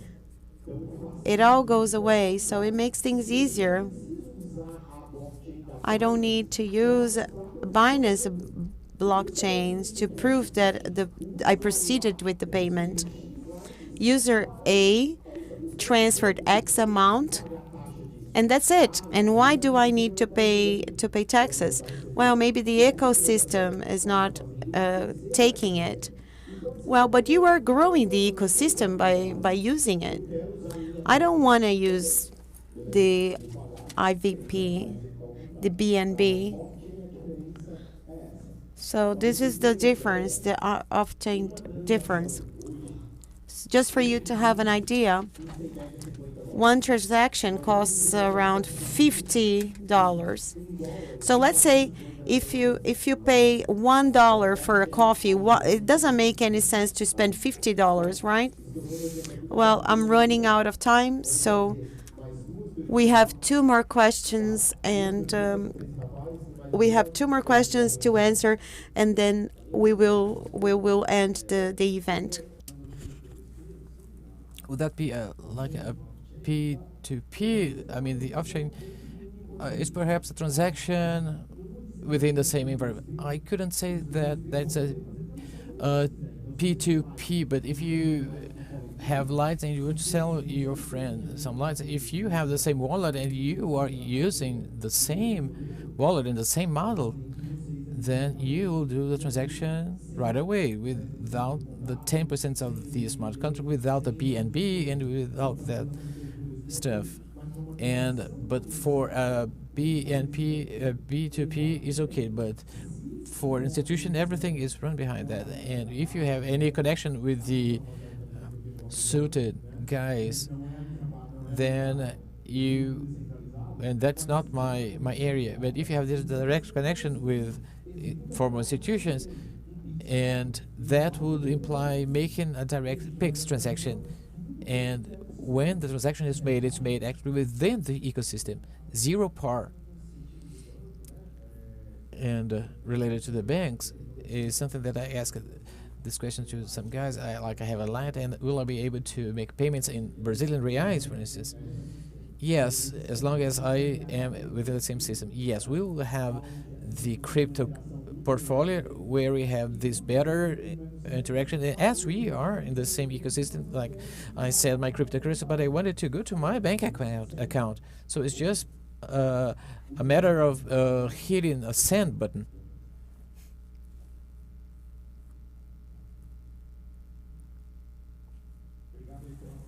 So thank you for your speech. It was awesome, and also it was cool to know about your history. We know that El Salvador became the very first country to officially use Bitcoin as a legal tender, and that is there a trend in your opinion? What would be the next country to take that step? Well, we have many candidates already, including Panama,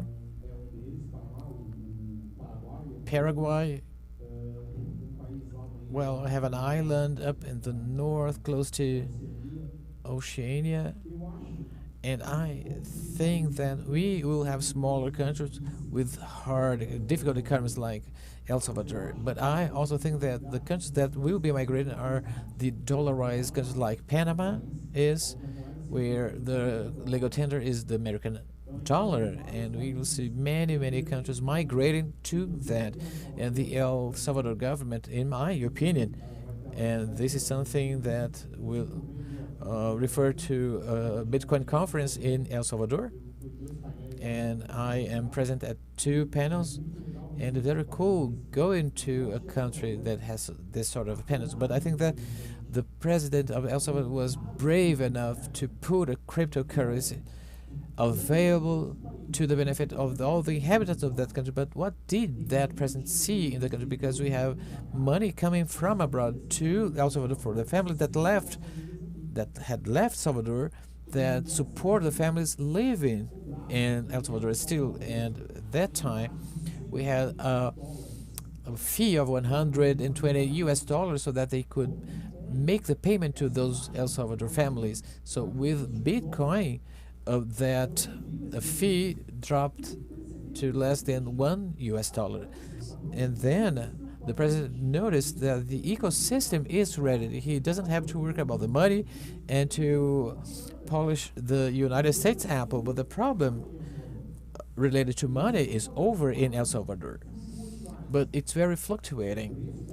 The price might fluctuate, the Bitcoin price, but what if I am plugged to a broker and I make the transactions myself?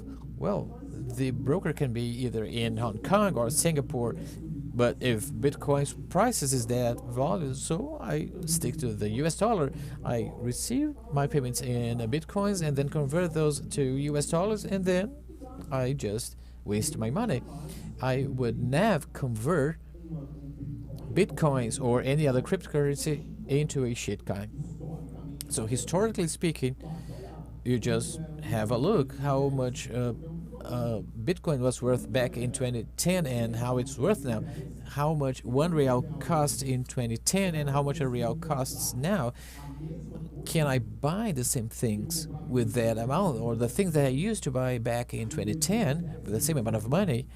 And back in the day, I needed about 100 Bitcoins to buy a basic food set, which cost 550 reais. But 100 Bitcoins now cost 34 million Brazilian reais. I buy that food set manufactured with the same amount of money. And countries like El Salvador will copy that model. And the coolest thing about it is that after the third or fourth country copied that business model, we will see big countries adhering to it. But my big bet, the very first big guy to join this market, to let Bitcoin to become a legal tender in that country, is, for this very first moment, Portugal. So we are very close to getting a fixed relation or regulation related to crypto assets. They've already said that we would not have any taxes on crypto assets. So in my opinion, the very first big guy to join this market would be Portugal. So it will take some time yet for countries like Switzerland, Brazil, and the United States to go on board, because they have this legal infrastructure that cannot be overcome. Well, I stay here for a while still, and I have to come back to Florianopolis today. But anyway, I will be out there for a while, and if you guys have any question, I will be available for you. If you want to exchange some ideas with me, I will also be available out there. So our round of applause to Rosello. So it was very nice to know about your thoughts about that. Well, I think that everyone wants to ask you questions, but I will invite the entire team over so that we will have the opportunity to ask them questions, and we can build a more alternative talk show panel. And again, congratulations for your trajectory, and your humbleness is also something to be praised. Even that you came from Florianopolis using a helicopter, it's okay. I'm just joking. But I'd like to invite our panelists, and that would be very, very nice, having those people here. People, do not be afraid of asking questions. Now is the moment for you to ask those questions. And as we did before, we have this engagement. We have Telegram engagement, but this is the company that is now out there to make business. So this is the time for you to participate in this, and this is something that I will mediate now. So I'd like to invite over Jonathan, Leonel, Enrique, Ricardo, and my namesake Daniel and Rossello, who is already with us. And Giovanna, please just come over, guys, and please receive our warm applause. And this is the Light team. So do we have any microphones available here for the audience? Yeah. So while we are setting things up, and we will have this Tesla draft, which was a wonderful idea indeed. And Rossello will put his 12 Teslas for this draft, but just kidding. But as a summary for of this event, so it's very important that you took this step towards having the power plant built by signing the contract, and now we are having this informal conversation that whoever wants any to ask any question, please raise your hand, and that question can be directed to any one of our panelists here. Okay, so you've already asked all the questions you wanted. So, but please tell us your name and where you are from. I'm Anderson from Sao Paulo. So good afternoon, everyone. So the question here is that in the very beginning, and that was a concern of everyone related to the Brazilian Securities Commission, the CVM, and many people were jeopardized related the Atlas issue. I'm not sure if you've already heard about that or how that is going on, if you guys have any thoughts about that. Yes, but well, it's still good afternoon, not good evening. But actually, everything that we do at Light is very well thought. Light is just like we said before.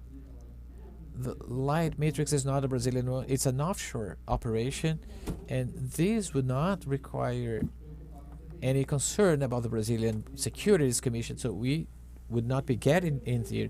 So we are a token team. We've just seen it during our presentation. And you've seen these 5 different applications that Light has. We are token team indeed, and we would not go against CVM in any point, even though we are talking about an offshore operation, and we are in essence a token team. Everything was very well thought from the very beginning. So it's Atlas, yes, Atlas Quantum. Well, I'm not sure if we are talking about the same context, because the token of Atlas Quantum, I'm not sure about that actually. So this is something that I can answer you very easily, because I'm familiar with that topic. Because Atlas was a scheme that involved fraud, where they promised earnings and profitability. Whenever we are talking about that, we are talking about the Brazilian CVM or the Brazilian Securities Commission. But when you're talking about utilities, something that is used for buying, for paying, using the ecosystem, then we are not creating earning, and no profitability has ever been promised to anyone. So Germano said that we've sewn that together very well, and in order to meet the regulators' premises or assumptions actually. So if we have any point or any bottleneck, then we would be fixing that bottleneck. If the token in Salvador is already out there, that means that they had this regulation model that is already available. And whenever we fail to have that infrastructure, then we have to fix it. But Light has never promised any sort of profitability. If the value that Light might get in the market in the long run, then so much good. That's good, because in this case we might have some taxes applying to Light, but for this time being we have the only the community's efforts being applied to make it happen, so that Light might be profitable. So something that I would like to add is that the management of your tokens is in your wallet. We do not have our management. Atlas require you to send your bitcoins to a wallet or portfolio that it had, and Atlas promised a certain profitability rate. So your crypto assets are in your own portfolio, and this is something that might solve any questions that you might have regarding these management options. Okay, just another detail that I'd like to point out is that, as Dan said, you are the holders of the token that you've purchased. And Brilacon, that is headquartered in Uruguay, they manage other items. 10% of the fees is designated to project development. 5% of those are designated to creating and developing power plants, solar power plants, solar photovoltaic power plants for sustainability projects. And what do the guys in Uruguay do? They manage that fee. And in addition to what everyone has already explained to you, is that, I mean, so that we would have it very clearly put to you. So our offshore-based operation has the ability to make this management more well streamlined, and we should have in the future a project manager available with new stuff coming up. And well, I've said it all. I have nothing else to add to this conversation. So do we have the mic to ask your question? Yes, good afternoon. What is your name, actually? My name is Felipe, and I am from Colorado, in the north of Paraná. First of all, congratulations for the entire team for your genius project and for the execution of it. Well, I've been seeing you guys since August. Well, I brought my friend, my father, my business partner along. Everyone is investing already. And I'm curious about knowing if you think about investing in other years. Well, actually, I have 3 questions. And first of all, do you have the intention of building or purchasing already built power plants, ongoing projects, or are you only talking about the sun belt power plants, or are you thinking about purchasing photovoltaic power plants elsewhere in Brazil? And now I'm referring to a question that one of my friends here asked you about the tokens, which was scheduled for today, I mean this speech, and when will that be made? And my third question is about exchange. So I think many of us here have tokens in our portfolios, in our investment portfolios. So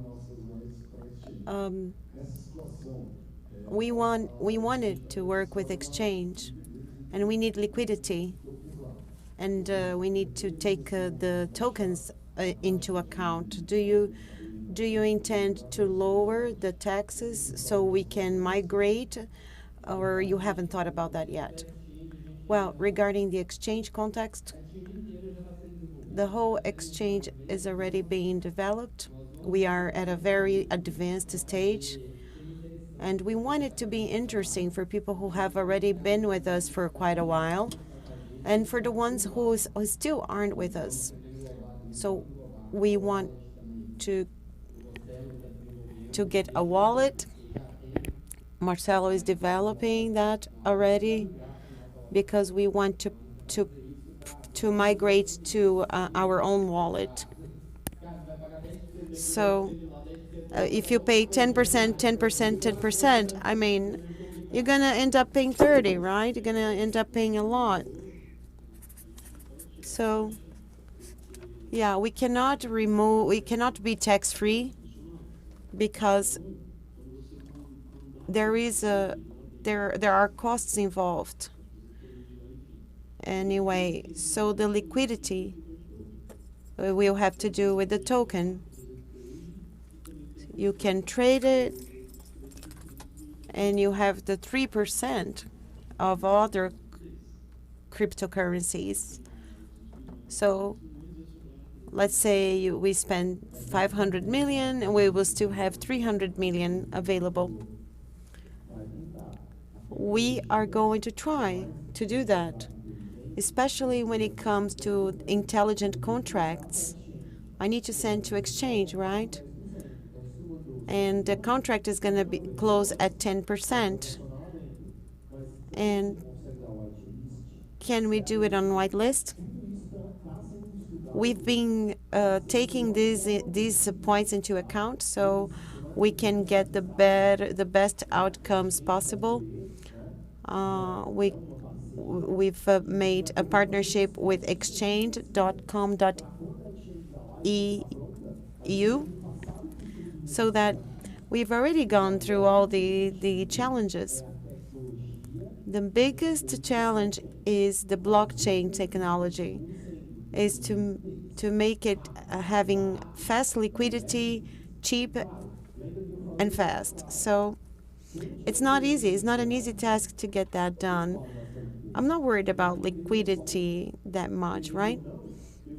I know that if I'm a holder for 3 or 4 or 5 years, I can list it on Coinbase. But I want to send my cryptocurrency to the web change when everyone is buying it. Not just 1 or 2 people. No, I want to send it over there when everyone is buying it. So I think every technology challenge regarding blockchain is our biggest enemy right now. And in regards to our projects, if we're interested in buying already power plants, we have interest in that. We would like to purchase some power plants, and of course we would like to expand our portfolio. Transference stage. We are going through a transference stage now, and we want to start our own and start building our own, but we don't exclude the possibility of acquiring and buying other power plants. We don't necessarily need to develop the project. We can invest in a project that is ready. So we take that into account. And how about the token burn? All right. Anybody else? Anybody else? Good afternoon, everyone. Jerônimo, I'm from Santo André, greater area of São Paulo. I used to have an active role on the Telegram, but I've been gone for a while. Anyway, it's a great chance for us to grow together, I believe, especially financially, to grow with responsibility. But if I'm not mistaken, somebody mentioned this in one of their lives. We didn't have developers wallet in the past, right? I have a doubt. So in the future, when we have more legislations in place, we will need more technical knowledge, right? Do you think it can generate problems in a way that, let's say, I have a token and I have a previous knowledge of what is happening to this token? So how to sell it, how to deal with it, how to trade it. So I'm not second guessing or thinking that you are not honest. It's not that. But I'm thinking of possibilities, how the scenario can present itself in the future. I don't understand your question, to be quite honest. Well, I think I did. We know that innovation comes before regulations. Every idea started before regulations. So we have current regulations, we have current laws ruling the market right now, but you think that all of us here, we should have our wallet registered with the Brazilian Securities Commission. Imagine, we need regulations, and maybe some regulations will enable us or will make it impossible to buy or sell light in Brazil. And we know that there are mistakes and there are flaws in the regulations, the current regulations. Raise your hand. How many of you have cryptocurrency? Raise your hand if you had to buy an extra fire extinguisher in your car because there was a law and we were forced to buy that. Remember, a lot of people got fines. A lot of people were fines because they were forced to buy new fire extinguishers. So anyway, we were harmed because of regulations. It can happen again. Look back.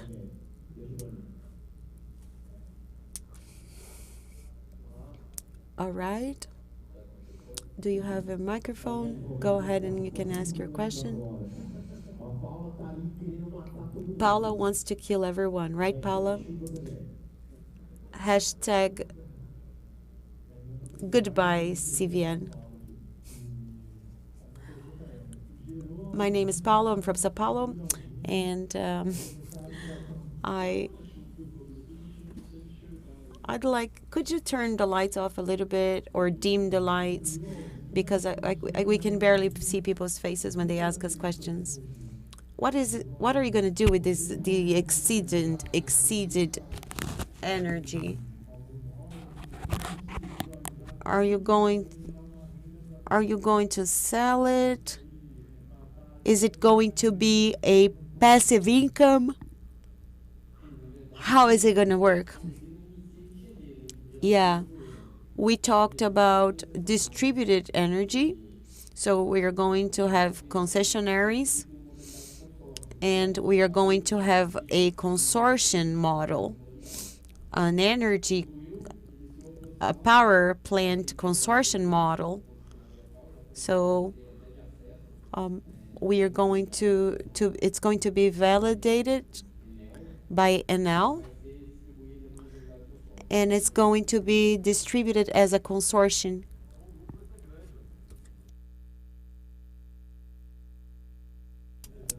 I'm sorry, I have another question regarding the power plant. As far as I'm concerned, you are going to work with consortium, but how about profits? Are profits going to be based on the amount of energy or on the money invested? And it's just one question. And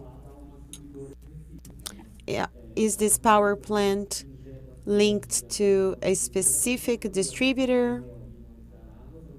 Because if you are in Ceará, you cannot distribute to other parts of the country if you are a shareholder. So have you thought about which distributor you want to partner with?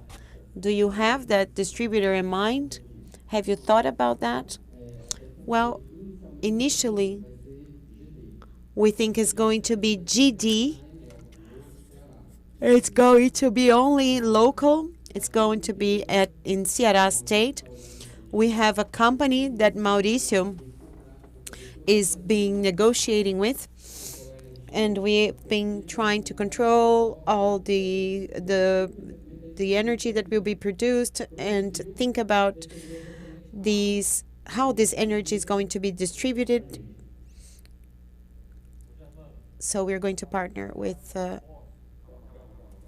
some company to distribute the energy.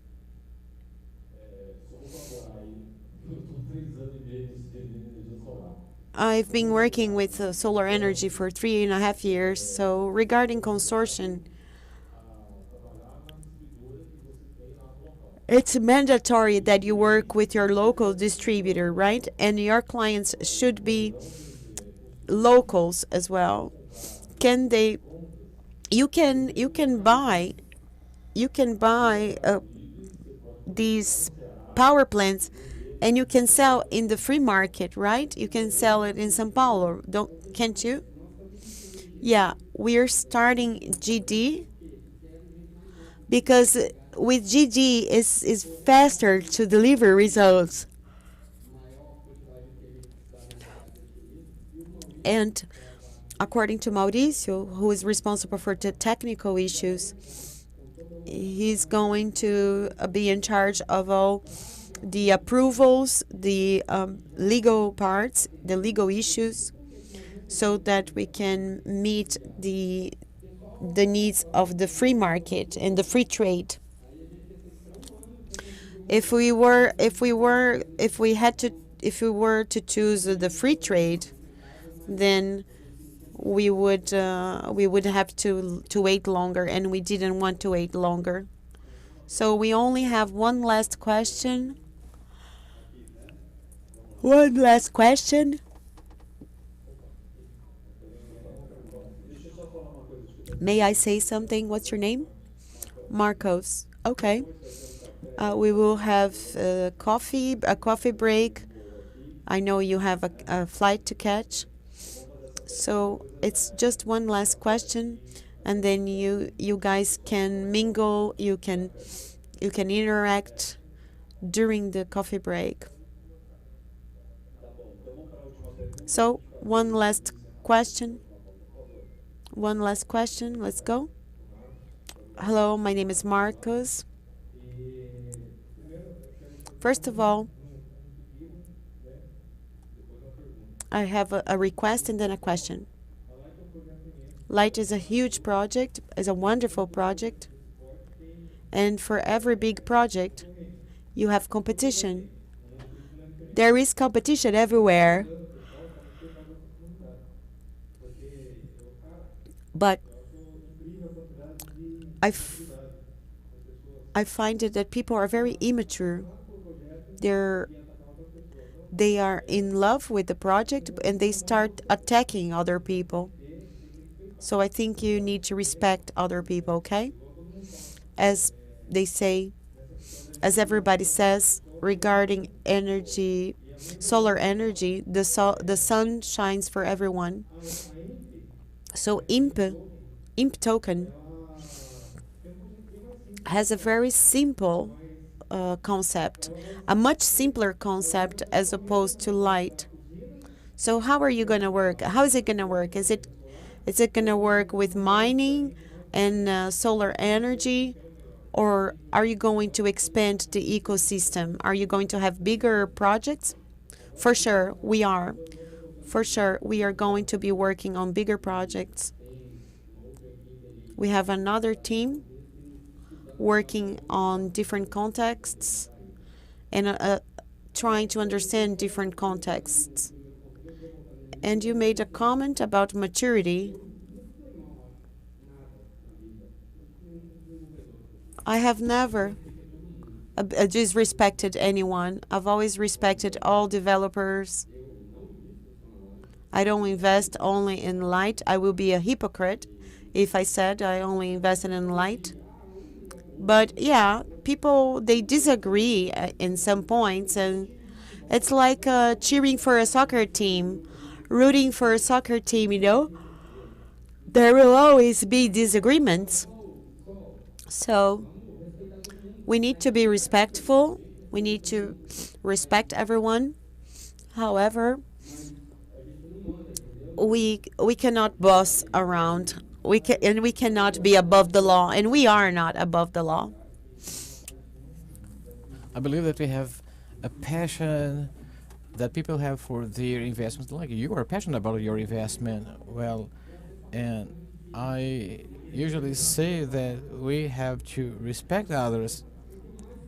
But what I want to see the most is having so many projects from other carriers. I want to see a new project that they might have in the future every day. So whatever, I mean, always related to sustainability. And there are many people with kids, and we will also have other generations, and these generations will be benefiting from that. And Light is getting into this market, and it's a very active cryptocurrency. But whenever we get to the market having such responsible people with such good products and promising people, then we see that we do have a way, and investors do not have losses. Then we will list it. Good projects will happen, and Light will list many good projects. We won't launch an exchange with an AMP Light. It's not according to our principles. We will have many good products linked to it.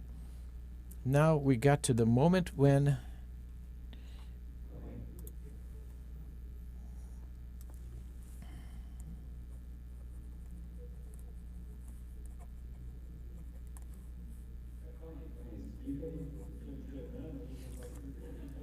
we would like to tell you something. Well, just invite your money. It's something secret that they have to say, isn't it? So now we obviously have for our closing a surprise. Is that ready? We have many new things coming up. So guys from the production, so that we can close our event, do we have anything new? What is the new thing that we would like to disclose to everyone? Attention. So let's make some adjustments here. So, and I have to explain why we are making these adjustments, so everyone knows that we have this automatic system that works on smart control, converting fees automatically, so that the graph would not be jeopardized. So we are thinking about spending 500 million. Yes, what would happen now? We've announced that at this burning we would charge 5% per holder and per project, which is 7 projects per holder. And what I read, we are talking about $500,000, and other participants of the ecosystem would contribute with 5%.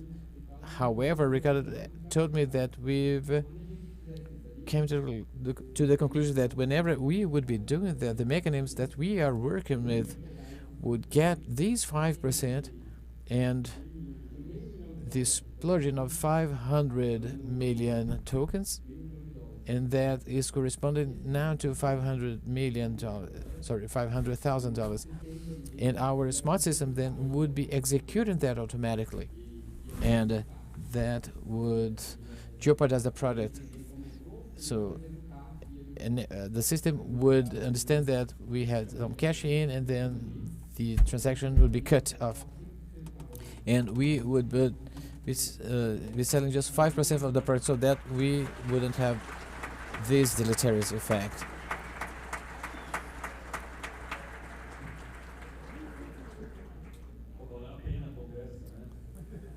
So the conversation that we had has just had some fruits, and we will send 5% for liquidity.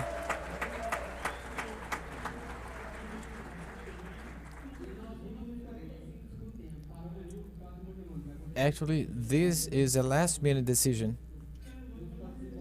Yes. Well, it just the same. Yes, but if we are working with liquidity, our system will not be charged for that. So it's very fair, and that is based on our idea of not causing trouble to our holders. Okay, now let's share that with our participants, with our audience. We just burn 500 million tokens. I'm against that. So in order for you to figure that out, we are literally burning 500 million US dollars, because there's no way of using that without jeopardizing the project. So in order for us to use that one day, that would cause trouble to the project. And this is something that we are not used to doing, and we will not do it. Well, Perhaps you could send 10% to the other guys, or you could have this draft for the Tesla car together. 287, that's the number.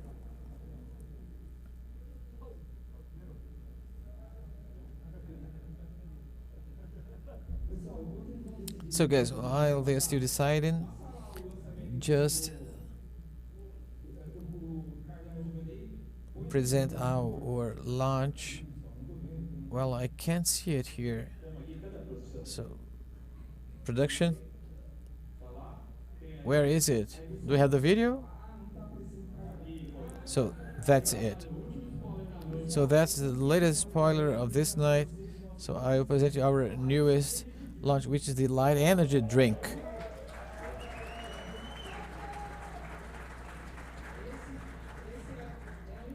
This is one of the products that Light will have, and you saw today that t-shirt, and now you can see our Light Energy drink.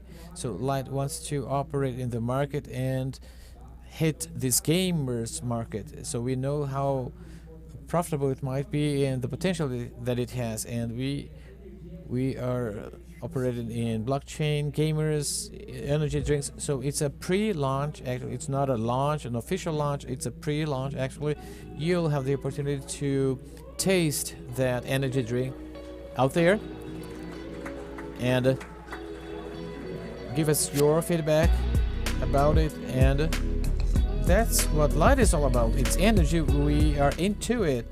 This Light Energy drink is a product that we will be very present in events, in fairs, in sponsoring campaigns. You'll see this Light Energy drink brand everywhere. This is a way that we've found out to reach people to know about the brand. So we are surmounted the blockchain barrier and bringing that into the physical world and make it happen also in the physical world. We'll have many flavors, but currently we just have one, and we will have this product that we will be able to buy, and you can get that through our marketplace.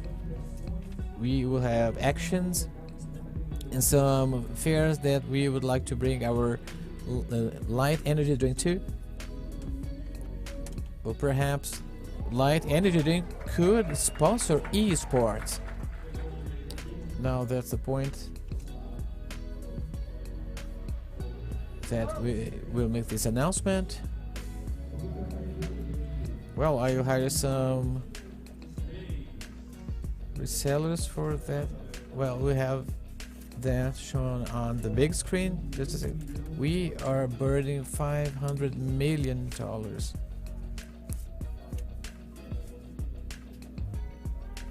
Well, we'll be able to broadcast that.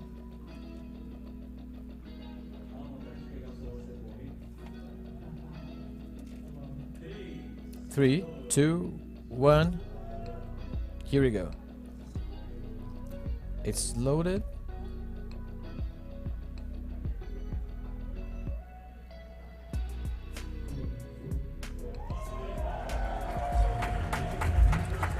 Now we've just burned 500 million tokens. Congratulations for your initiative, and I would like to immensely thank this team: Jonas, Leonel, Mateus, Anderson, and Enrique, Ricardo, Daniel, Rosello, and everyone else, and Giovanna as well. And let me thank you guys that were along with us. That was phenomenal. And we have some family members of mine. I'd like to invite over Jessica on stage and Jefferson as well. Our applause to our production team. Where's Jessica? And Jefferson as well. Where are they? And they made this event happen.